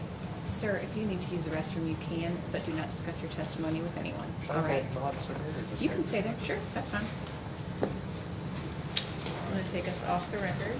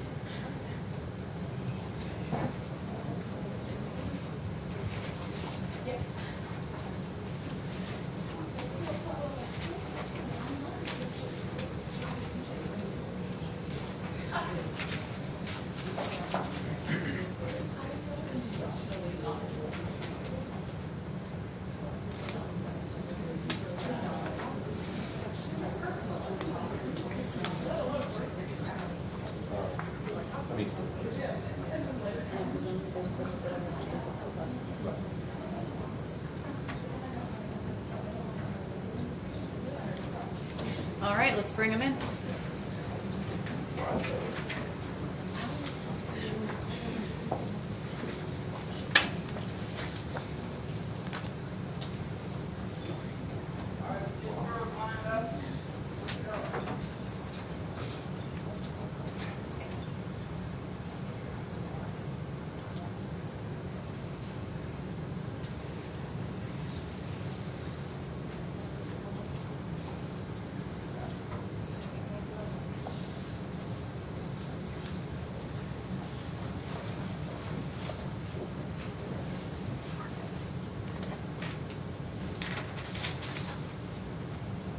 All rise for the jury.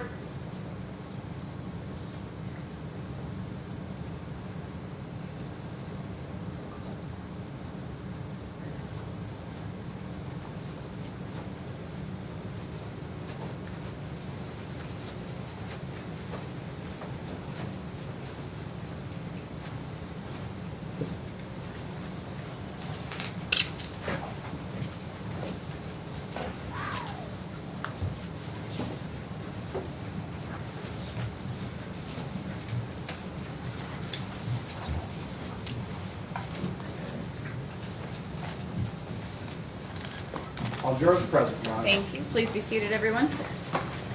Are there any issues with the admonition over the break? All right. Cross-examination? Thank you, Your Honor.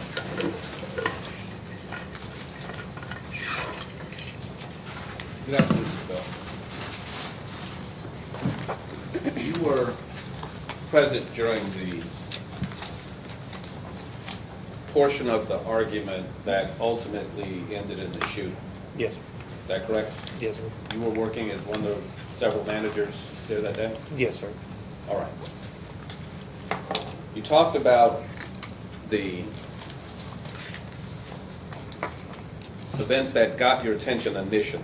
Yes, sir. Is that correct? Now, if I understand it, you were located in the B room initially. Yes, sir. At the time that you heard these voices, is that correct? Yes, sir. Now, if you could, Mr. Bell, can you tell the jury what the B room is relative to the other rooms in the restaurant? So they're just broken down to A, B, and C. A room is going to be the seating area that is just left to these waiting areas. There's a straight hallway that goes back to the B area outside of that, and then further down be the C area. Okay. As of February the 23rd of 2019, sir, how long had you worked at the Olive Garden? I think about 2 years that time. About 2 years. Okay, so that was certainly an area you were familiar with, you know the layout as Yes, of that time. Is that correct? May I approach you? Okay. Thank you. Mr. Bell, I'm showing you a photograph here of what was admitted as defense one. Okay. And if you could, can you tell the jury what is shown in that photograph? What area of the restaurant is that? So say you come through the initial double doors coming from outside. This is going to be the next set of double doors. There will be 2 waiting area benches, smaller on the inside of these, and on the inside of those going in towards will be both of the waiting benches that were drawn right here, as well as the host desk down at the far end with all the wine behind it. Yes, sir. And that was the layout for that portion of the restaurant as of the day of the incident, is that correct? Yes, sir. Okay, now, Mr. Bell, behind you, we've put up a photograph for your use. And here on the table, next to you, is a pointer device. If you press this little button here on the bottom, it gives you the pointer, the laser pointer. Okay, cool. There you go.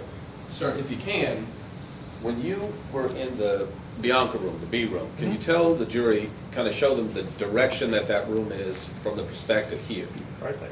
Okay, so that would be that little corridor that goes off to the left in the photo? Mm-hmm. This is the doorway that leads to the actual B room itself. The light that you're seeing right there is actually inside that B room.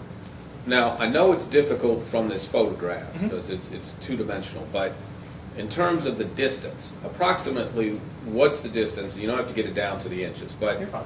approximately, Mr. Bell, what's the distance between the foyer area or the lobby area and where the Bianca room is?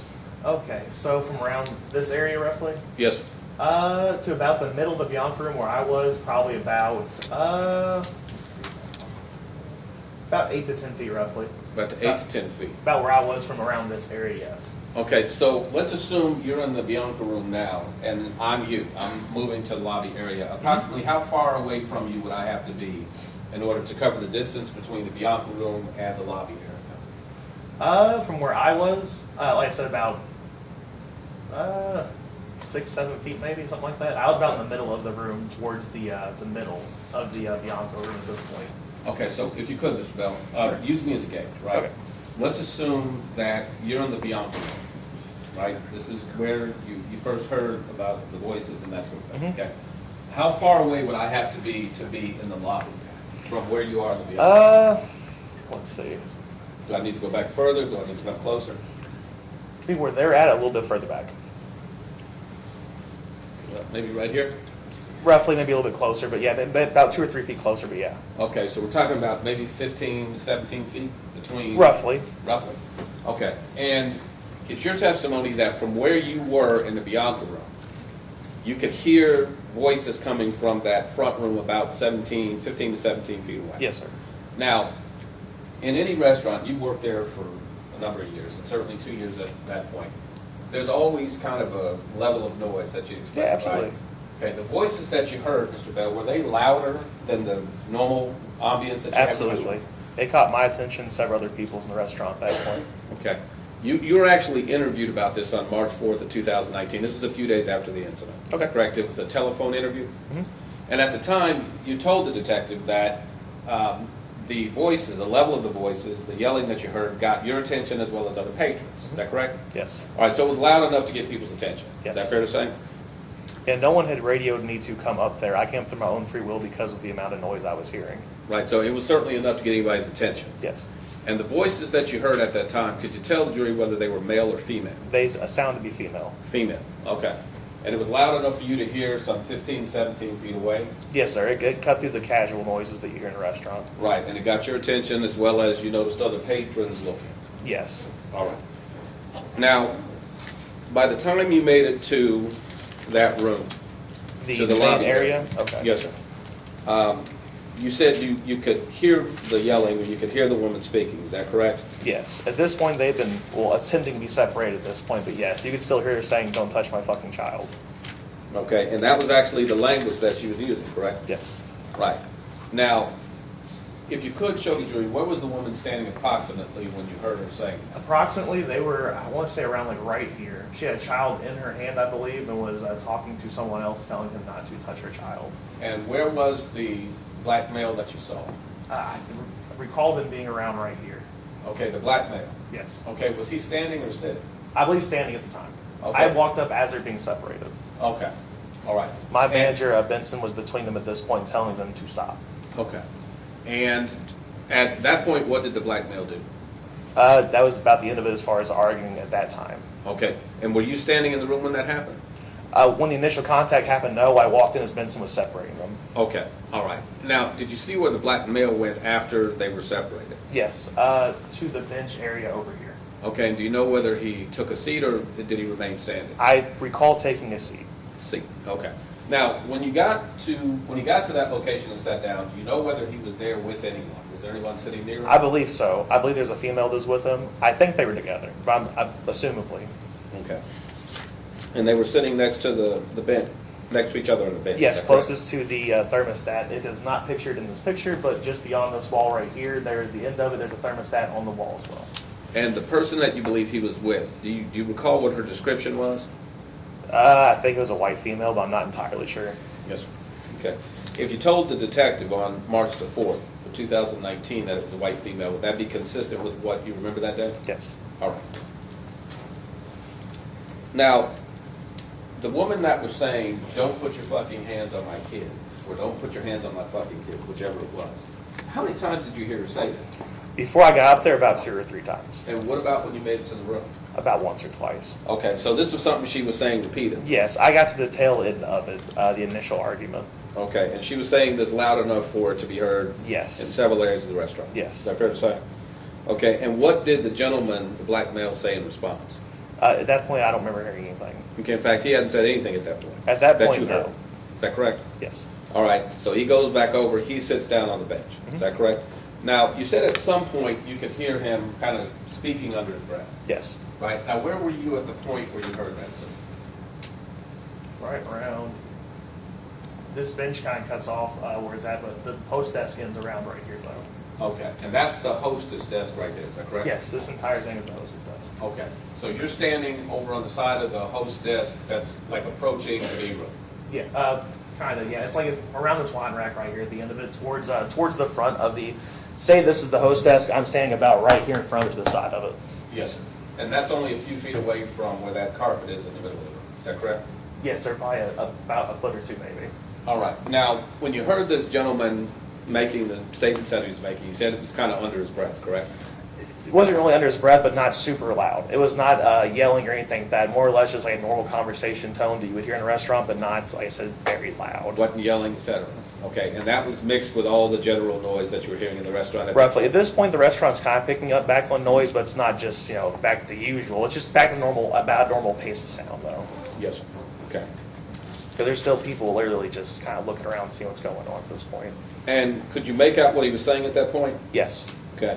And this is where you say he made the comment, "You're lucky you're a woman"? It started off with, "You're lucky you're a woman, I'd slap the shit out of you." Yes, and sir. progressively turned into, "I don't give a fuck if you're a woman, I will slap you."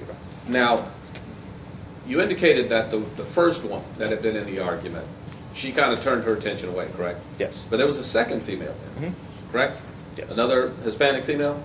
And she actually engaged with the black male verbally at that point. I don't recall that. Okay, you don't recall her saying, "If you don't like fucking kids, go somewhere else"? I don't recall that personally. Okay, but you said you were in that room for the interchange, the verbal interchange, correct? Yes. Okay. Is it possible that that statement provoked him saying, "You're lucky you're a woman"?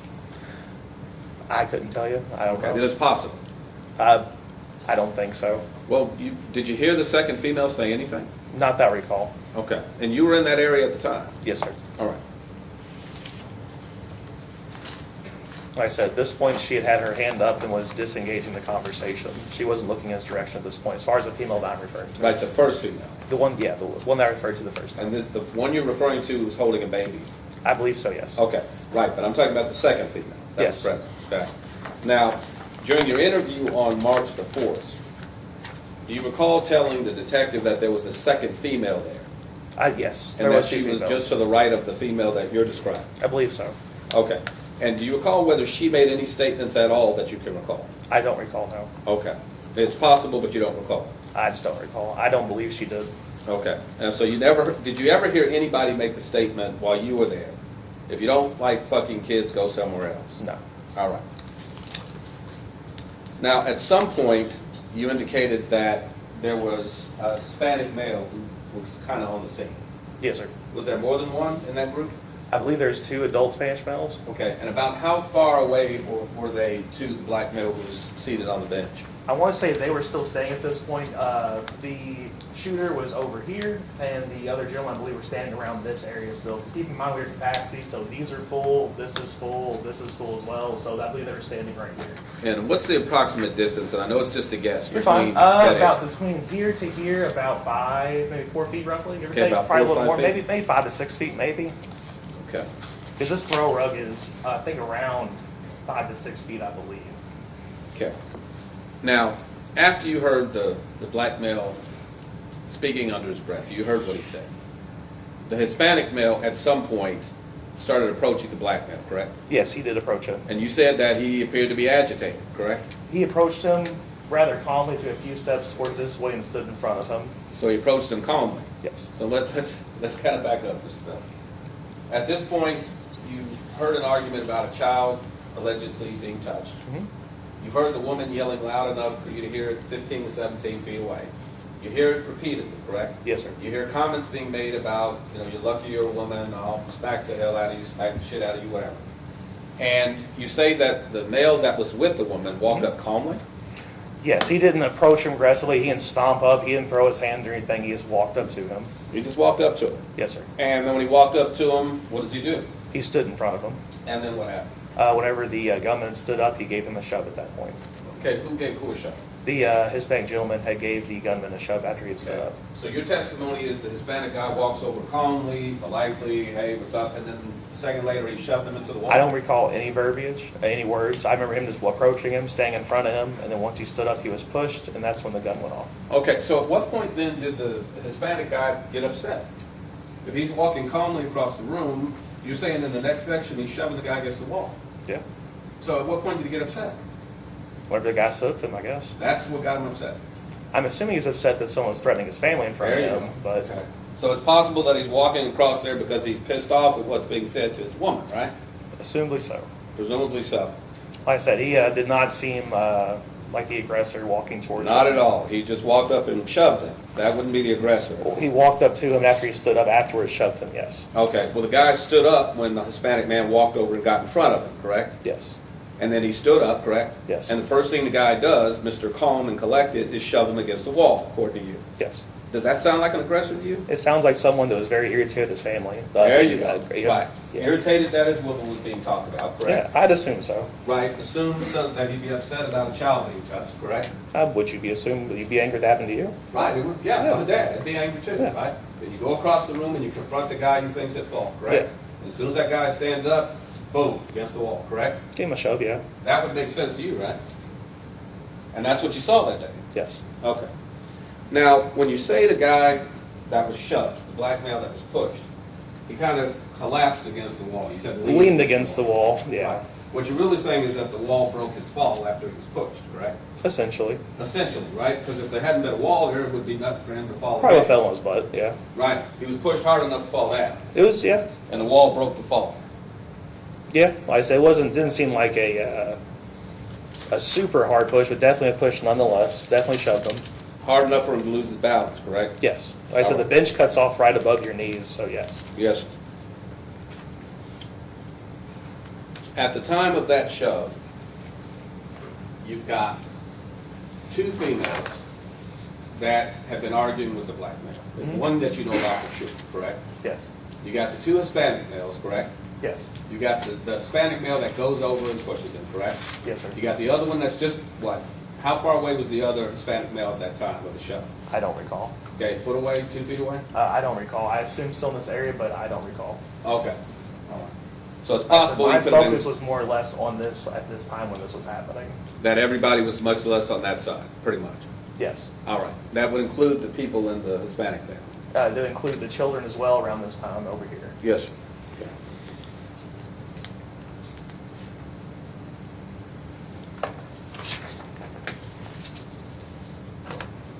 You said that the distance between where the group, the family was, and to where they walked over to the black male was a few feet, maybe 3 to 4 feet?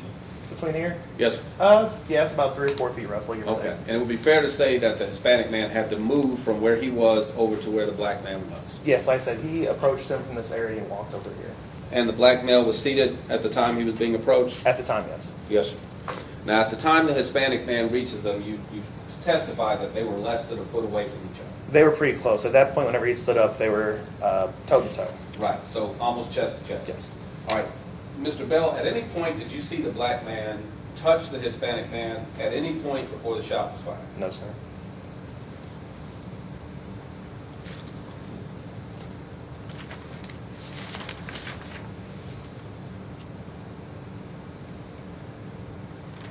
One second, sir.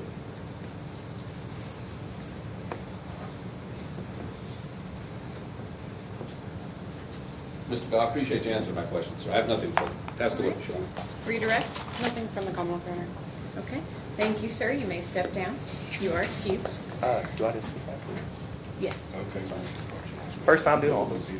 Thank you. Commonwealth may call your next witness. Your Honor, can we approach? You may.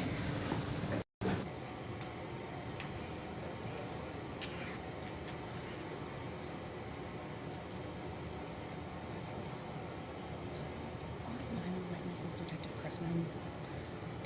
It's going to take quite some time. It's a lot of video. I don't want to break in between it. Would the court be opposed to ending today early and then just starting tomorrow with Chrisman and then we're done? I just know we have to end early tomorrow, and apparently a juror has notified Hutch over the last break that they can't stay till Tuesday, so we have to end Monday. Okay, I see. So, Okay. I mean, Can you still be finished Monday? Yeah, if we start tomorrow, yes, yeah. That's it. All right. Yeah. that's it for you as Yeah. a detective. You know, we got a juror who can't be here Monday. Can't be here Tuesday. Can't be here Tuesday. Who is it? It's a female. I didn't Hopefully actually it's a ask her. She sleepy just- Probably. No, it's a female, so it's a different one. Oh, well, So, okay, good. I didn't ask him which one. He just said that one of the jurors told him that If we could find out which one, because remember, we had two alternates, and I think we both I know, that would just and take us down. we know who one of them Right. is. You know what I'm saying? Right, Yeah. that's why, so we gotta end Monday. And if I can always clip down stuff so that we can just tomorrow and get the testimony. What time are we record, gonna so. break tomorrow? So I know we have to break by 2:30, but I was thinking, but it's up to you all. If you want to break at like 1:30 and just take a late, like not take a lunch, That's just tell the fine. jury Yeah. we're gonna That's skip what lunch you and we'll think. just end early, That's fine. rather than take an hour and then come back an hour. Okay. Which, do you all have any objection? I mean, do you think it'll be a problem to get done Monday if we Let- don't start the detective Let until me, tomorrow let morning? me talk, because I think we got a couple, I just want to make sure I can do it right now. All right, Should we stand there or just go back that's fine. back where from whence we came? So what are you doing today? You just got out of a 3-week civil trial.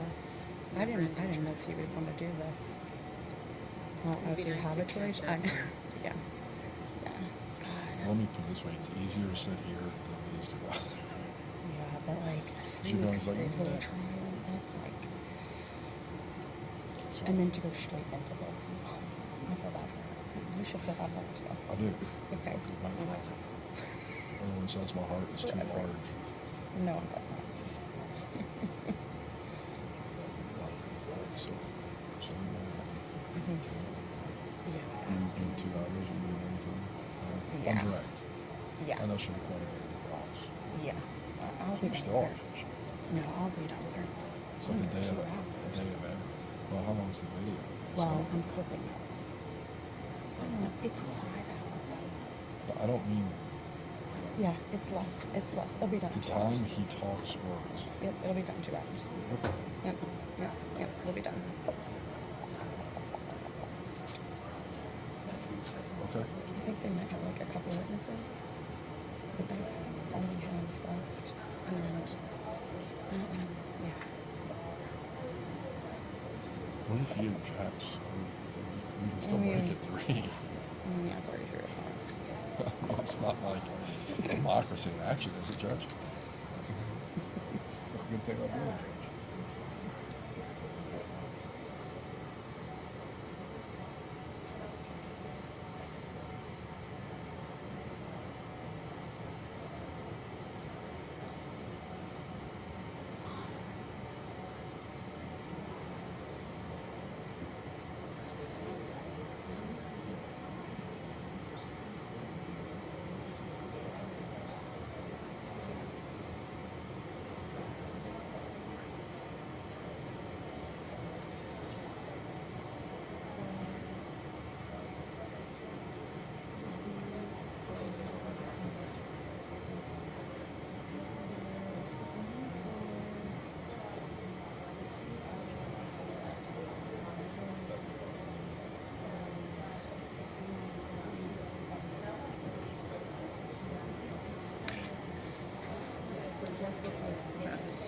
Come back.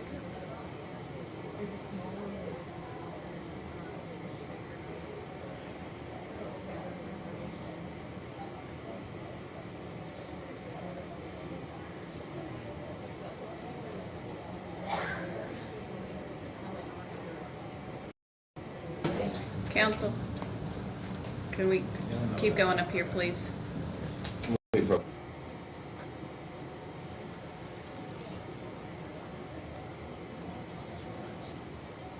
Judge, can we do this? Can we reserve the right, if we need to call somebody out of order? It's impossible for me to reach everybody to see if they're available Monday. If they agree to that, that covers us. That's fine. Do you have any, okay, so no objection to ending now and just having the detective testify all at once Right. tomorrow? Okay. What, like if you had to slide someone on tomorrow because they wouldn't be available? On Monday, yeah. I mean, we have witnesses. Right, I mean, Yeah. I was wondering what out of order. Do you think Well, that- how you long think do you- somebody might need to testify in the middle of the detective's testimony? Well, I don't know, just might need to go out of order. Yes. Let me ask you this. I mean, how long do you think Chris will be? I think for her directs, an hour and a half, potentially an hour 45, but max 2 hours. I don't think it's gonna, it would be the cross, the direct, the cross, and then the redirect that would take. But if you need, yeah, but I'm fine with, 4 hours, perfect. yeah, I'm okay with that. You have to put somebody on. Yeah. I'm kind of thinking I'm getting a little, ideally, I don't want to send the jury out like late in the day Monday. Why don't we just go for another, why don't we start her? Honestly, I'd rather get an hour under our belts with her before. Would it be okay if we went to the point that we started playing? Maybe it's supposed to be 15 or 20 minutes. We try not to stop his statement in the middle. Is the whole purpose. I don't know how long the statement is. It's an hour and a half. Like that, we would just, basically her testimony is. Sure, let's get her testimony through and then we can start the video in the morning. That's fine.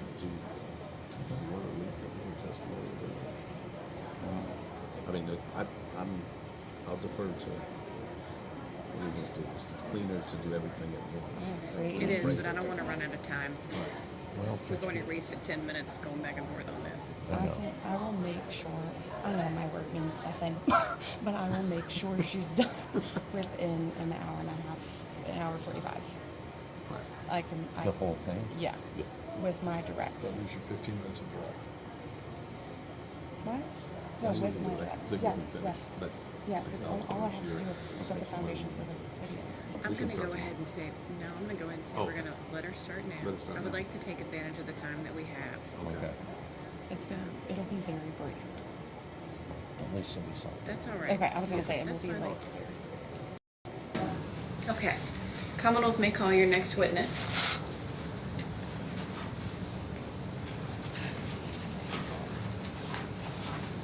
Your Honor, I will call Detective Chrisman to stand. Thank you. Detective, come on up. Yeah.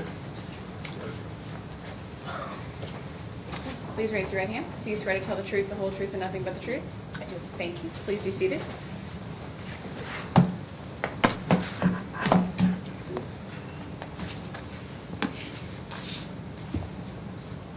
Good afternoon. Can you please state your full name for the record? Yes, ma'am. It's Detective Abigail Chrisman. Okay, and where are you currently employed? I currently work with Louisville Metro Police Department, and I'm a detective in the homicide unit. And how long have you been a detective in the homicide unit? I've been a detective in the homicide unit for approximately 7 years. And how long have you worked at LMPD total? Approximately 12 years. Okay, and did you do anything before you worked at LMPD with law enforcement? No, ma'am. Okay. So during your time as a homicide detective, how do you receive cases? Can you kind of just walk us through how you get cases assigned to you? Yes. So we have a rotating list within the unit, and at this time, I was next up to catch a case. I was contacted by my commanding officer, and he advised me that a homicide had just occurred. Okay, and what information were you initially provided by whoever contacted you to assign you the case? Yes. At that point, he advised I would be the lead detective, and he gave me the information that there had been a shooting at the Olive Garden on Outer Loop, and that the deceased had been transported to the hospital, and that there were several witnesses, and that it, in essence, was kind of a chaotic scene, and we would figure out more details once I arrived on scene. And do you recall around what time you received notice of this investigation that you are now being assigned, or the murder? It was shortly after the incident occurred. I know I arrived at approximately 9:45 p.m., I believe, that night. Okay, and so what's the first thing you did when you were assigned this case? The That first night. I'm so sorry. Yes. The first thing I did that night was I wanted to observe the scene to get a better idea of what had transpired. So before I started talking with witnesses and individuals involved, I would be able to observe the layout, so I knew what they were talking about, where things had happened. So I went to the scene, and when I first walked in, the first set of doors, benches on each side, walked in the second set of doors, another set of benches. One of the first things I noticed was there was a rug, and on that rug was a overturned glass over the top of what appeared to be a piece of evidence. And also on the floor, a short distance away from that, near one of the benches, was a second one. As I continued in towards the hostess stand, I kind of observed the restaurant, and for lack of a better term, it was chaos. There was broken plates, cups, dishes, overturned trays, overturned tables, chairs. In the back rooms, there was quite the mess, and you could see that there was a lot of destruction just due to the circumstances of what had happened. And when you arrived on scene, was anyone who was present on scene when you arrived? There were multiple other detectives there that had been called in. There were witnesses that were still on scene, patrolmen, and of course commanding officers were there. And I responded directly to the actual Olive Garden restaurant itself, and had been advised by the lieutenant of our unit at the time that there were multiple witnesses still on scene that needed to be spoken to. And do you know around what time you arrived on scene? It was around 9:45 p.m., I believe. Okay. And did you interview people on scene? Can you walk us through a little bit of what I did. happened? There were, like I said, the other detectives, due to the amount of witnesses that were there on scene, we delegate tasks. And I know some of those tasks were delegated. Some officers spoke with some of the other witnesses, or detectives spoke with the other witnesses that were there. And the commanding officers kind of divvied up those tasks. So one of the things that I did, I was advised there were 2 eyewitnesses. I went and spoke with them because they had firsthand knowledge of what had transpired. So I wanted to be able to speak to them to know what had happened. Do you know who you spoke to? I believe I spoke to 2 different individuals. One, his name was Zachary, I believe Moore, and the second one was, I believe, Alex Hack. Okay. And did you know anything about the suspect when you arrived on scene? Like, what did you know about that situation? Whether the suspect was on scene, had been detained, etc. Once I got there, I was advised that the suspect had been detained closer towards Jefferson Mall. I had not gone over there at this time, was just advised that he was detained, along with, I believe, his wife, who was a witness as well to what had transpired, and that there was also a vehicle involved.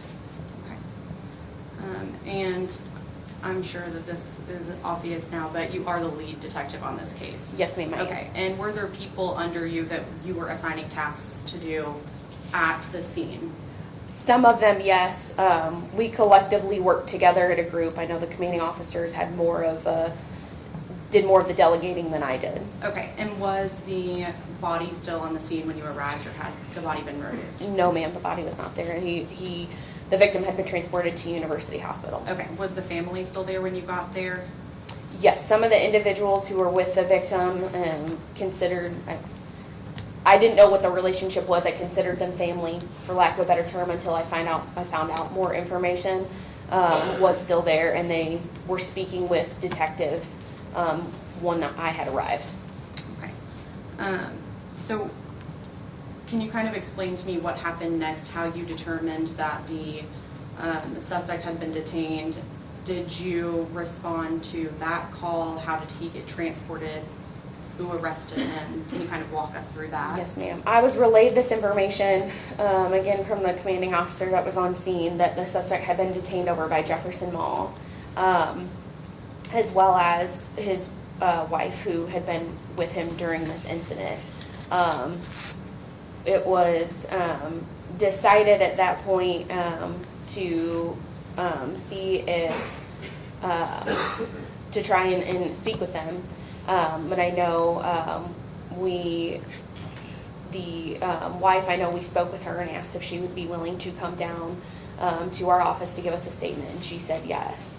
I know, I believe, and I don't recall like the specific information of the conversation between the first responding officers and Mr. Briggs, but I know Mr. Briggs was later taken to our office so we could attempt to speak with him about what had transpired as well. Okay, and do you know who transported him to the office? I don't, ma'am. Okay, so how do you get back to the office? He's transported to the office. Can you just walk me through how you get back to the office?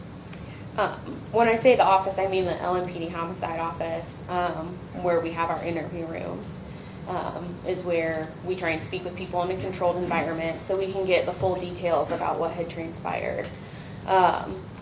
After I had spoken with some of the witnesses on scene, and the 2 individuals who had other information had been transported, I then went to our office to speak with them in hopes of getting their information about what had happened that night. Okay, and just to backtrack a little bit, when the defendant was he was actually under arrest at the scene of where you said his vehicle was found, where you said he was found. Was he under arrest at that time, or was he still just a suspect? At this point, he was a suspect and he was detained. Okay. Until we continued to gather more information. Okay, and did you conduct an interview with him? I did. Okay, did anybody assist you with that interview? I did, Detective Yolanda Baker. Okay, was there just one interview or multiple interviews? There was one interview done with him. Do you know about what time or how much time had elapsed after the incident to the interview, or what time the interview occurred? There was a couple hours that had lapsed after the incident. I don't know exactly what time we started the interview. Okay. Was the defendant Mirandized? He was, yes. Okay. Did he agree to give a statement? He did, He yes. agreed to speak with you? Okay. And do you know, were you in the room for the entire interview process? I was, yes. Okay, even if another detective was in the room, you were in there throughout the whole Yes. process? Okay. Let's see here. During your interview, how was the defendant's overall demeanor, just in general? He seemed calm. Okay. So, give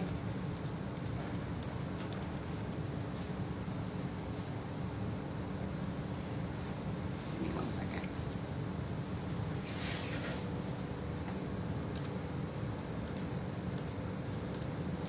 Okay, did you ever exit the interview at any point?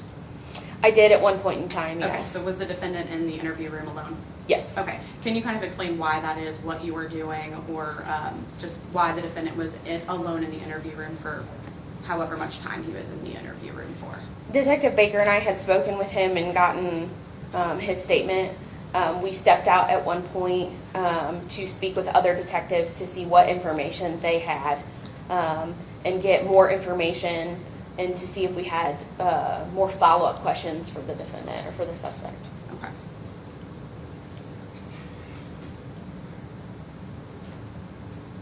Okay. Did the defendant ever ask you during the interview what it was about, what this was about, why he was brought there to speak with you? He did not. Okay. So did he seem to know what it was about? Yes. Okay. So before coming in here today, did you have the opportunity to review and listen to a recording of your interview with the defendant? I did, yes. Okay. And the entire interview was recorded, correct? It was, yes. Okay.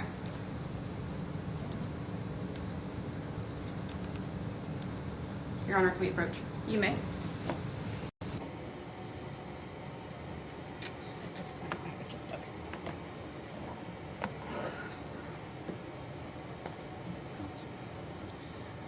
At this point, I'll move to enter the clips. Okay. So I think we're there. Okay. So we'll break for the day. Do you want to start at 9:30 again tomorrow? Do you want to start at 9? It's up to you all. 9. We can do 9. That's totally fine. If you want to continue today, I mean, we can continue through 4 if you think we need to. I know you don't want to break up the statement, but It's just that breaking that up. if you're concerned about How long is this thing? hour and a half, it sounds like. Do you want to continue today? Pardon me? Do you want to continue today through 4 to make sure there's time tomorrow for witnesses, or do you want to? Well, Judge, I don't want this to. Right, let's just. Okay, all right, okay, then we'll break for the day.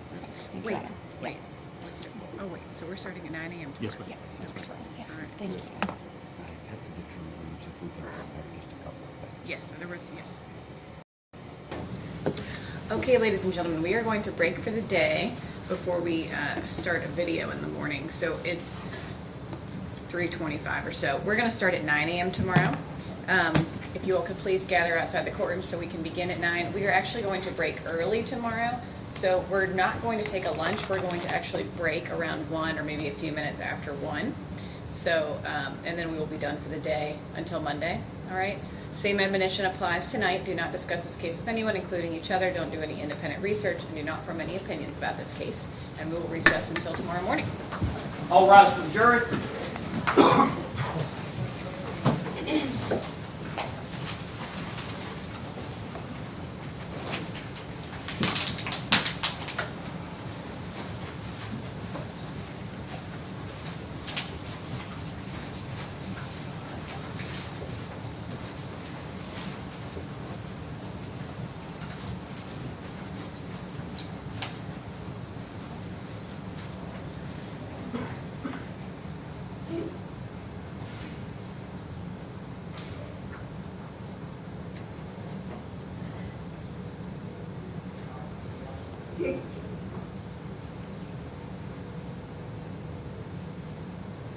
All right. Some things you wanted to address? Yes, Judge, a couple of things. One is, Do you want to turn the white ones on? no, that's all right, but we again ask that we don't believe the Commonwealth should communicate with the witness on the witness stand overnight, period.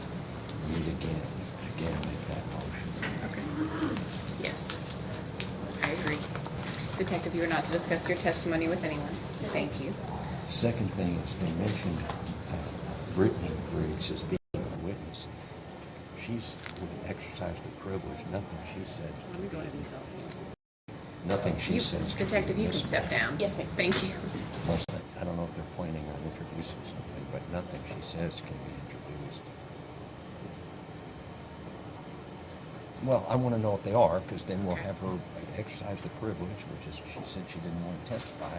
They need to answer that. Okay. Otherwise, we could have inappropriate or hearsay. We didn't intend to introduce anything unless you guys were going to call her. Okay. So, no, I wasn't intending on doing that, and she's been in the courtroom, so I She's don't been plan here to the call whole her. time. Yeah. so, Okay. All right.